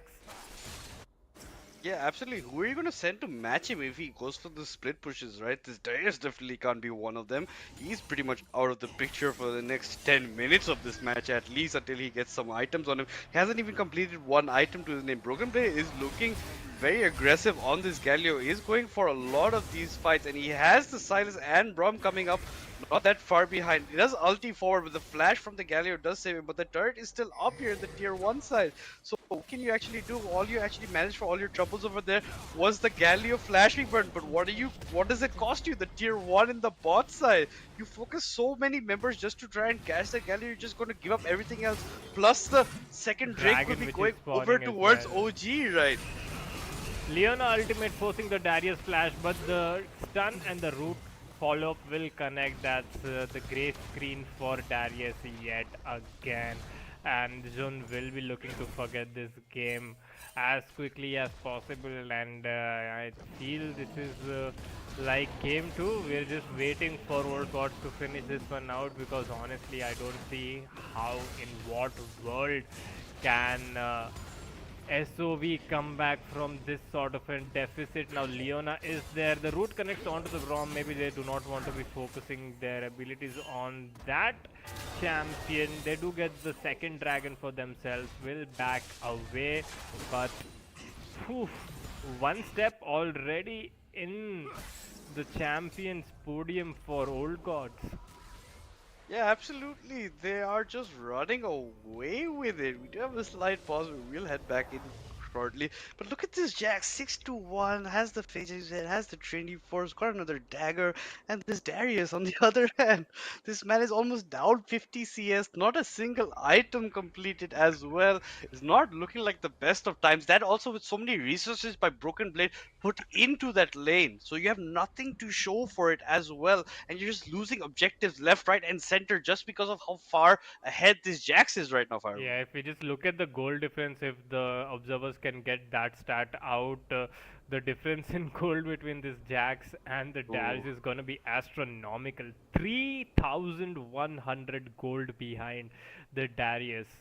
The Darius just has 300 more gold than the support of Old Gods. The Darius is absolutely useless. I think even a super minion is better at this point in the game, but Zun is not having a good time at all, and Broken Blade as proxy to that. I mean, he tried to help out his top laner so much that he gave up every single objective, lost entire tempo in the map. The jungle role is all about tempo, and essentially Zuko, by playing so well, he just made 2 members of the enemy team practically useless, and Asian came in to help him as well, ganked him like twice. That's all. Two ganks was all Zuko needed, and he is snowballing that lead out of control. Look at the gold difference there between the Jacks and the entire team of SOV right there.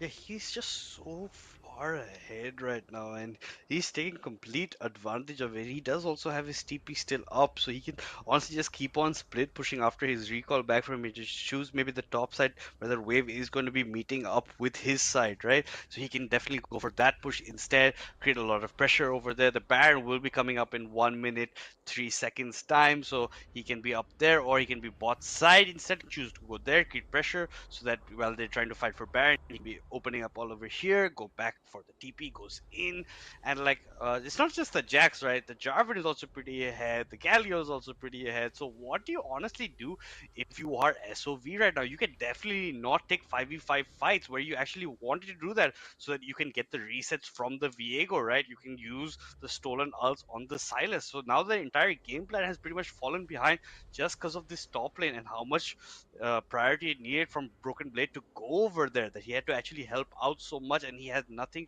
to actually show in results form. He gives up so many objectives, loses his tempo, is falling behind everywhere, and it's just not looking like a good scene at all for Syndicate of Vengeance right now.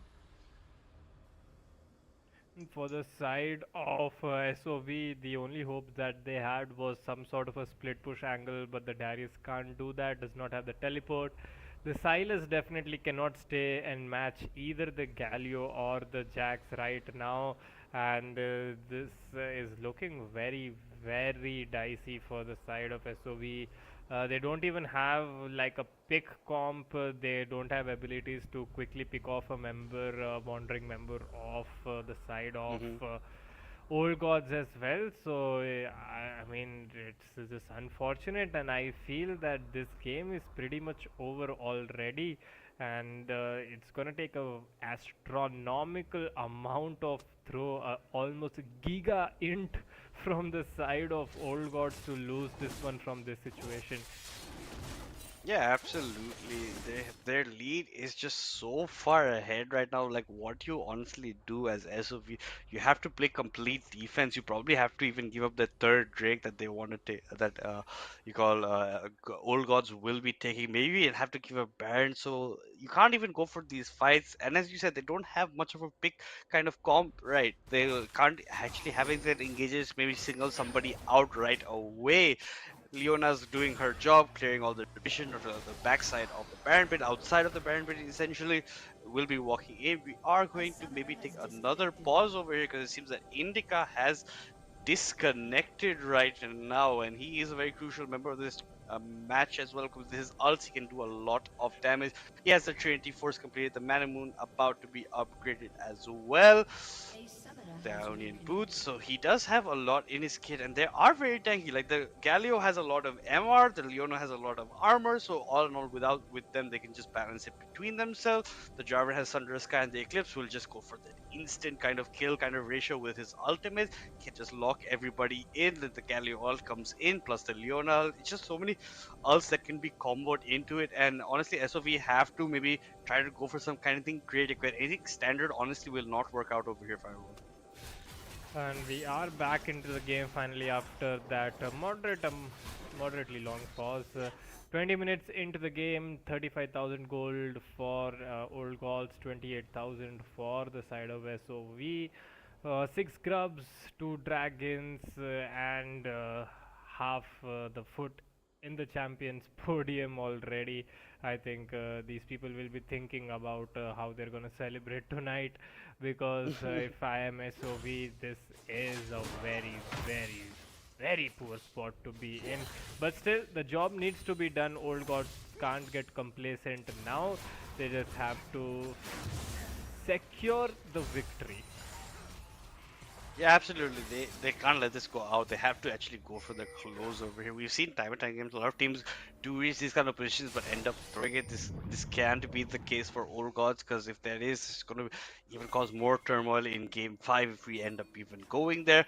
Baron will be spawning up very shortly, and the Darius doesn't have a TP, and he's very far away from this Baron pit right now. with the Galio just pursuing him away. Galio, on the other hand, does have his own TP, so he can come in over here. It looks like all gods are recognizing this, and they will probably starting Baron pretty much very soon over here. As you also will be going towards that Baron side, but no, maybe they're just trying to bait some fights towards it.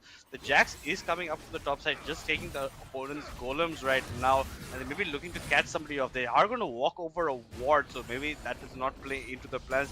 Nothing to actually clear it out right now, so they do get spotted out completely, and the entire side of Syndicate Vengeance giving the respect and backing out, and now it seems like they are starting the Baron over here, Fireball. Yeah, and there's absolutely nothing that SOV can do about this. The Baron is just gonna go down. W doesn't even have to be there. Broken Blade is walking there. The Jin curtains have been opened up. Are we looking at a miracle steal? Broken But Blade? Broken Blade just goes in without any vision. The Jin ultimate can grant you vision, my man. Why are you doing that? He just goes in too early and will not be able to secure the dragon. But now the Jarvan, but the chains. He probably was wishing for them to not connect as he casted that. He finds himself in the middle of 5 people, and will go down. The Jarvan, Ezreal was playing with his life there across the field, but Broken Blade, I don't get it. The Jin has the ultimate. As soon as he fires a shot, you get the vision of the Baron. Why are you ulting in blind? Yeah, you ult in and you instant flash out, right? You burned all of this. How do you even manage to even steal it after that at that point? There's no way you can do that, right? I mean, Jin has already got his ultimate on, right? There's nothing you can actually be doing in that fight. Ezreal goes over that side, does create a lot of chaos, does get his ult stolen by Silas, who uses it on him, but Ezreal can just simply flash out over there. And unfortunately, the Silas uses his chase. It did unfortunately connect onto the members of All Gods, pulls Silas into the pit. Silas is like, oopsie, and just dies on the spot. Nothing can be done. Baron secured by the members of All Gods, and there's just one more step towards their victory over here.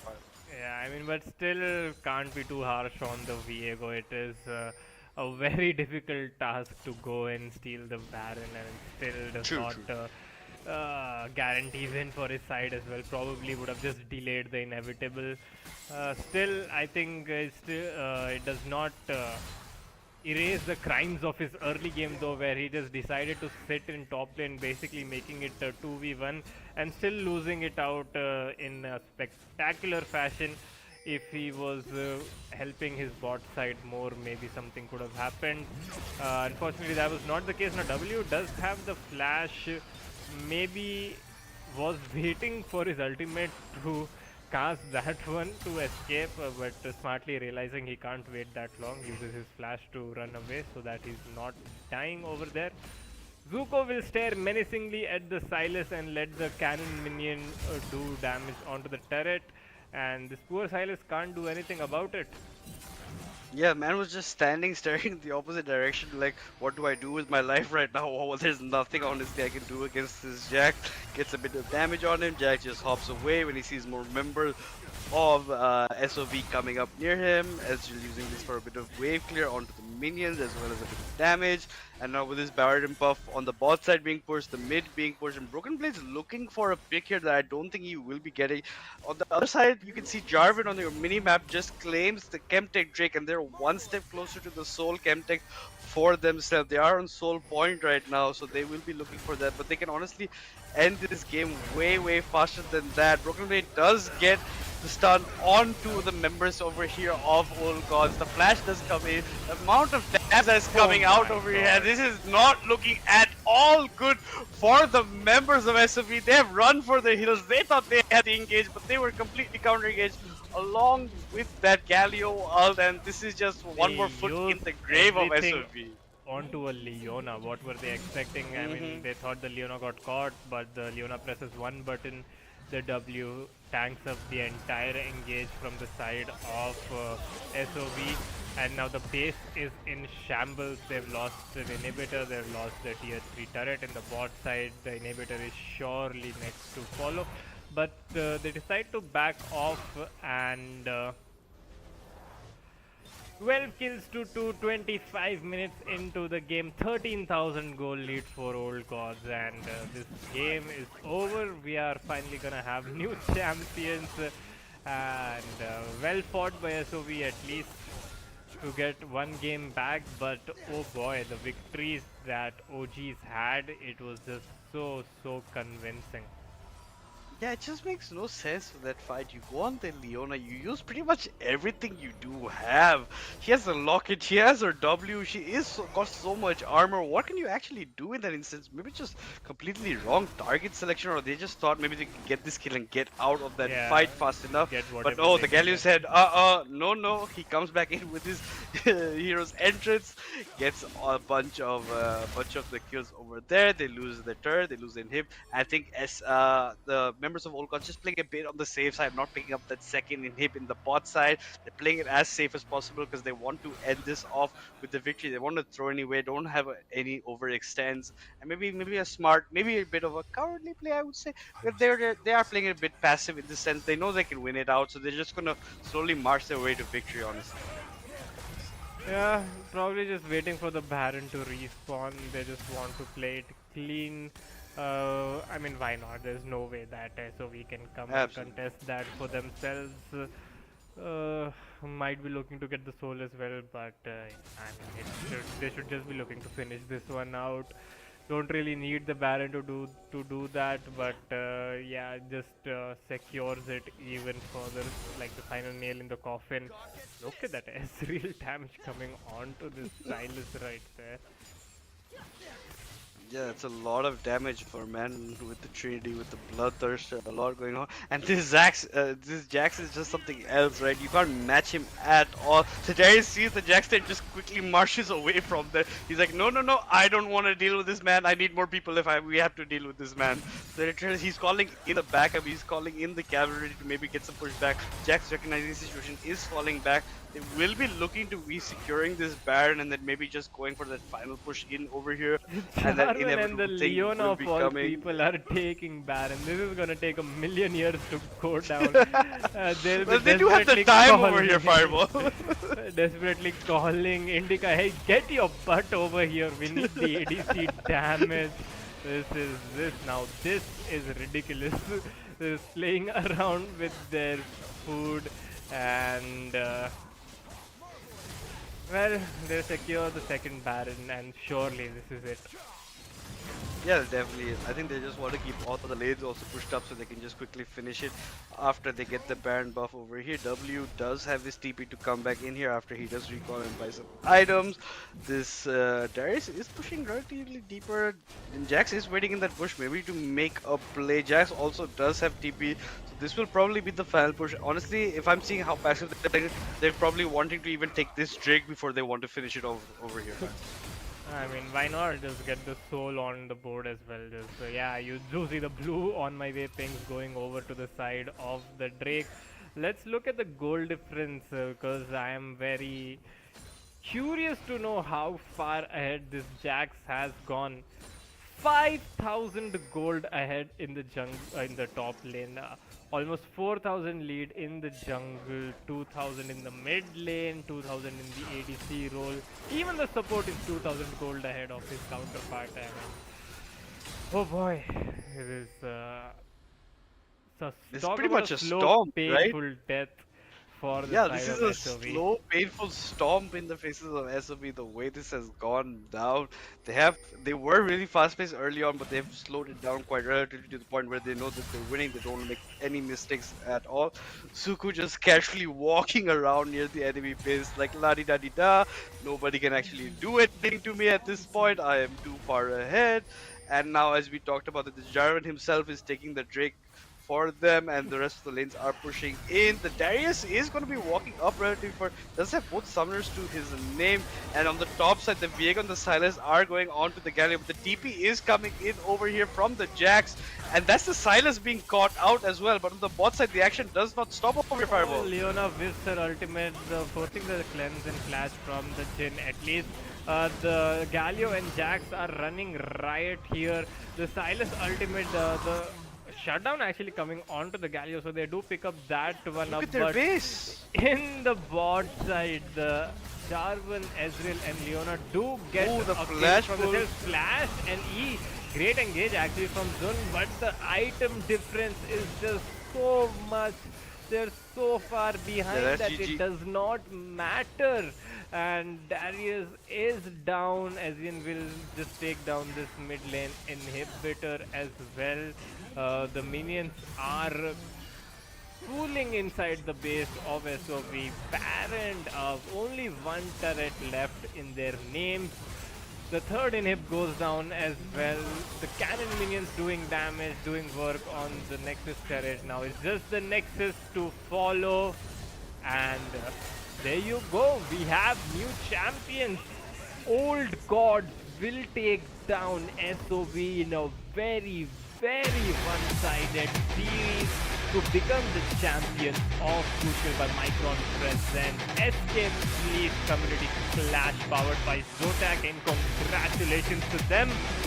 Zuko, Ezreal, Potato Monster, W, Indica, and Gracias. Well done to them, and new champions, Michael. Yeah, well deserved. Honestly, well deserved. Except for that game 3, honestly, I didn't see many mistakes coming out from these guys throughout the series. And this last match was the most dominant of them all. A couple of mistakes in the top and jungle of SOP that just result in this happening. So unfortunately for them, that did cause their demise, with the Jax being so far ahead, the Darius being so far behind. Nothing else that can be done in that situation, and just slowly, painfully, they did march their ways into the bases. They did in the end do a triple man in the top side to get the Galio with the Silas coming in, but at the meantime their base was going. By the time they come back to defend it, one inhibitor turret is gone. The Darius does flash pull in front, but he has no damage. The man is so far behind. He's in the wrong place at the wrong time, and that just cumulatively leads to them losing out on that matchup and essentially the series. They are your second place over there, but your winners are Old Gods. They will be walking away with the 25k to their names, and finally Potato has that trophy in his cabinet over their Fireball. I was gonna comment about that. Feeling so happy about Potato Monster finally got into a team full of champions, and he is rewarded for the amount of time and effort he has put into the League of Legends scene. Not even as a player, he works behind the scenes so much to, you know, help the League of Legends scene out in South Asia, and he is an essential member for all of these tournaments that we run as well. And Potato Monster just feeling very happy that he got his trophy, and it's time to celebrate finally for him. Something to show for the amount of time and effort he has put into this game, and this must feel really, really good, and so must all the other members of the team as well. Zuko had an insane series in the top lane. Let's look at the crucial moments of the game. Talking about Zuko, just look at the top lane, the amount of pressure this man is gonna soak up. He gets the Darius, and then the Viego is just gonna sit in the top side of the map for the first, like, essentially 15-16 minutes. He's not gonna go bot at all, and even after that, Zuko and his Jax come out on top and completely disintegrate the side of SOV right there. So Broken Blade just had absolute stinker of a game along with Zun, and unfortunately for them, it was in a game in which they could not afford to lose, but that's what happened, and they end up securing second place in this tournament. Yeah, even though they did lose this series, they have played phenomenally for the rest of the tournament, right? There's a reason that they have come in second. The boys from Bangladesh did perform really, really well. They do secure some money to their name as well with that 15k INR. They will be enjoying their winnings, and they will be taking some things back from these memories and hopefully come back stronger in the next tournaments to try and come as a new champion of a different tournament. But at the end of the day, it's Old Gods who do end up winning over here we do have the third type of champion in our TC Community Cups or Clashes, because we had before this day we had TOK, we had Phoenix Gaming, and now we have Old Gods on side. All three of them unique kind of winners of tournaments. TOK being the one who's won most, and now that with this win, I think Old Gods will also be securing themselves in the top 5 of our Rift Rulers leaderboard as well. Fireball. Yeah, definitely. So with the win of Community Clash, it does help their scoring on that board, and they join the elites with the Temple of Kings, who lead the way along with Phoenix Gaming. So we are starting to get these top teams in our region. We saw Potato Monster and his team reaching the semi-finals of previous tournaments multiple times as well, so it's good to see that they stuck around and they finally managed to get a victory. Well played by them. So we also had great tournaments before, at least they were going deep in the tournaments, and now they secure second place. I think if they stick around for the next one, they can achieve great things. Let's look at the crucial MVP for the final game of this series, and who other than this madman in the top lane with the Jax, Zuko. I think I can just call him absolutely diffing the top laner of SOV. It was looking not even close in every single match actually. He was just absolutely dominating the opposition just in that one game where they lost the third game, and even then it was not like one-sided. It was still fine, I guess, but oh boy, this guy, the SOV top laner, is gonna be having nightmares about Zuko for a long time. And absolute MVP performance in this game, soaked the pressure out of the jungler as well, and just took over the map from the top side. Yeah, and he demanded so much attention to himself from the jungler Broken Blade, right? Broken Blade came the 2, came the 3 times, it resulted in absolutely nothing. Let all the other objectives go out from his hands. By the time Broken Blade even makes it to the mid lane for a gank, he loses that fight, does not actually help his team in any way, and basically this man is the reason for the downfall of SOV in game 4. There's a reason he is your MVP. So very, very well played for him. The only time he did actually struggle anytime in this series was that Cassante versus that volley. Even then also, when the one time when Arjun dived him under the turret, he still managed to come out with the trade kill as well, with some fancy footwork and nice kiting as well under the turret. So all props to him for playing so well this entire series, and once again congratulations to Old Gods for what they have done in this tournament. Yeah, and giving up a statement performance in the grand finals as well. I think this was one of the most one-sided grand finals. Even though they lost one game, the 3 games that they won were just absolute destruction. There was not even 1 point in those 3 games that the enemy team had a chance, and the second game, well, honestly, it was just all on SOV itself. So who is in charge of their draft? That man should be questioned. That man should be made to answer for his crimes for the draft of game 2. And yeah, it was just not their day, I guess.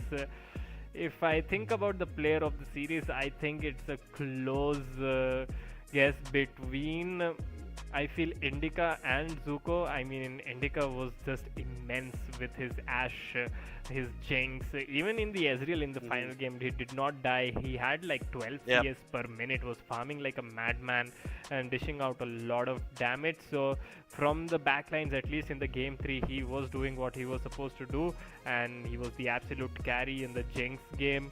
In the Ashe game as well, he was playing very well. So it's a close between Indica and Zuko for me, at least. Yeah, definitely. I think those 2 players were what you should be looking out for in this team, the way they have been playing. And remember, he was playing jungle in previous series. It was in this series itself that he did come into the ADC role for them, right? He was playing as the Jin Zhao previously. So this man has won at least MVPs on 2 different roles. So he's having the time of his life overall. But with Zuko in the top side, so the games that that not much is being shown by Indica on the bot side, Zuko takes over in the top side. So they have each other's back. So that's what makes a complete team when your teammates one falls back, the other one does catch up. So that's what makes Old Gods one team to be recognized about. Yeah, it's With a, that it's a being good said- shout between those two players. And let's look at the top 5 summoners, top 5 players of this tournament based on various statistics. And this is the list that we have. Indica takes the first place. So I think this answers our question about the player of the series as well. This man is the player of the entire tournament, basically. 56 kills, only 17 deaths. The amount of damage he was dishing out. Played 2 roles throughout the tournament as well. Jungle, and then dominating the grand finals with the ADC role. Following him is gonna be Invoker from SOV, the bot laner. He had 45 kills and 22 deaths, so still 11 kills behind Indica on that one. Well, he was not able to provide that sort of an impact in the finals, unfortunately. Then we have the mid laner from OGW, followed by none other than my man Potato Monster. Look at that man's KDA, 38 kills, 7 deaths. This guy on his Tristana, on his Kaisa, on his Caitlyn was just playing so safe, dishing out a lot of damage there as well. But still, his team is the champion. Unfortunately, did not see him playing in the grand finals, but hey, I'm sure he's not complaining all that much. He is gonna get the hands on the trophy right there. And finally, we have Abdullah Rasul, the bot laner for the Pakistani team, and the kills are gonna be 38. Had a very high number of deaths though, but still finds himself on the 5th spot of the tournament rankings. So these were the summoners of your tournaments. Again, Indica coming out on top, and I think this last series, the grand finals, just pushed his agenda a lot forward. Yeah, absolutely. With those Jinx games, he was getting just kills on kills on kills. He just pushed himself up in the kills department, lets him be your top 1 in himself. That role above his head doesn't give him justice. It should be even 2 roles there. It should be the jungle and the bot lane, because this man played it all.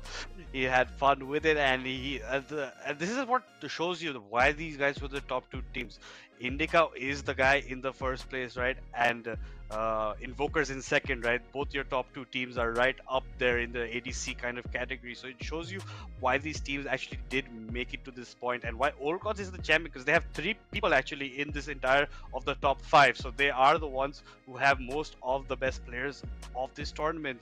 So that does show you the difference it does make when most of your teammates are good, right? Because it's just one person being the carry is just not enough all the time over there, Fireball.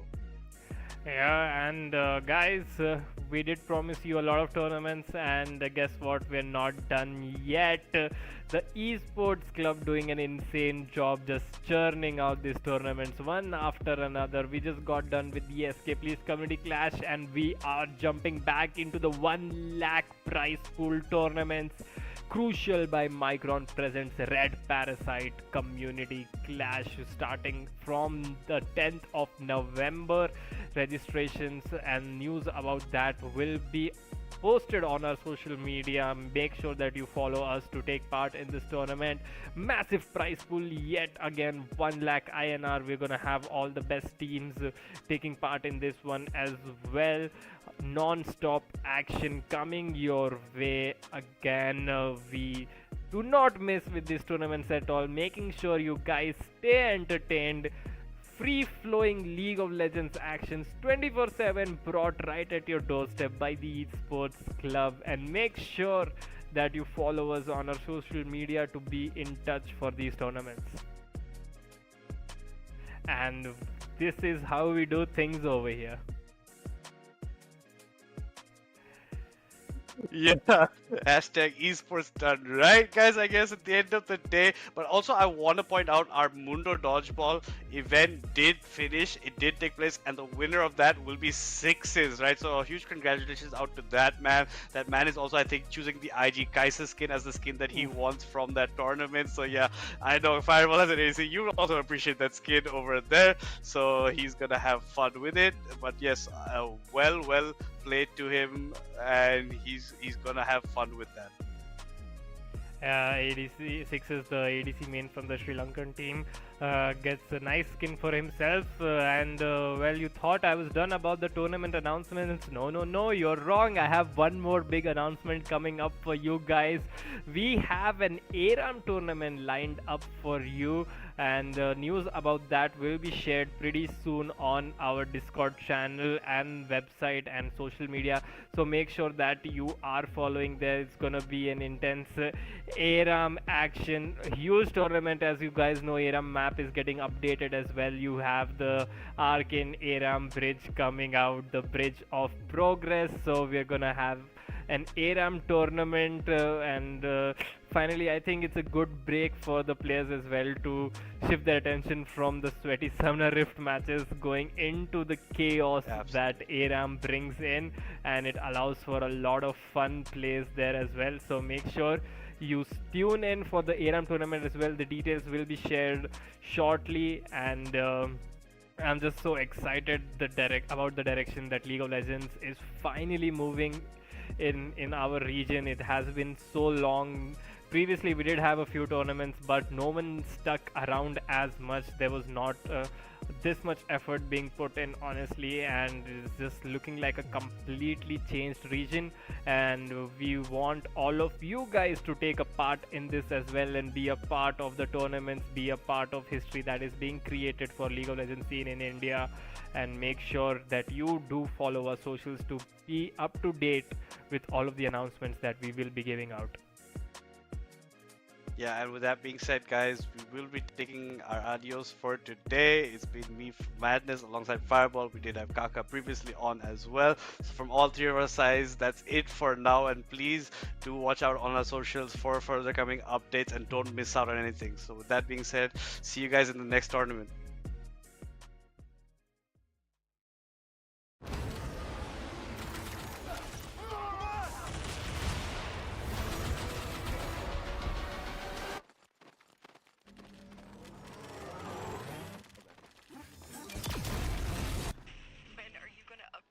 System.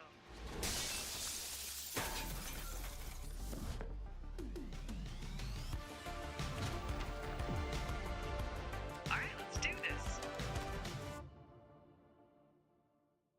Once there was a hunter who saw what others could not.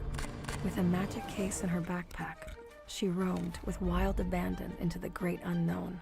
Her gaze inescapable, her reflexes lightning fast. When armies swarmed, she went through. With eyes open wide, hands steady, holding, watching, capturing everything in sight.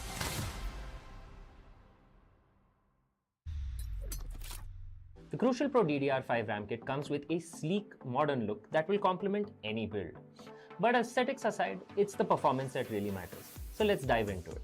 The default JEDEC timings are 46, 45, 45, but it does come with 2 XMP and Expo settings for those looking for a little more performance. With XMP 3.0 Profile 1, you can push the speed up to 5600 mega transfers per second. If you prefer a slightly lower speed but tighter timings, Profile 2 offers 5200 mega transfers per second at 42, 42, 42 timings. We've run some benchmarks and stress tests to give you an idea of how it performs. In general, dropping the speed and tightening the timings with the second XMP/Expo profile yielded better results for us on our test system.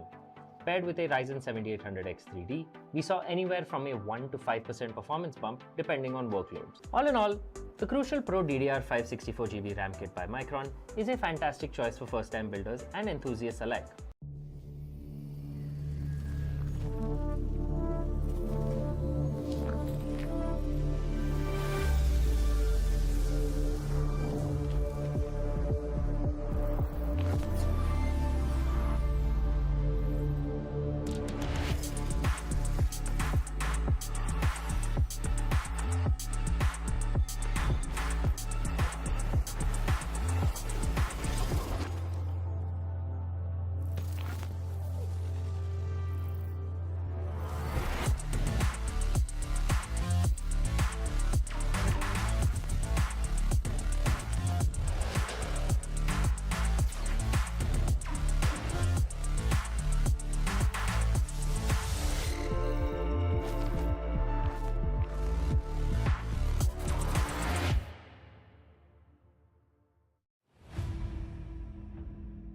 You were right, Kate.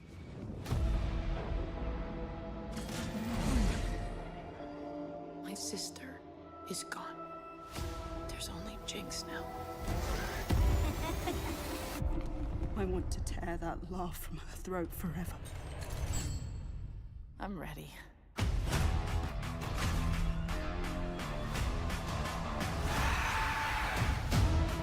To return peace to this city, you must declare martial law.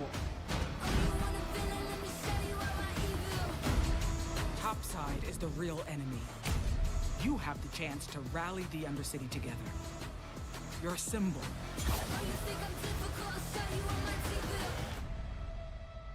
So what are you planning?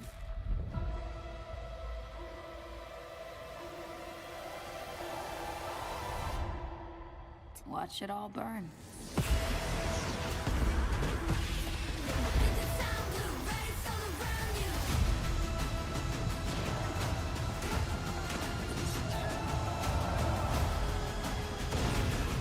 You felt it, haven't you? The Arcane is waking up. Sometimes taking a leap forward means leaving a few things behind. This has to end.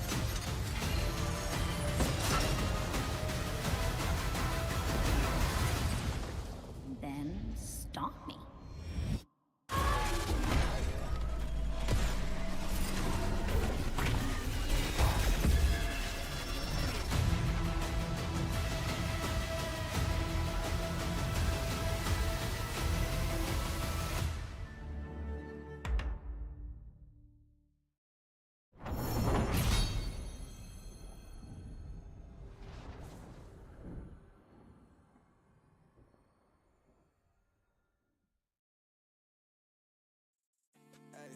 Run it, run it, run. No, no, no, no, ay. I've been running out of time, think I need to rewind, feeling out of line. I put everything aside, hoping that I make it right, all the things I do fine. I've been running out of time, think I need to rewind, feeling out of line. I put everything aside, hoping that I make it right, all the things I do. Nonchalant, wake up feeling like I'm righteous. In my mind, see it grab me with my likeness. Up till 5, no one working like this, I guess. Put in 12-hour shifts while I write this. And I know when the black shit, they showing love. Not everyone a day one, don't lie to me. And they wanna take credit when no credit's due. Say what you want, but it don't bother me. I've been running out of time, think I need to rewind, feeling out of line. I put everything aside, hoping that I make it right, all the things I do. I've been running out of time, think I need to rewind, feeling out of line. I put everything aside, hoping that I make it right, all the things I do. Nah, no Sersky, baby girl be talking sweet but used to dirt me. Wanna take a few snaps for the story. Wasn't showing no love when we was hurting, it's funny, nah, no Sersky, baby girl be talking sweet but used to dirt me. Wanna take a few snaps for the story. Wasn't showing no love when we was hurting, it's funny, nah. I've been running out of time, think I need to rewind, feeling out of line. I put everything aside, hoping that I make it right, all the things I do.